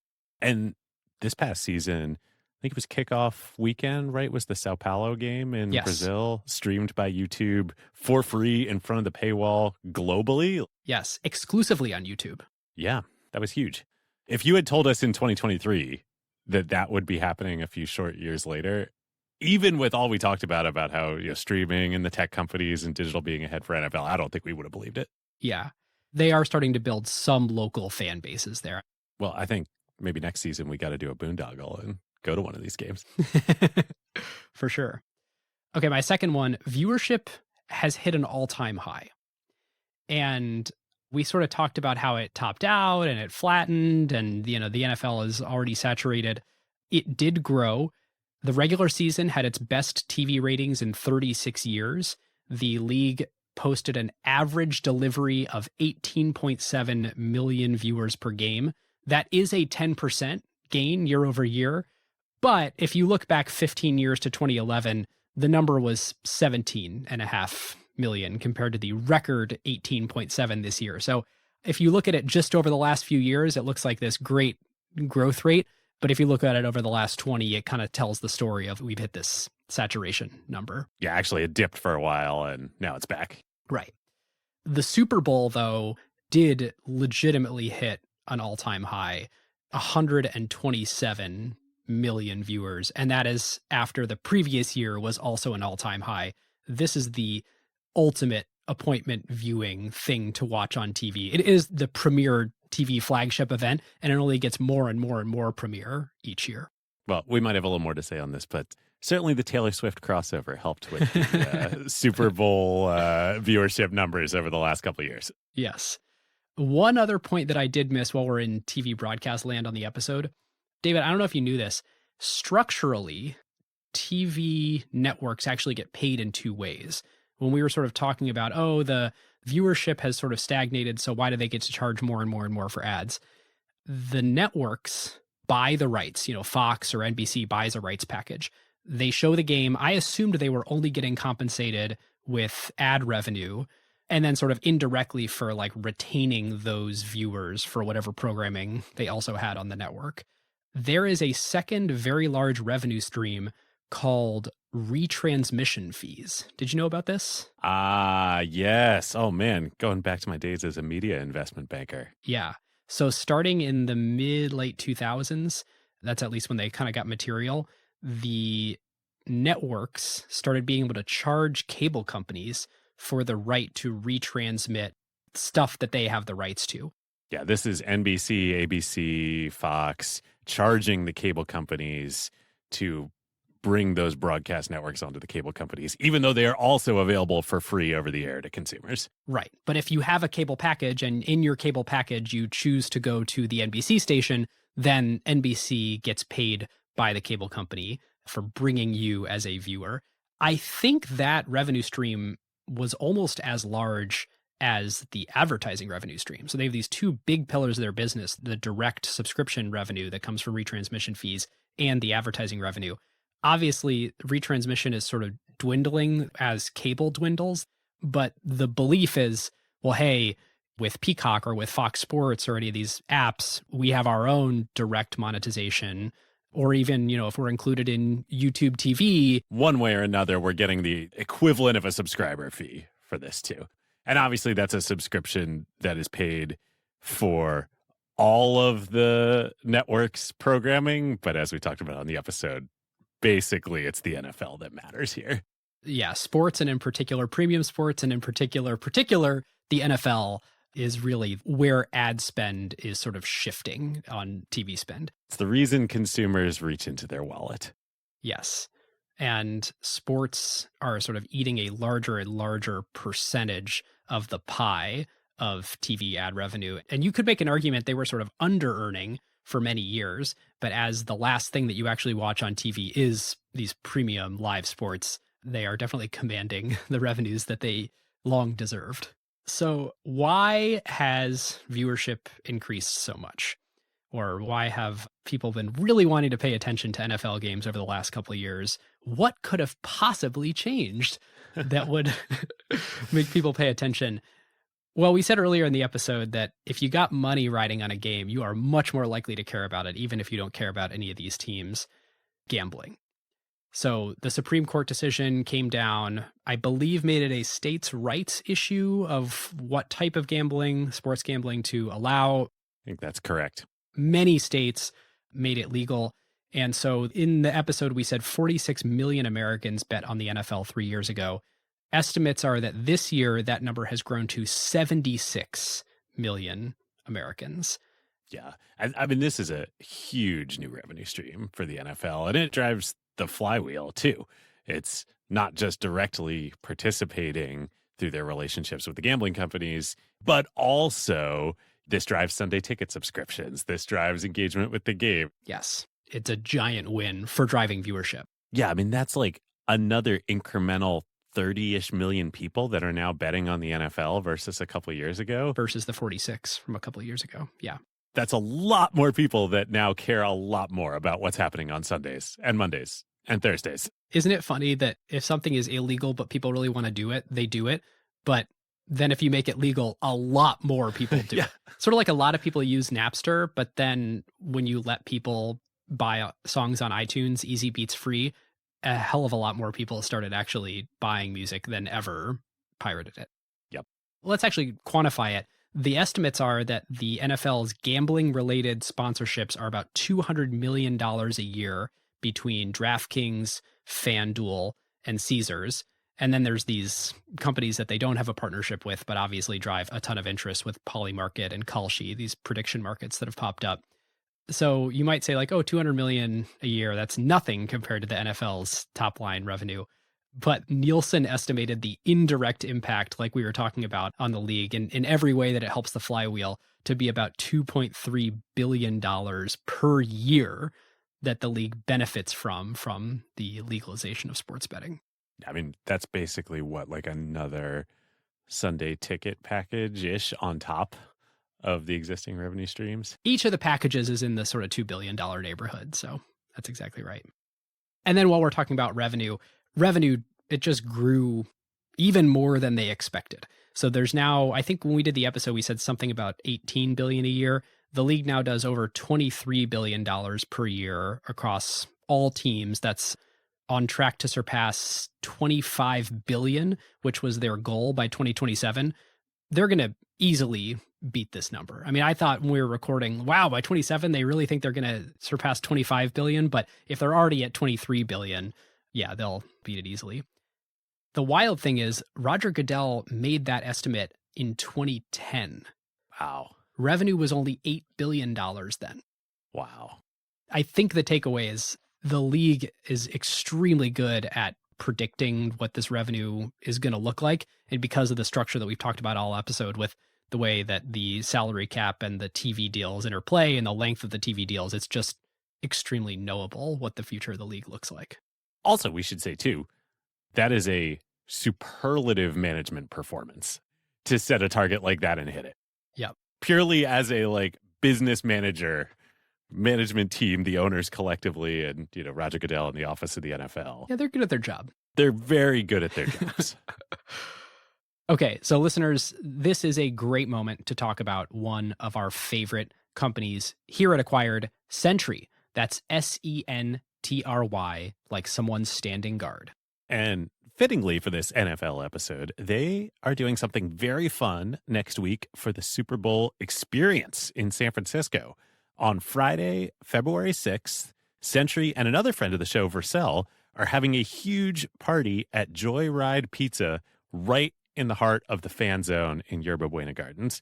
Visit luma.com/slicelab to get on the list. And we'll put that in the show notes. And while they're not setting up parties in San Francisco outside the Super Bowl, Sentry helps developers debug errors and latency issues. So pretty much any software problem that you encounter, and then, of course, fix them before users get mad. And as their homepage puts it, it's considered not bad by millions of software developers.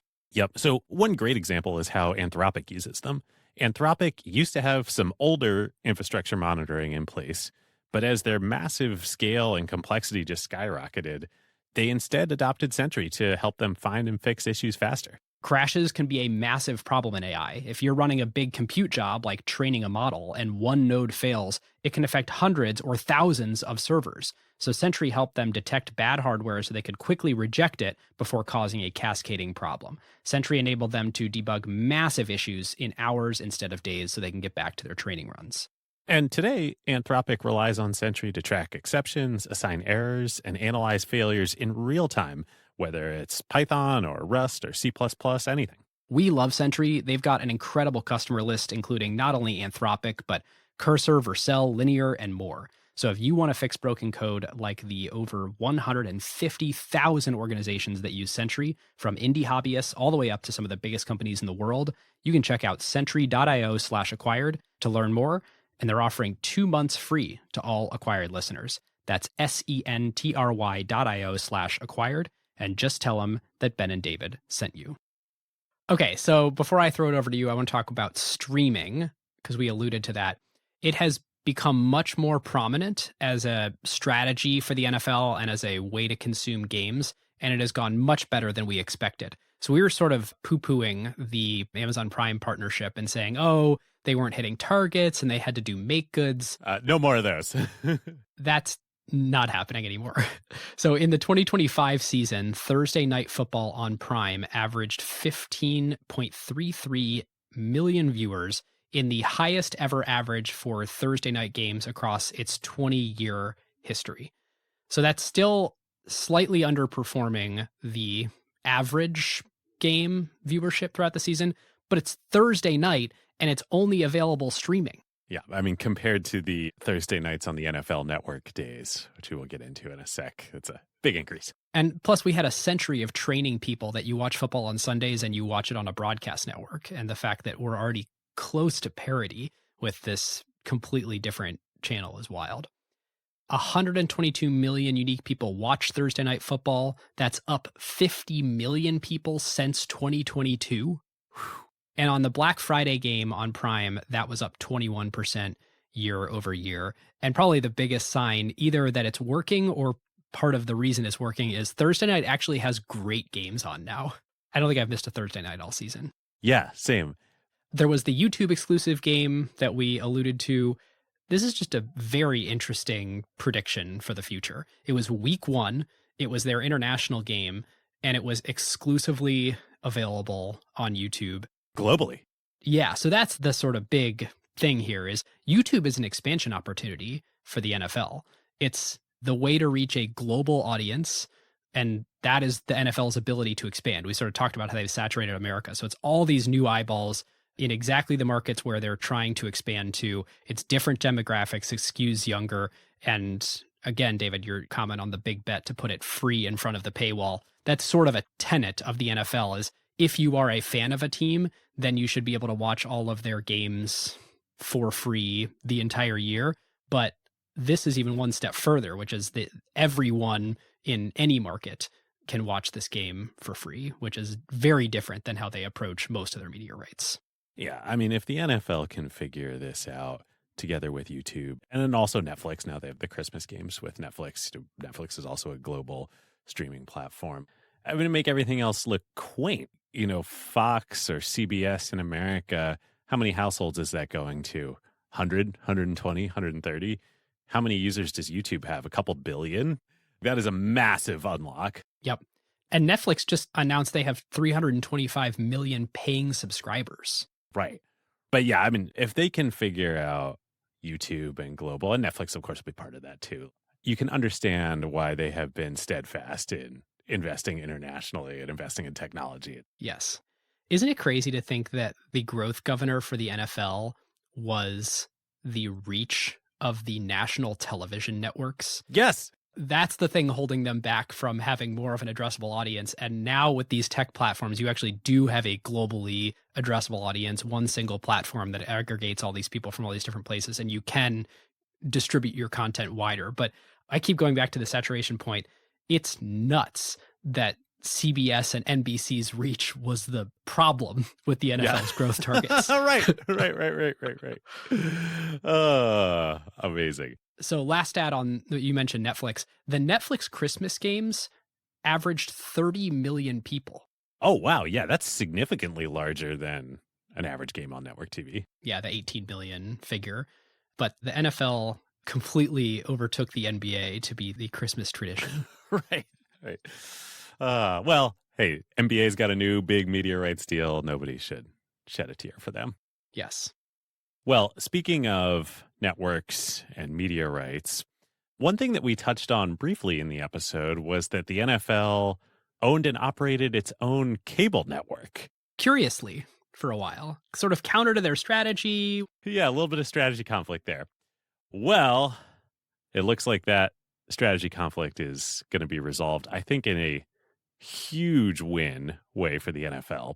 So August 2025, the NFL reached a deal with Disney and ESPN to essentially sell the NFL network, the NFL's cable network, and the NFL's official fantasy app to ESPN for a 10% equity stake in all of ESPN in return for this swap.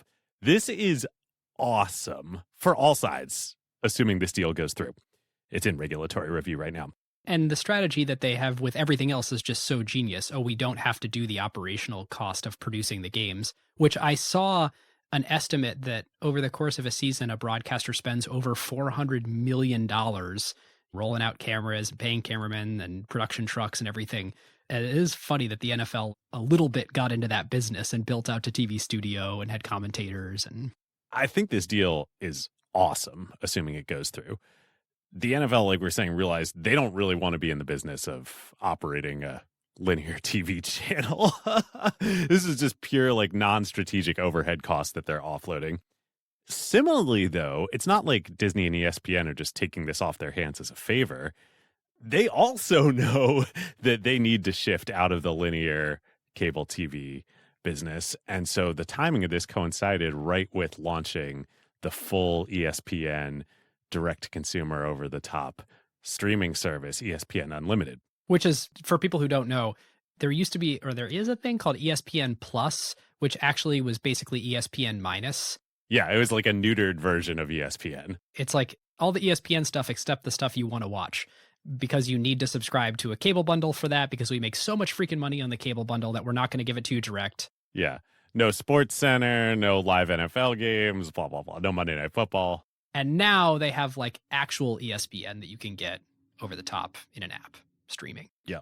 So this is now like a whole dumping all of the NFL media rights for some games, but also all of this ancillary content and NFL Films content, right as Disney is now going out and making the pitch to consumers. Hey, in addition to Disney Plus and Hulu, also subscribe to ESPN Unlimited and your new digital streaming cable bundle, essentially. Yep. Now, here's where it gets really interesting for the NFL. Already, their rights partners were moving to much more of a tech company digital mix than cable networks and broadcast networks, with Google, with Netflix, with Amazon, et cetera. In doing this deal, they're now essentially helping stand up another digital bidder for future media rights with this new ESPN standalone streaming service. Like, it is vastly in the NFL's interests for a standalone digital ESPN streaming service to be viable, to then also be a bidder on their future media rights. So they're helping make sure that that happens. And they're getting a 10% equity stake in the whole thing, too. So this is a great deal. It is a great deal. I mean, giving a 10% ownership stake of ESPN to one sports league really does establish how important the NFL is to ESPN. And to be clear, it's not like the NFL is just getting a 10% stake in the new ESPN streaming service. They're getting a 10% stake in ESPN, the whole thing. Yeah, fascinating deal. So some other things I wanted to follow up on. We made some pretty hefty points around Gen Z and their love for the NBA and how the NFL doesn't really hold a candle. This is really messy data. I realize the only real way to do this is ask Amazon. They stream the NBA, they stream the NFL, they have logged in accounts where they know people's demographic informations. Right. That would be the real way to answer this question. But I do kind of want to walk back some of my concerns about the NFL's future because Gen Z likes the NBA more. I think the data is just actually not that clear on that. Yep.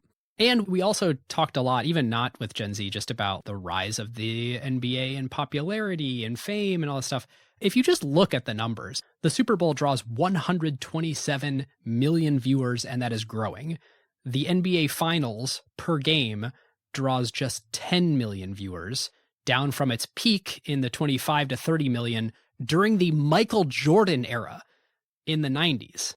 Wow. And if you look at viewership during the regular season, that tells a similar story. We threw out the 18 million number for the NFL per game.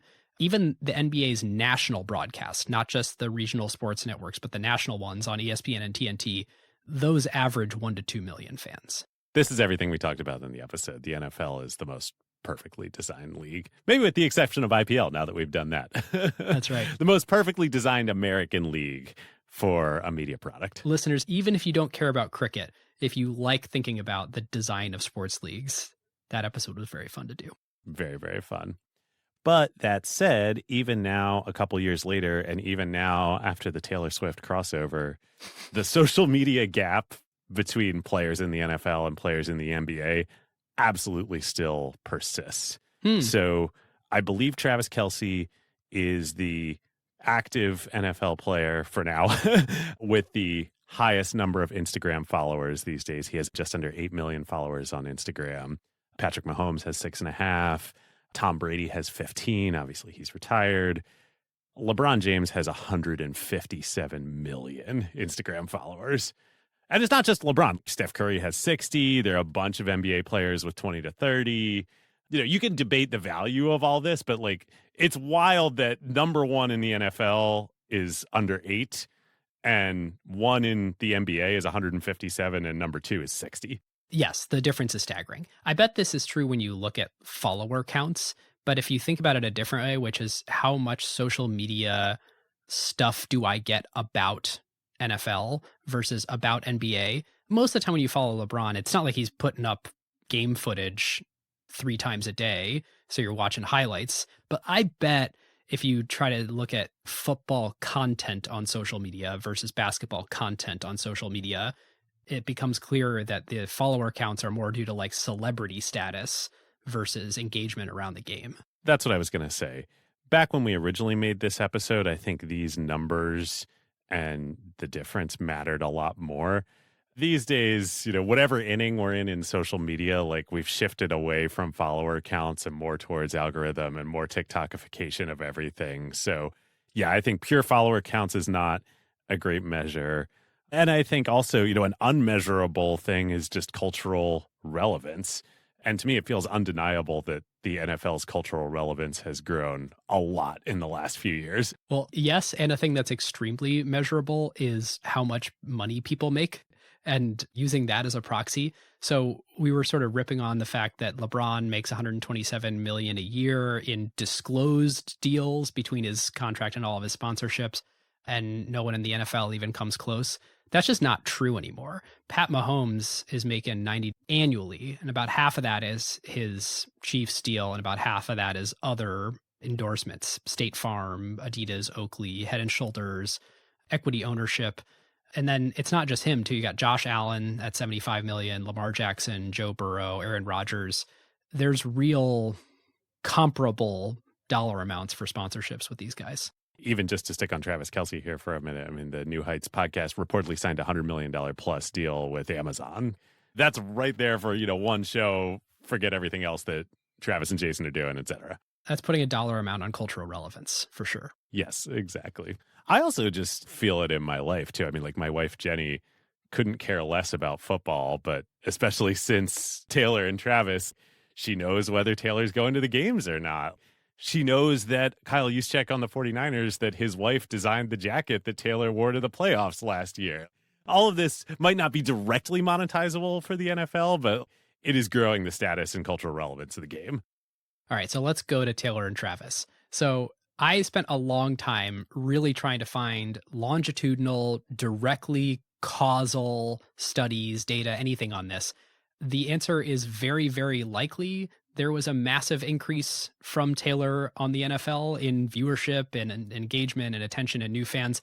But what we do know for sure is there's heavy correlation on lots of little data points. So here are a few of them just to throw around at your next cocktail party. I love that you did this, by the way. I was wondering how quantitative you would get with this. So in the first year of the relationship, September of 23 to September of 24, the NFL added 4 million female fans. The Chiefs were 3.4 million of those. Wow. Okay. That is the Taylor effect right there. Again, correlation, but Yeah. I'm not a statistician, but I think that's significant. The biggest demographic or sub-demographic of those 4 million is women under 35, which is a traditionally very weak demographic for the NFL. Is one of the few areas of the US where they actually had room to expand. Another data point, Super Bowl 58 in February of 24 had a 24% increase in 18 to 24-year-old women and a 9% increase across all women. And then lastly, Clark Hunt, the owner of the Kansas City Chiefs, went on the Pat McAfee show, and he said that before Taylor, the Chiefs fan base was about 50-50 male-female, which in itself is amazing. I mean, the league That's surprising, yeah. has just done a lot of work to make it a sort of family sport, a household sport. But post-Taylor, the fan base at the Chiefs is 57% women, 43% men. Oh, that's amazing. And obviously this is all really fun and, it's like the ultimate crossover for us because we did our Taylor Swift episode on the business of Taylor Swift a couple of years ago. But having done our IPL episode last year, obviously we're not saying that the NFL strategy team, designed this negotiated this relationship. Right. But if you look at IPL, this strategy was part of their plans from the very beginning, and it's how they made it a huge global sport and the biggest sport in India was make Bollywood an integral part of the product. Yep. I'm sure the NFL has been watching that and has leaned into this opportunity in a way that they might not have a decade ago.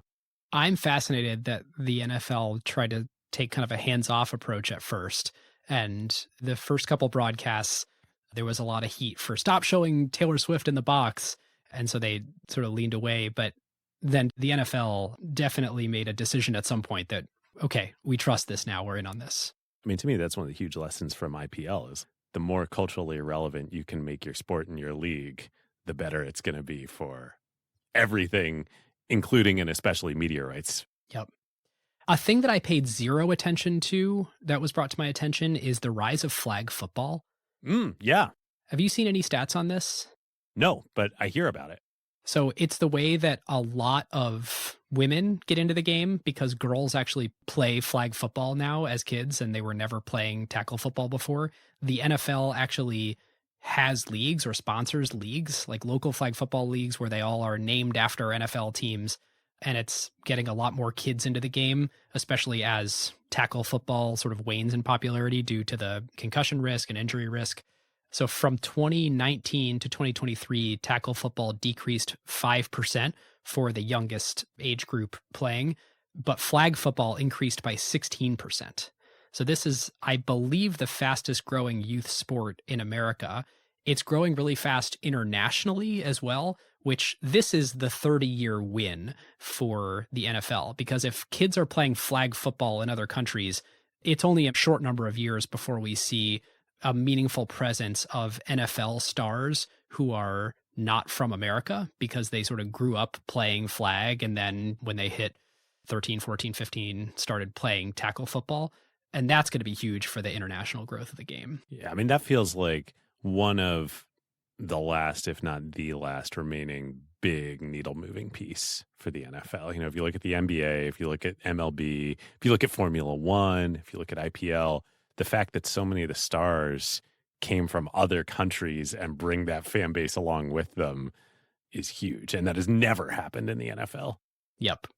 But we're a short number of years away from, I think, seeing a giant breakout star who started in flag football because it was a part of their school or YMCA program from another country. Also, flag football is going to be in the Olympics. Yeah. And the Pro Bowl has been flag football for the last several years, right? Yep. Well, speaking of lower levels of football, we made a big deal early in the episode about the origins of American football and being intertwined with this elite rite of passage American collegiate experience. The NCAA is an absolute mess right now.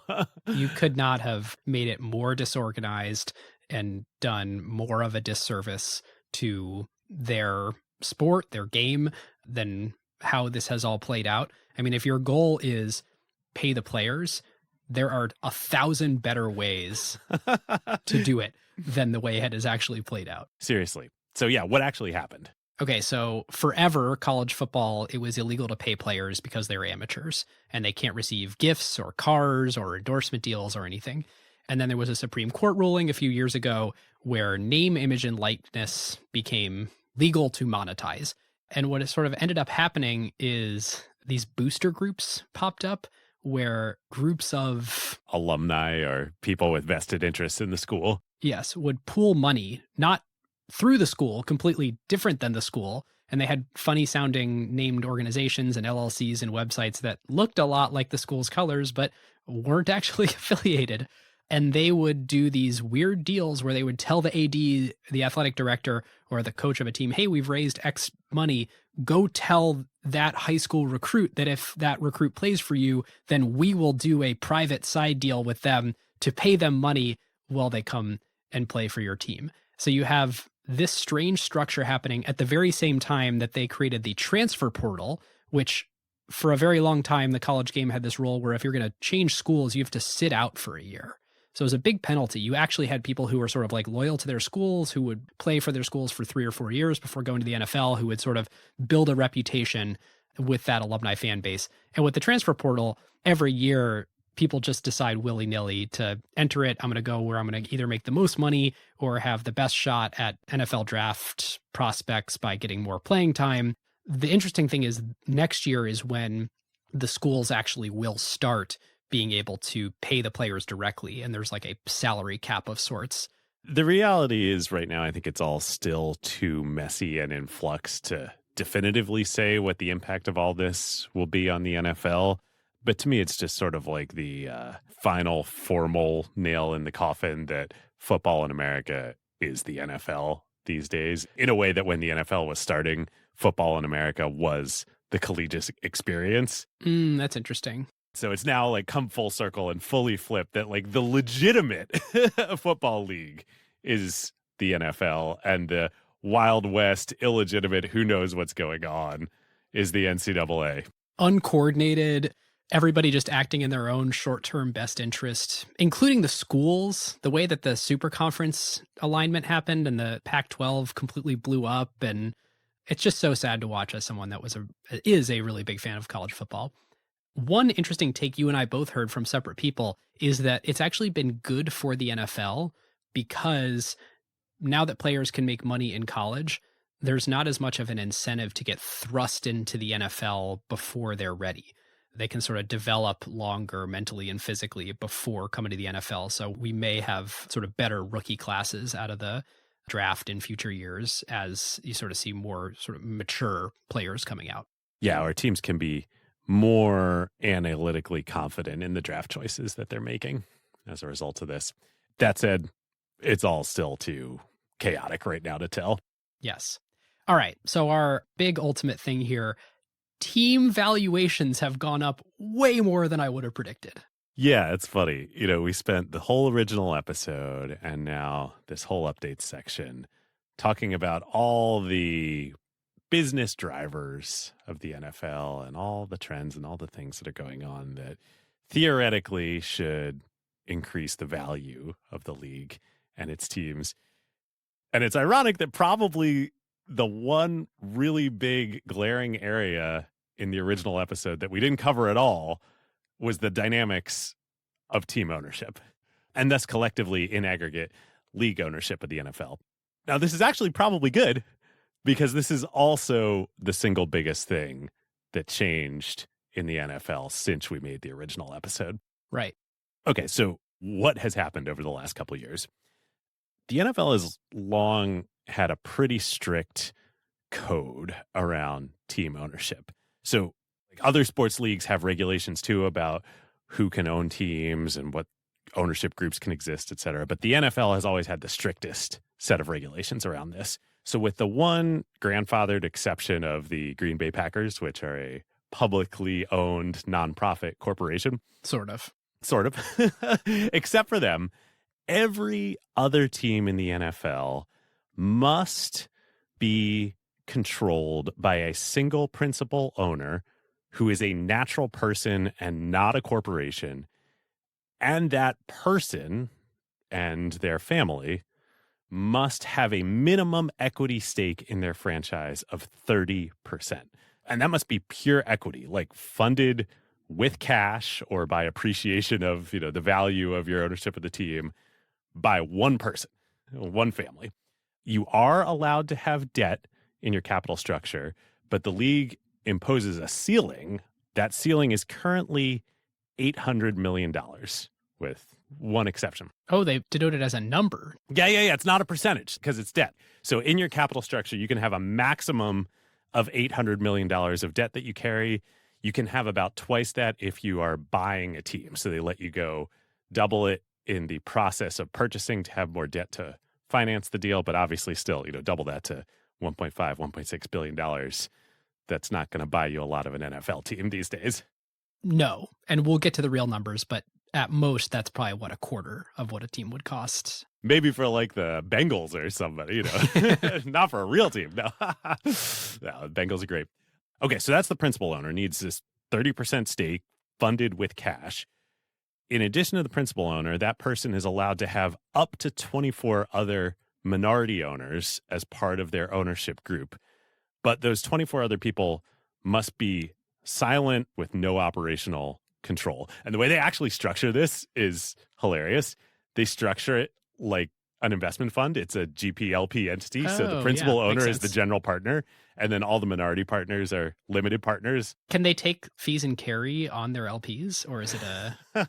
Well, we'll get back to that in a minute. Okay. So, for a long time, this ownership structure and ownership code was actually, I think, a key part to the NFL's strategy working. It might have actually been the single biggest driver of this whole architecture that we've talked about all episode working. Permanent capital, individually held by highly motivated, passionate individuals, not thinking like a pool of capital would.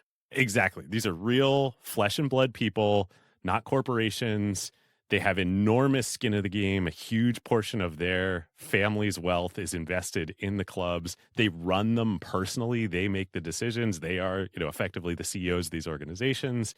And you're able to get all 32 of these people, or, 31 plus the Packers, into a room a couple times a year. And they can hash out and say, like, hey, these are the things, collective capitalism. These are the things we're going to do that are going to be good for the league, and putting teams second, like negotiating central national media rights, et cetera, et cetera, et cetera.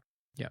So all of this worked great until the summer of 2023, when the Washington Commanders, formerly until recently at that point known as the Washington Redskins, stumbled into a distressed situation.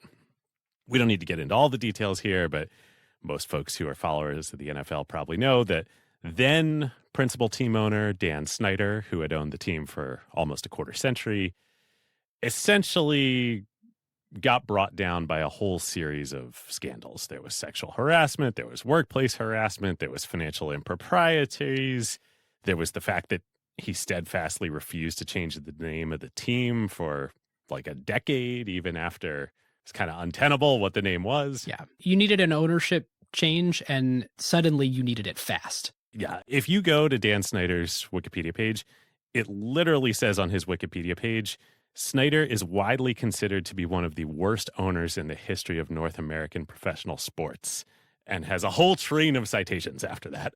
This ultimately ends up in 2021, 2, 3, in a U.S. congressional investigation into the Redskins / Commanders and Dan Snyder's ownership of them. And at the end of 22, as these investigations are ongoing, the rest of the owners in the NFL finally decide, like, enough. We need to kick this guy out of the league and force him to sell the team, which they can do by the NFL's bylaws. If there is a supermajority vote of at least 24 of the other principal team owners, they can force one of the other owners to divest the team. Now, it doesn't actually come down to a vote, but just by virtue of having that leverage, in 2023, Snyder finally steps down, stops fighting, and says, okay, I will bow to the pressure and initiate a sale process here. Well, the good news, bad news for the NFL is that because they've been so successful, and the Washington football team is a great franchise with great stadium rights, et cetera. Key market. This is an extremely valuable asset. And so, yes, on the one hand, that's great news. It's validation of the NFL's, whole strategy for the past 100 years. On the other hand, they've kind of become hostages of their own success because of all those strict ownership rules that they have. They now need to come up with a new principal owner candidate who has enough liquid cash to cover an emergency purchase of 30% at least of the Washington football team. And the most recent purchase was the year before, when the Walton family bought the Broncos, I think for $4.65 billion. Yes. So you already have this new very high watermark, and you already found the family behind Walmart. So, like, okay, you need to keep going down your list of where can we find liquid principal family-owned capital. So just to put some numbers on this, the Commanders ultimately sell for just north of $6 billion.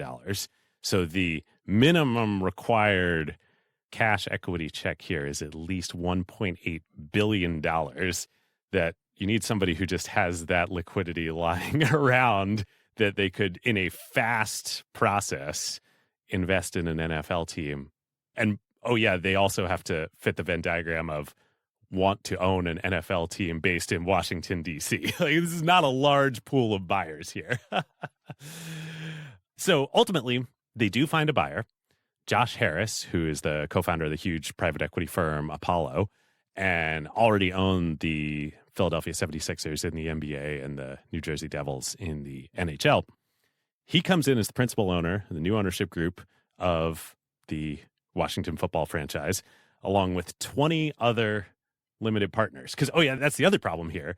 You also need this person to have enough friends who are willing to throw in that can cough up another like $3 to $4 billion in cash here. Because, like, yes, there's the $1.5 billion in debt, but that still means you need $4.5 billion in cash. So it's kind of a miracle that this all happens. It started impacting the game too. It's like, because this is all during the off season that this is going down.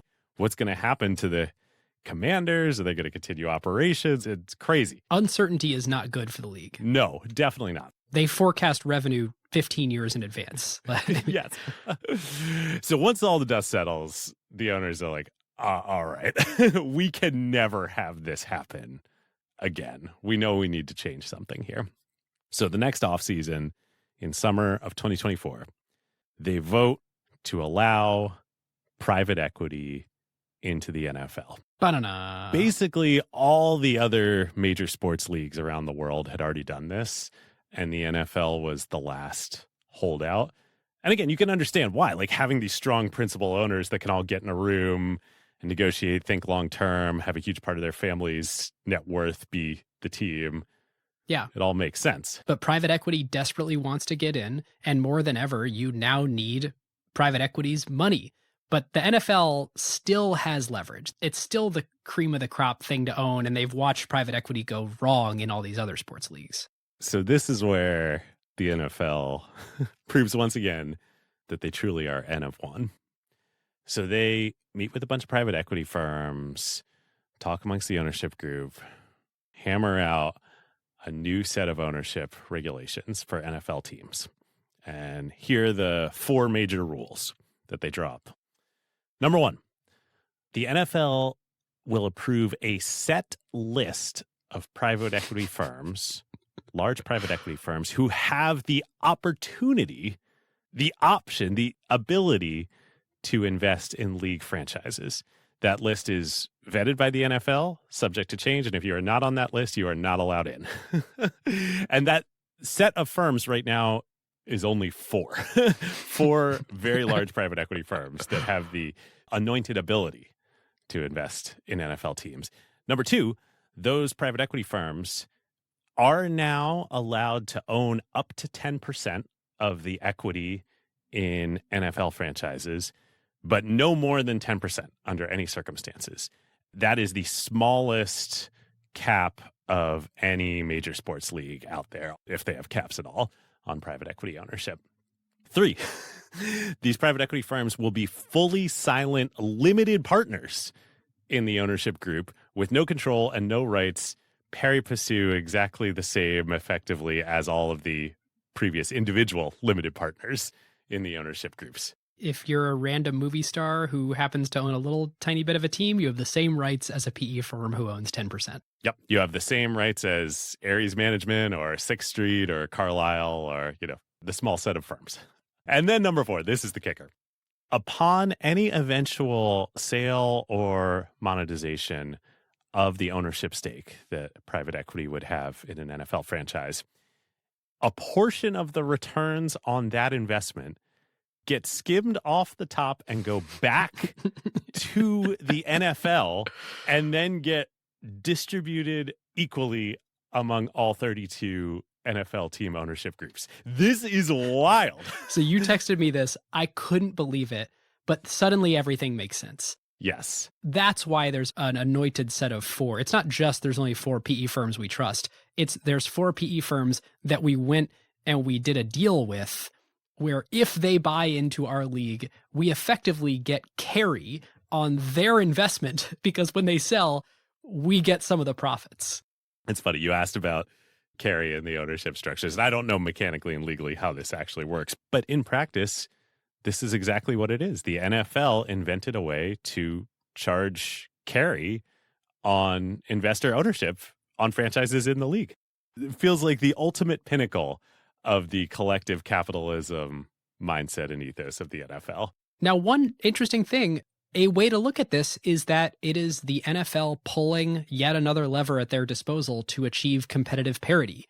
The league is using the fact that PE firms want desperately to be in as a way to redistribute the wealth from increases in these incredibly high value teams that private equity is buying into and distributing that out to all of the other 31 owners. Yes, exactly. That's what I was going to say. And I think this was one of the big sticking points that emerged in the owner meetings as they were contemplating how to do this, which is that only a subset of the teams are going to avail themselves of the private equity option, either through sales of the franchises or through minority stake investments that have been happening a lot. Right. If you do that, we all get paid.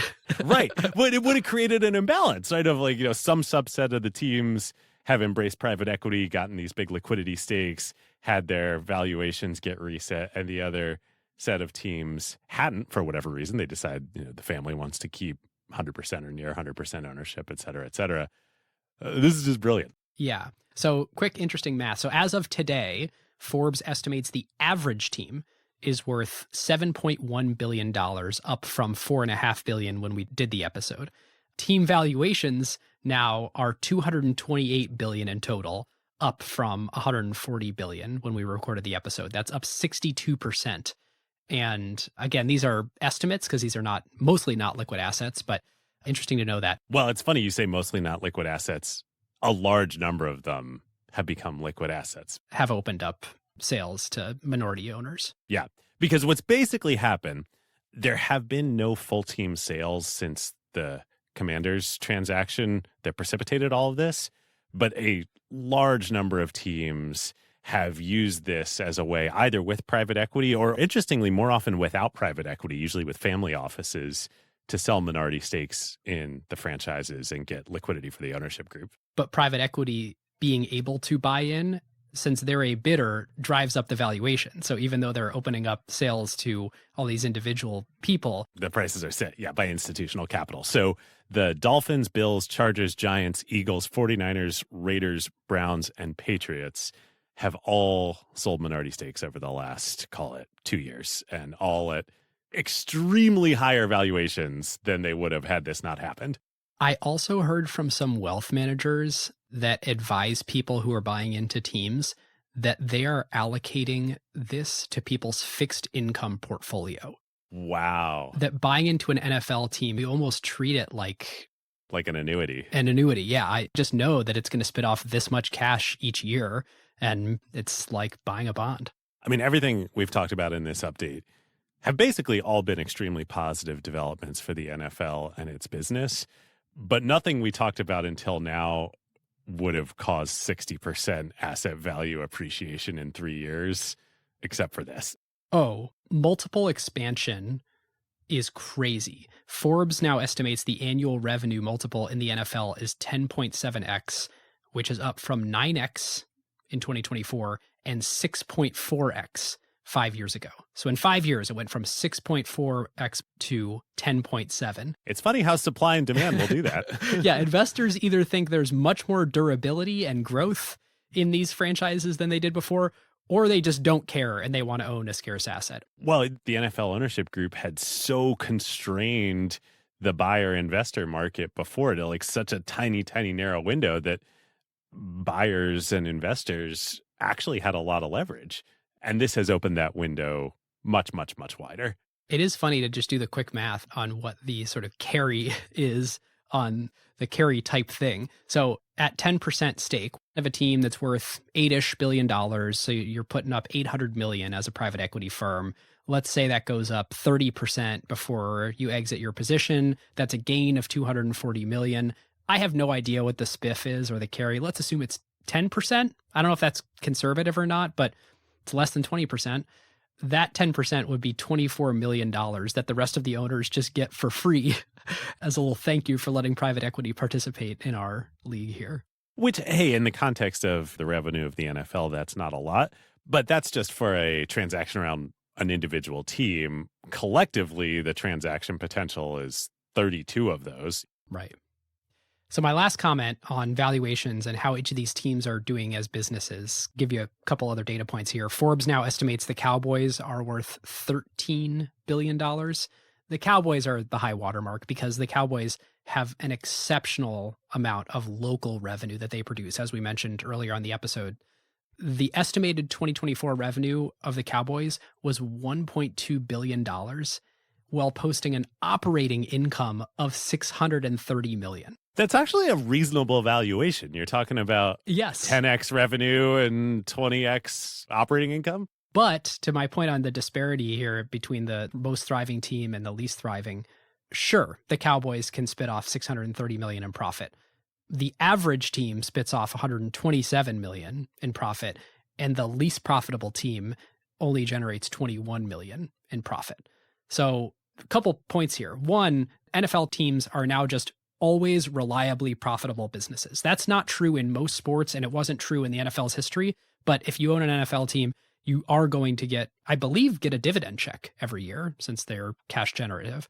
But two, this league first mentality is going to be really tested in the coming years with these enormously profitable teams at the top and these teams at the bottom. I mean, $21 million, that really illustrates why a $24 million payday coming from private equity, every individual million that you stack on top of that 21 is very impactful to your profitability as a business overall. So even though valuations have become stratospheric and the NFL is a better business than ever, the team disparity, especially on the bottom line thing, I continue to be concerned about that. That remains the bear case for the NFL going forward.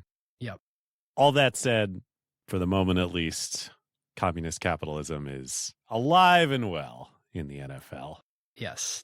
And the answer to the question we had 3 years ago of could the NFL grow from here is resoundingly abso-freaking-lutely. Yeah. If by asset value, if nothing else. Yep. And that is a great place to leave it. Well, we have some thank yous, especially to folks that helped us with the follow-up research. My biggest one goes to Jeff Dunn, the Chief Strategy Officer of the Seattle Seahawks, who I spent a good amount of time with prepping for this, especially while we are here on our playoff run. We were recording this right ahead of the NFC Championship. So sorry, David. He's driving the knife in. Oh. Well, my thank yous are to all of our many friends in the 49ers organization who, sadly, I felt less bad about emailing this week after your Seahawks. Yeah, they had some free time. Yeah. Knocked us out of the playoffs last week. They're great. Every single person we've worked with at the 49ers and talked to help prep and just gotten to know over the last few years has been great.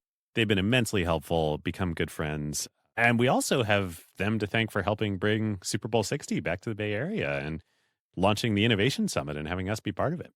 I know. It's funny that we talked about the whole creation of Super Bowl Media Week as this big innovation and all the gloss and sheen that it adds to the game. And now we get to be part of the gloss and sheen. Acquired as part of the gloss and sheen. If you had told us that 3 years ago, I don't know what we would have said. Absolutely not. Well, a huge thank you to our partners on this episode, to Vanta, Sierra, Sentry, and Crusoe. You can click the link in the show notes to learn more about any of them. As always, all of our sources for this episode, including updated sources, are linked in the show notes. And for any of our partners, you can click the link in the show notes to learn more about any of them. For the Super Bowl Innovation Summit, you will, after the Super Bowl, be able to watch everything that we did on stage at the Innovation Summit. Links to more information on that are in the show notes as well.